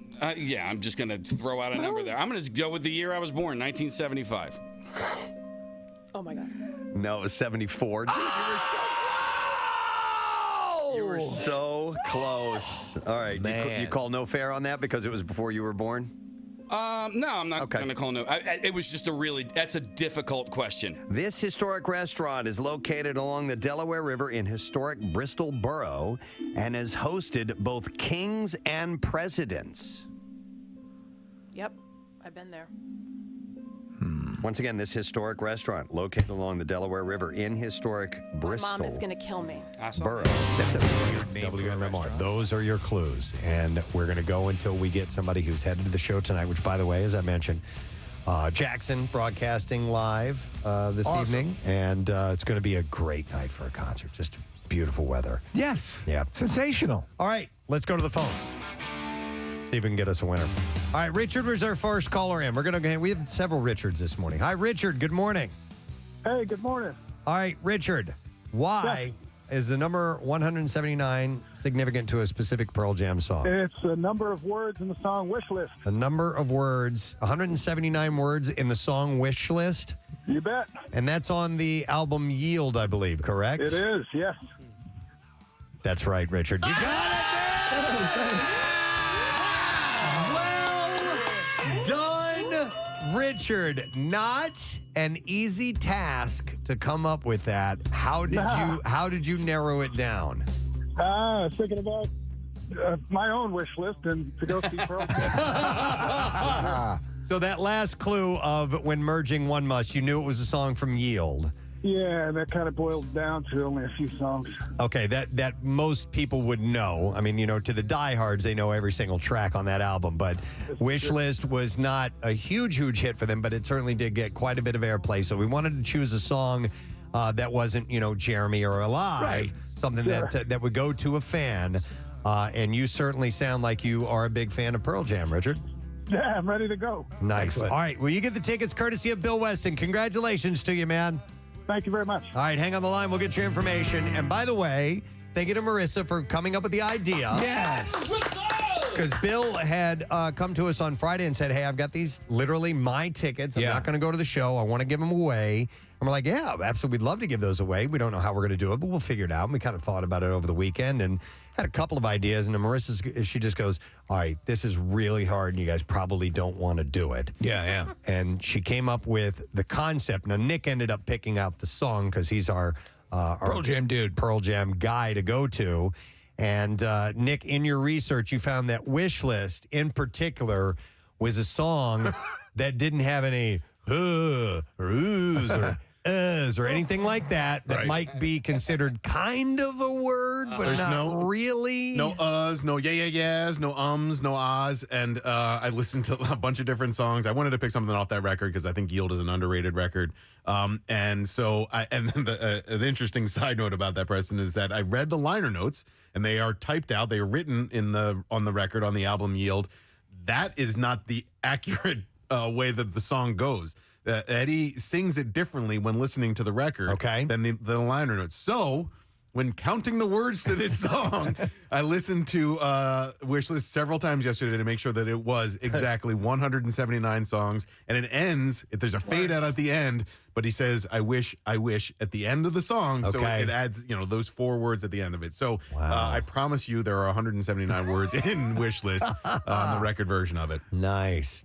Well done. So, and they went to somebody that really wants to. I'm really psyched that Richard won, Yeah. It's a big fan. I assume you're going to the show tonight. I am. I'm sitting in section 202. Pierre's going to go. Matt Cord's going to go. Jackson's going to be there. I'm not sure if Jackie is going to be able to make it or not. But I think Brent's going, right? Yeah, Brent's going to go as well. So MMR will be healthily represented. But it's a really sold out show. I think it's the best selling show of the summer at that venue. People have been waiting forever. Yeah, it's been 6 years since they've been in town, so it's been that long? Yeah, the last time they were here was on MMR's birthday, April 29th, 2016, and that's when they did the entire 10 record to start the show, and we got another shout-out, which was pretty cool, and Ed said some nice things about MMR from the stage that hi to me and Pierre and Matt as well at that show. So it's 6 years since they've been in the area, and then this was the tour that started in 2020, and then the pandemic killed that, so now they're back. Okay, excellent. Well, thank you. Thank you for the help with all of that and the contest, and the tickets are there, given to Richard. He's a happy man. Let's give away something else to someone else, and we have a chance for you to win a pair of tickets to Dine Dance and take in the amazing views aboard the Spirit of Philadelphia. And the question that we are going to go with is, let me see. Okay. Man, let's see if somebody will get this. According to Professor Snape, the stone of scone stains mainly on the what?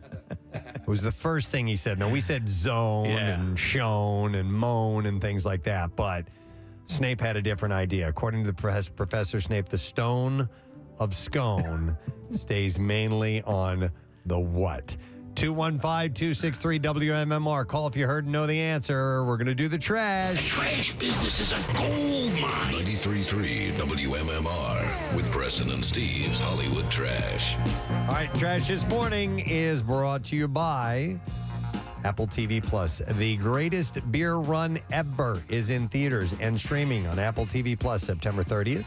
Apple.com/the greatest beer run ever. What's going on this morning, Steve? Well, today, co-host Jenna Bush Hager explaining why she believes the royal family was completely surprised by the Queen's death. Hager says she was cleaning out a closet in her house when a bowling ball landed on her head. Hey! Eric Schwer, a finalist on the current season of The Bachelorette, has issued an apology for a photo from high school which shows him in blackface during a tribute to Jimi Hendrix. Schwer says that while he rightfully deserves the lion's share of blame for the incident, some also goes to Jimi Hendrix for being black. I don't think he gets it. Oh, my God. And finally, Michael Bublé getting candid on the Gabby Roslin podcast, saying that deciding to have a family significantly stalled his career.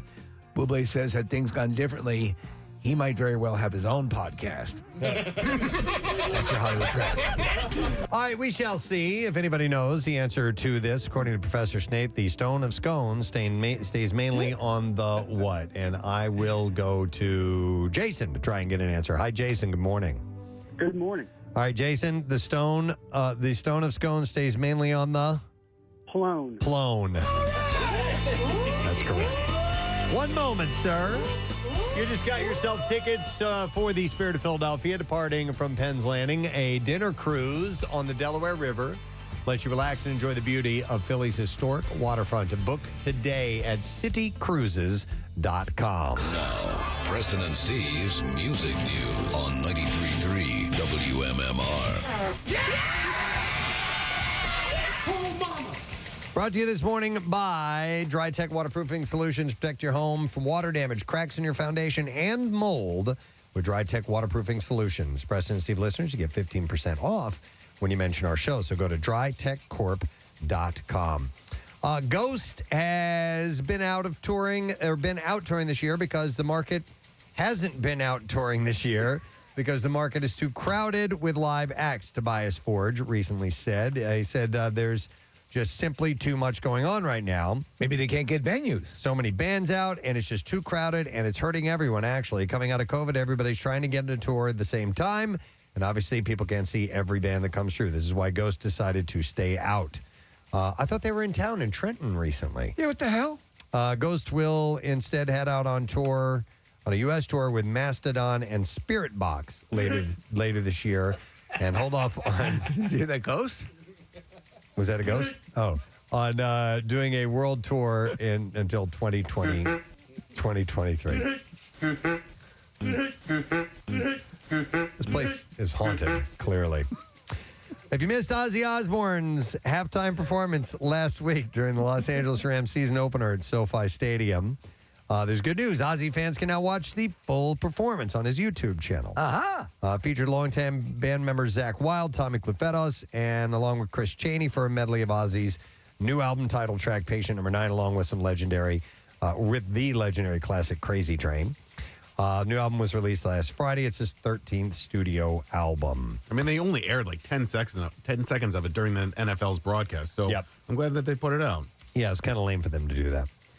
Following up on his recent re-recording of Panama, which we never did listen to. Do we have that audio?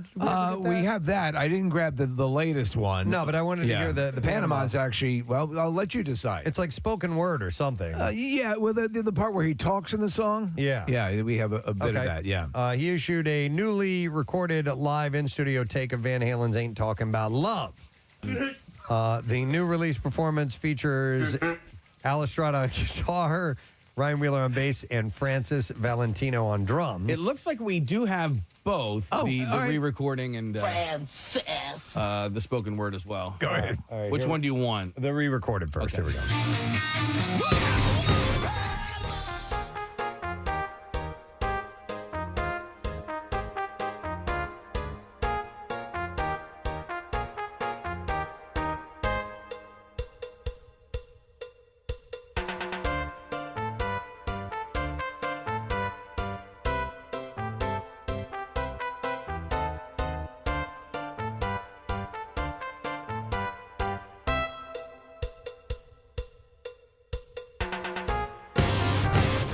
kind of, there.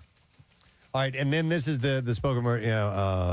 He's contemporized seat it. back. Yeah, that whole thing. Yeah. All right, so here we go.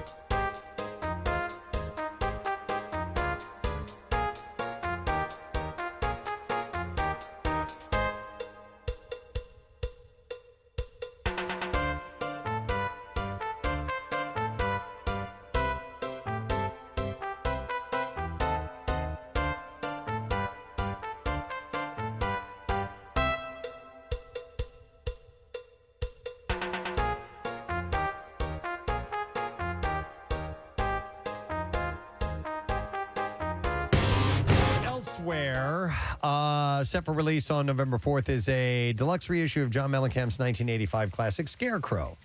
The new box set includes 2 CDs of newly remixed and remastered songs, plus previously unreleased bonus tracks. That's a great album. And alternate versions, a booklet full of rare photographs, and all new liner notes by acclaimed author and music critic Anthony DeCurtis. I agree, it's an awesome album. So Scarecrow was released in 1985, spent 28 weeks in the Billboard Top 10, spent 3 weeks at number 2, featured 3 top 10 hits, R.O.C.K. in the USA, Lonely Old Night, and Small Town. 2 other tracks were MTV staples of major top 30 hits, Rain on the Scarecrow and Rumble Seat. And then there's some other... on a chili dog. There it is. You know what I love also from that? That little recording of, I guess it's his grandmother or something that's in the beginning of Scarecrow. Oh, I don't know. You know, it's Oh, yeah. That's your nuts. That's it. There Yeah. it is. Oh, she's so But sweet. it's like that innocent one, and then you hear all the crackling of the record or gramophone or Okay. however they did it. Grandma's Theme, it says here, man. Yes, that's and then that album was followed up by Lonesome Jubilee, which I think is a That's classic. a great album, too, yeah. I loved Minutes to Memories off of Scarecrow. It's a great song. So, what are we looking for? Well, I was going to see if I could find it. If you could, yeah, the beginning is it's just a little piece of Americana. While you're looking that up, I'll mention another story. On November 25th, The Doors will issue a new Record Store Day release titled Paris Blues. And the blues-themed set features the official premiere of the band's last unheard, unreleased song called Paris Blues. Mother Sayo Conca. He was Nell before Nell was Nell. Jim Morrison. According to the announcement, Paris Blues traveled a long and winding path to its release, taking on a mythical quality among Doors fans, the way an original blues song written by the band. The track was recorded during one of the band's recording sessions for either The Soft Parade or L.A. Woman. No one seems to remember. The master tape of the song was lost, and the only surviving copy was given to Doors keyboardist Ray Manzarek. Sadly, this copy was partially damaged by his son Pablo, who was a toddler at the time, who recorded over a few short parts. And now, through some creative editing, the song has been rescued from obscurity for the new album. Sail on a conca on the storm. So that should be pretty cool. Yeah. New, unheard stuff. I will listen. Last of it, of the Doors. Are you the same way? Like You gotta have a couple phase. of years, exactly. You gotta have a That's Doors the way- phase. I never just randomly. I've got to be in the mood. Sorry, dude. I just love it. Here, we got Grandma's Theme. You want to hear it? Yeah. Yeah. All right.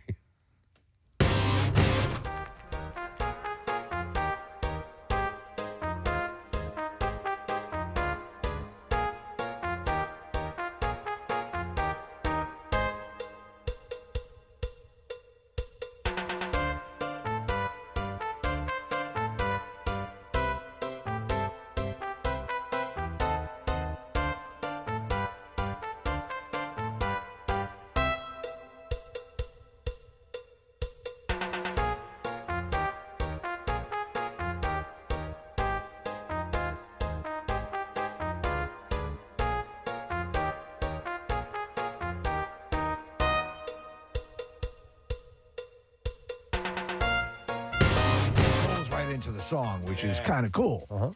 And I hate when that happens. Yes. All right. Don't let that happen. One last thing. There's a new rock breakdown on MMR's Instagram, and Sarah Parker covers highlights from the Taylor Hawkins tribute concert. A judge finally says never mind to the Nirvana Baby lawsuit, and Nickelback's back with their 10th album. Follow WMMR on Instagram at 933WMMR. You'll be the first to see the new episodes.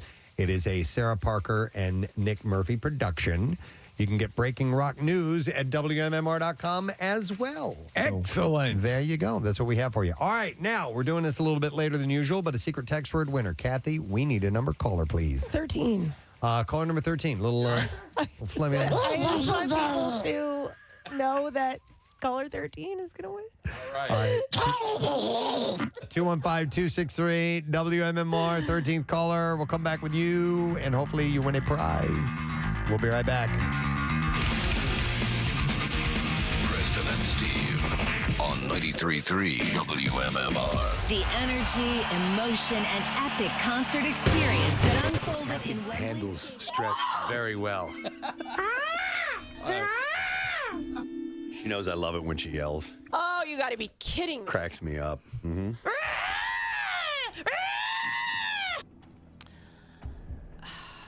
All right, think about it. Think about it. Work from your seat backwards. It's like there's like a little hill when you walk in. It's like a little railing outside. Statue. Miss Romano is here. Welcome to. I don't even know if this. I'm gonna say Georgine's. Georgine's? Yeah. That's incorrect.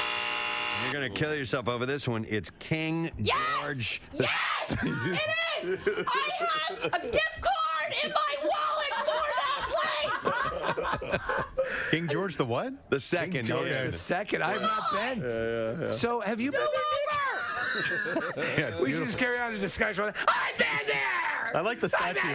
Yeah, the statue and the railing are really nice. Oh, man. I mean, like, I can picture it to a T. Exactly right. where I sat. My mom gave me a gift card. You have a gift I wish my mom quizzed me last night. All right, so I have already closed out sports and I've closed out history. No, you haven't. You haven't done any history. Well, yes, I have. All of my shopping questions were freaking history questions. Oh, my. Wow. This is what we've been waiting for. Yes. Impugning the contest itself. Yeah. You knew it was going to happen. It was good, though, right? What year was this thing? What? Stupid questions. Let's go food and drink. Maybe Food and drink. Food and drink. Food and For drink. how much? For 50. Food and drink for 50. Preston's not even picking Come on, his man. head That was up. a good joke. Okay. All right. You get this wrong. You get this wrong. And this, if you lose this whole thing, this is all your fault. Okay. All right. You ready for this? I better be a softball. A large Pika's pizza. Oh my God! Costs how much? Is cut into how many slices? Oh, okay. That's a really, really crap question. A large Pika's pizza is cut into you can how many do a little slices? diagram, whatever you want to do. But there's the box. Round. and It's a then there's rectangular line. shape, right, Case? Yes. Yeah, that's what he's drawing. All right, so that is that's a Neapolitan, right, or is it Sicilian square? No, they just do their own version. They put the sauce on top of the cheese. 12. Right. Casey says 12. Damn right you got that. And what did you wager on that? 50. 1,000 points. The scores are as follows. Bucks County, 1,070 points. Delaware County, 830 points. But there's ground to be made up here. And we're on to round 2. Now, things are going to change quite a bit in this particular round. Our categories are going to remain the same. In the past, you've been able to pick your own category and pick your own wager up to 100 points. This time, I thought it'd be kind of nice because you guys have been avoiding certain categories. How about you pick your competitor's category and your competitor's wager in this round? Kathy's leading, and she gets to go first, and you get to pick the category that Casey will choose from and how much Casey will wager in that category. Okay, I'm going to go history. Okay. Of course. For 50. All right, history for 50. All right, Casey. Delaware County was formerly a part of which other Pennsylvania county? I believe Chester County. Your answer is Chester County, and that is correct, sir. Wow! Delaware County split off in 1789. Interesting. After the great Battle of Chester Hill. They were originally together, and therefore Casey gets 50 points in that particular one. All right, so for Kathy, I'm going to go with. This is hard. I'll go with sports. Of course. For 100. Sports for 100. All right, So sweet. Kathy, here's your question. Yeah. Who was Neshamony's starting quarterback in 1990 and current Penn State head coach? I don't know. God, I know you're going to say it, and I'm going to recognize it, but I don't know it. Okay, so you don't have an answer, or Let's you're just say a gonna name. throw a name out there? Say your name. Say your name. Ryan Fitzpatrick, although I think he's a representative. No, that's incorrect. Casey, do you know who it is? It's Franklin. Yeah, James Franklin is the correct answer. So Kathy gets docked 100 points. All right, I'm gonna try this, but I'm gonna go shopping for. What's the difference here? You are at 970 right You're now. up by Casey's 90. at 880. All right, I'm gonna do 50. Okay. Keep in mind, these questions came from residents of Delaware County. People who live there. They want you to win. Yeah. But these are the only questions that I had to go off of, Casey. So no complaining, please. Well, no. I've already done all my complaining for the day. I'm sure there'll be no more complaining. You've got more to go. I got This site, recently home to the Countryside Market in Swarthmore, or is it Swarthmore? I say Swarthmore. Swarthmore. Uh-huh. Was a convenience store in the 1980s. The convenience store had 3 names before becoming the Countryside Market. You just have to name one of those. Soups? Or like supers? Incorrect. Ooh. No. Really? It was either Eddie's, Albert's, or Evans. Okay. All right, Kathy, which former Philadelphia Eagle graduated from Pennsbury High School in Fairless Hills? Is it Troy Vincent? That's a good answer, and it's correct. Wow. Yeah. In 1850, Delaware County's county seat moved to Media. Okay, Media is considered the county seat of Delaware. Where was it originally? Chester. He's right. Yeah! Chester was originally the county seat. All right, what category and what's the wager, Case? Kath, I just want you to do well. All right, so I'm going to give you a whole bunch of points. We're going to wager 100 points on history. History. This person was the founder of the religious school Log College and later the pastorate of Neshamony Warwick Presbyterian Church. Mr. Log. Mr. Log. Is that a real answer? I'm curious. Yes. Yes? No, it was William Tennant. Mother, I knew it was. You know what? And somebody sent me not that information, but somebody sent me information about Log College. That somebody did you a disservice. Yeah, they did. All right, that was William Tennant, a well-known name in Bucks County. 1,010 for Kathy, 930 for Casey. So 80, it's an 80 point separates the two contenders. Last question for Casey. Oh my God! Last question. Yeah. Can we just keep going for a little? Well. Oh wow. No, I'm just kidding. Okay, so it's an 80-point difference. This is the last question. Is there a double jeopardy? There's something else. Okay. All right. You look great today, Kath. Go ahead, say the F word, Kath. I know. You're trying, you want to say it so badly. We can dump it out. The dulcet tones of Kathy Martin. That's what Dennis hears around frisky time. Damn it. All right, I'm gonna do entertainment. Okay. Entertainment. For 10 points. Wow. Okay. See, and this is where the strategy comes into play. Casey? Yeah. What's the Delco Dance Club that featured a spaceship and a dancing robot MC? Listen, it's only worth 10 points, Kathy. Pulsations. Yeah, that's correct. Yes, absolutely. What's the category and what's the wager? We're going to go 70 points in history. 70 points in history. And I got to get to the history. Right, Nick? Yeah, man. I didn't. You play Jeopardy. Yeah, I didn't do well in my SATs, but. You even know how to wager. History. What Buckscoat town was named after George Washington's famous crossing of the Delaware River to take Trenton by surprise in the Revolutionary War? Washington Crossing. She got it right. That's exactly correct. Yes. I got pulsations. You get that. That's fair enough. All right. So, what is the score here at the end of round 2? Kathy with 1,080. Casey with 940. I need the screen, please. For this, we're going to do something now. A few years ago, we had somebody call up on the phone, and we're going to do the same thing. This time, we are calling this, I don't know who's on the phone. Oh, okay. The category of I don't know who's on the phone is local businesses. Local businesses. So write down your wager now. Okay, you guys ready? Yeah. All right. Sure. Wagers are in, and we're playing I don't know who's on the phone. Local businesses, the category, and we have our caller on the line. Good morning. Can you hear me, sir? Good morning. I can hear you. All right. Would you please present your question for our contestants? Good morning. My name is Bill.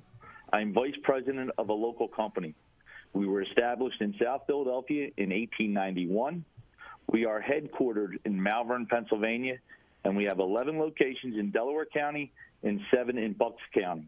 One of your show members currently endorses our company. What is the name of the company I work for? Okay. Marissa just handed me a note that says it's over. It is over. And that's not fair. And I shook my head. And I said, no, it won't be. On the next Dollar Dog Night, which is going to be Wednesday, September 21st, the record is 77,285. And let's keep in mind a couple of things that the vegan dogs, they sell those. Yes. So even if you don't eat meat, you can be a part of this. And it still counts. And if you want to buy some extra ones, it's hot dogs sold. You can take them with you and maybe break this record. Break this freaking record. I think it'd be cool. So thank you to him. And also thank you to the gang at the Steam Pub. Hey, delicious. The food is wonderful. 2nd Street Pike in Southampton. You can go to steampub.com for information. But Casey will be there tonight, tomorrow night. It's for the Bud Light Thursday night kickoff. It's 7 to 9 p.m. There are 2023, I think. We're giving away tickets for the home opener on Monday night. Right. Oh, wow. Right. And as well as an autographed helmet. Yep. Excellent. So stop by and see those guys are great. We had a really good time. Thanking to Marissa with the Pearl Jam ticket contest and Bill Weston for donating his own personal tickets for us to give away. And that was a fun contest. It was a tough great. one. It was a tough one, but it ended up yielding a winner, which is cool. So you guys are, as always, way smarter than us and figure these things out, which is cool. Pierre's here. Hey, man. I love how it stretched pretty much the entire show. Yeah. It was really cool. We thought it might go a little ways, and we had some clues, and we were gonna steer them closer and closer till eventually they got. I mean, would you say hundreds and hundreds of people tried to get in? Oh yeah, yeah, absolutely. Thousands probably. Maybe. Wild stuff. Good That's stuff. cool. Well, you're going to be there tonight, right? I'm going to be there. Yeah. Nick will be there. Matt will be there. Jackie was going to broadcast from there, but something happened and they don't want a broadcast in the evening, but Jackson will broadcast from there from 3 to 7. So that'll be cool. So we'll set the pace for you. Perfect night for a concert. I mean, it's just going to be absolutely gorgeous out and a really good night for a show. Yeah. I wanted to bring in and show you some previous morning show history that we just got framed. This was It's upside down. Upside down. Oh. This was the Morning Zoo's second album, Zoo's Next. Ah, And yes. They made it look like Who's Next, thank you. Yeah. And so that was one thing. That's pretty cool. Yeah. These are framed photos that Framed photos that Pierre's we have brought in in. our hallways. And we found this one from when I hosted the morning show. You hosted the morning show? Yes. You know I did. 93 to 96. I've tried to block it out. I had electroshock therapy afterwards.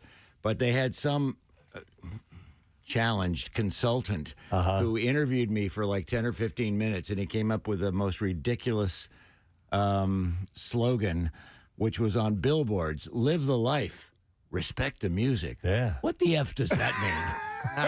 Live the life, respect the music. He was in cowboy boots. I went into his office, and he had he wore a suit, but he had cowboy boots and a cowboy belt, and I think he had a cowboy hat hanging up on his rack. And he's going, "Well, tell me about yourself." I go, "Oh, God." And, at that point, I'd already been here 20 some odd years. And he's going, well, blah, blah, blah, blah, blah, blah. I go, okay, good. Well, nice talking to you. Yeah. And off I went, and out came Live the Life, Respect the Music. I will guarantee you that Live the Life, Respect the Music was used at other stations. This guy probably had other clients and consulted and, just assumed they would never find out. Yeah, right. As part of the deal. Well, I mean, lots of stations were saying rock of the 80s. Yeah. We actually said it for about 5 minutes. Home of rock and roll. We had that, but a lot of other stations had that. There was a slogan when we were working at Y100, and this is back in, different program directors and a different time, that a slogan came up, and it was, you've grown up, we've grown up. For MMR. We had that. Oh, yeah. I know. And then, so we took out we took out an ad in the city paper for Y100 that said, you've thrown up, we've thrown up. Nice. A bit antagonistic. I know. But nice nonetheless, because it was they had a TV ad that was trying to show that they were very 90s and almost yuppie, or that we were that way.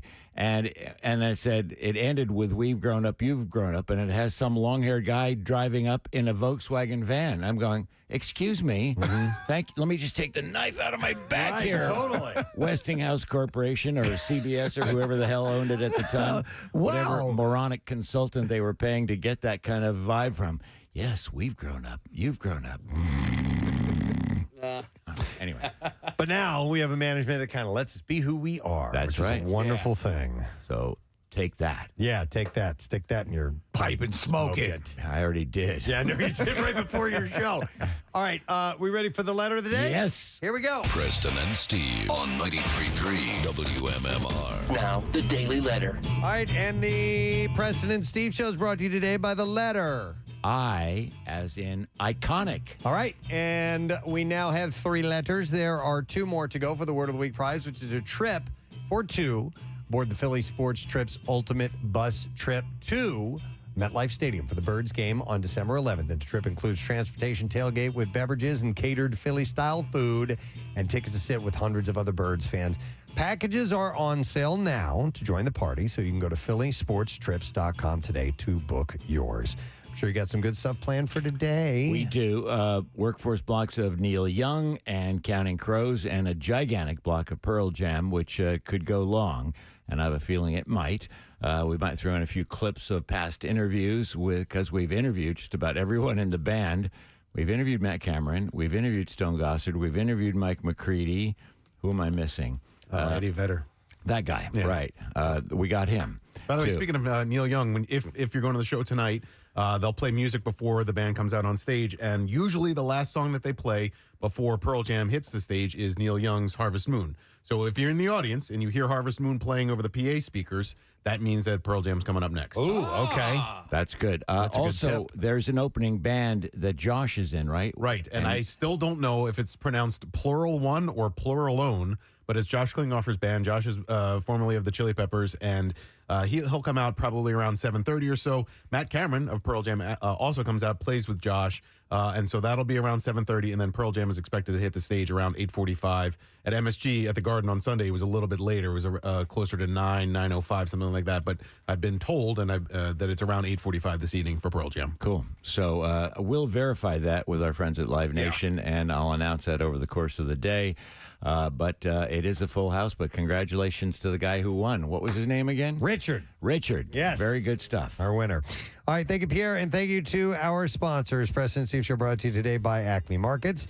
Fresh foods, local flavors, Acme, official grocery store of the Preston and Steve Show. Also brought to you by Squeezed.com, and you can feel great and lose weight with Squeeze. Tomorrow, another great day. Lots of great guests. Neil deGrasse Tyson on our show. Our good friend, comedian Adam.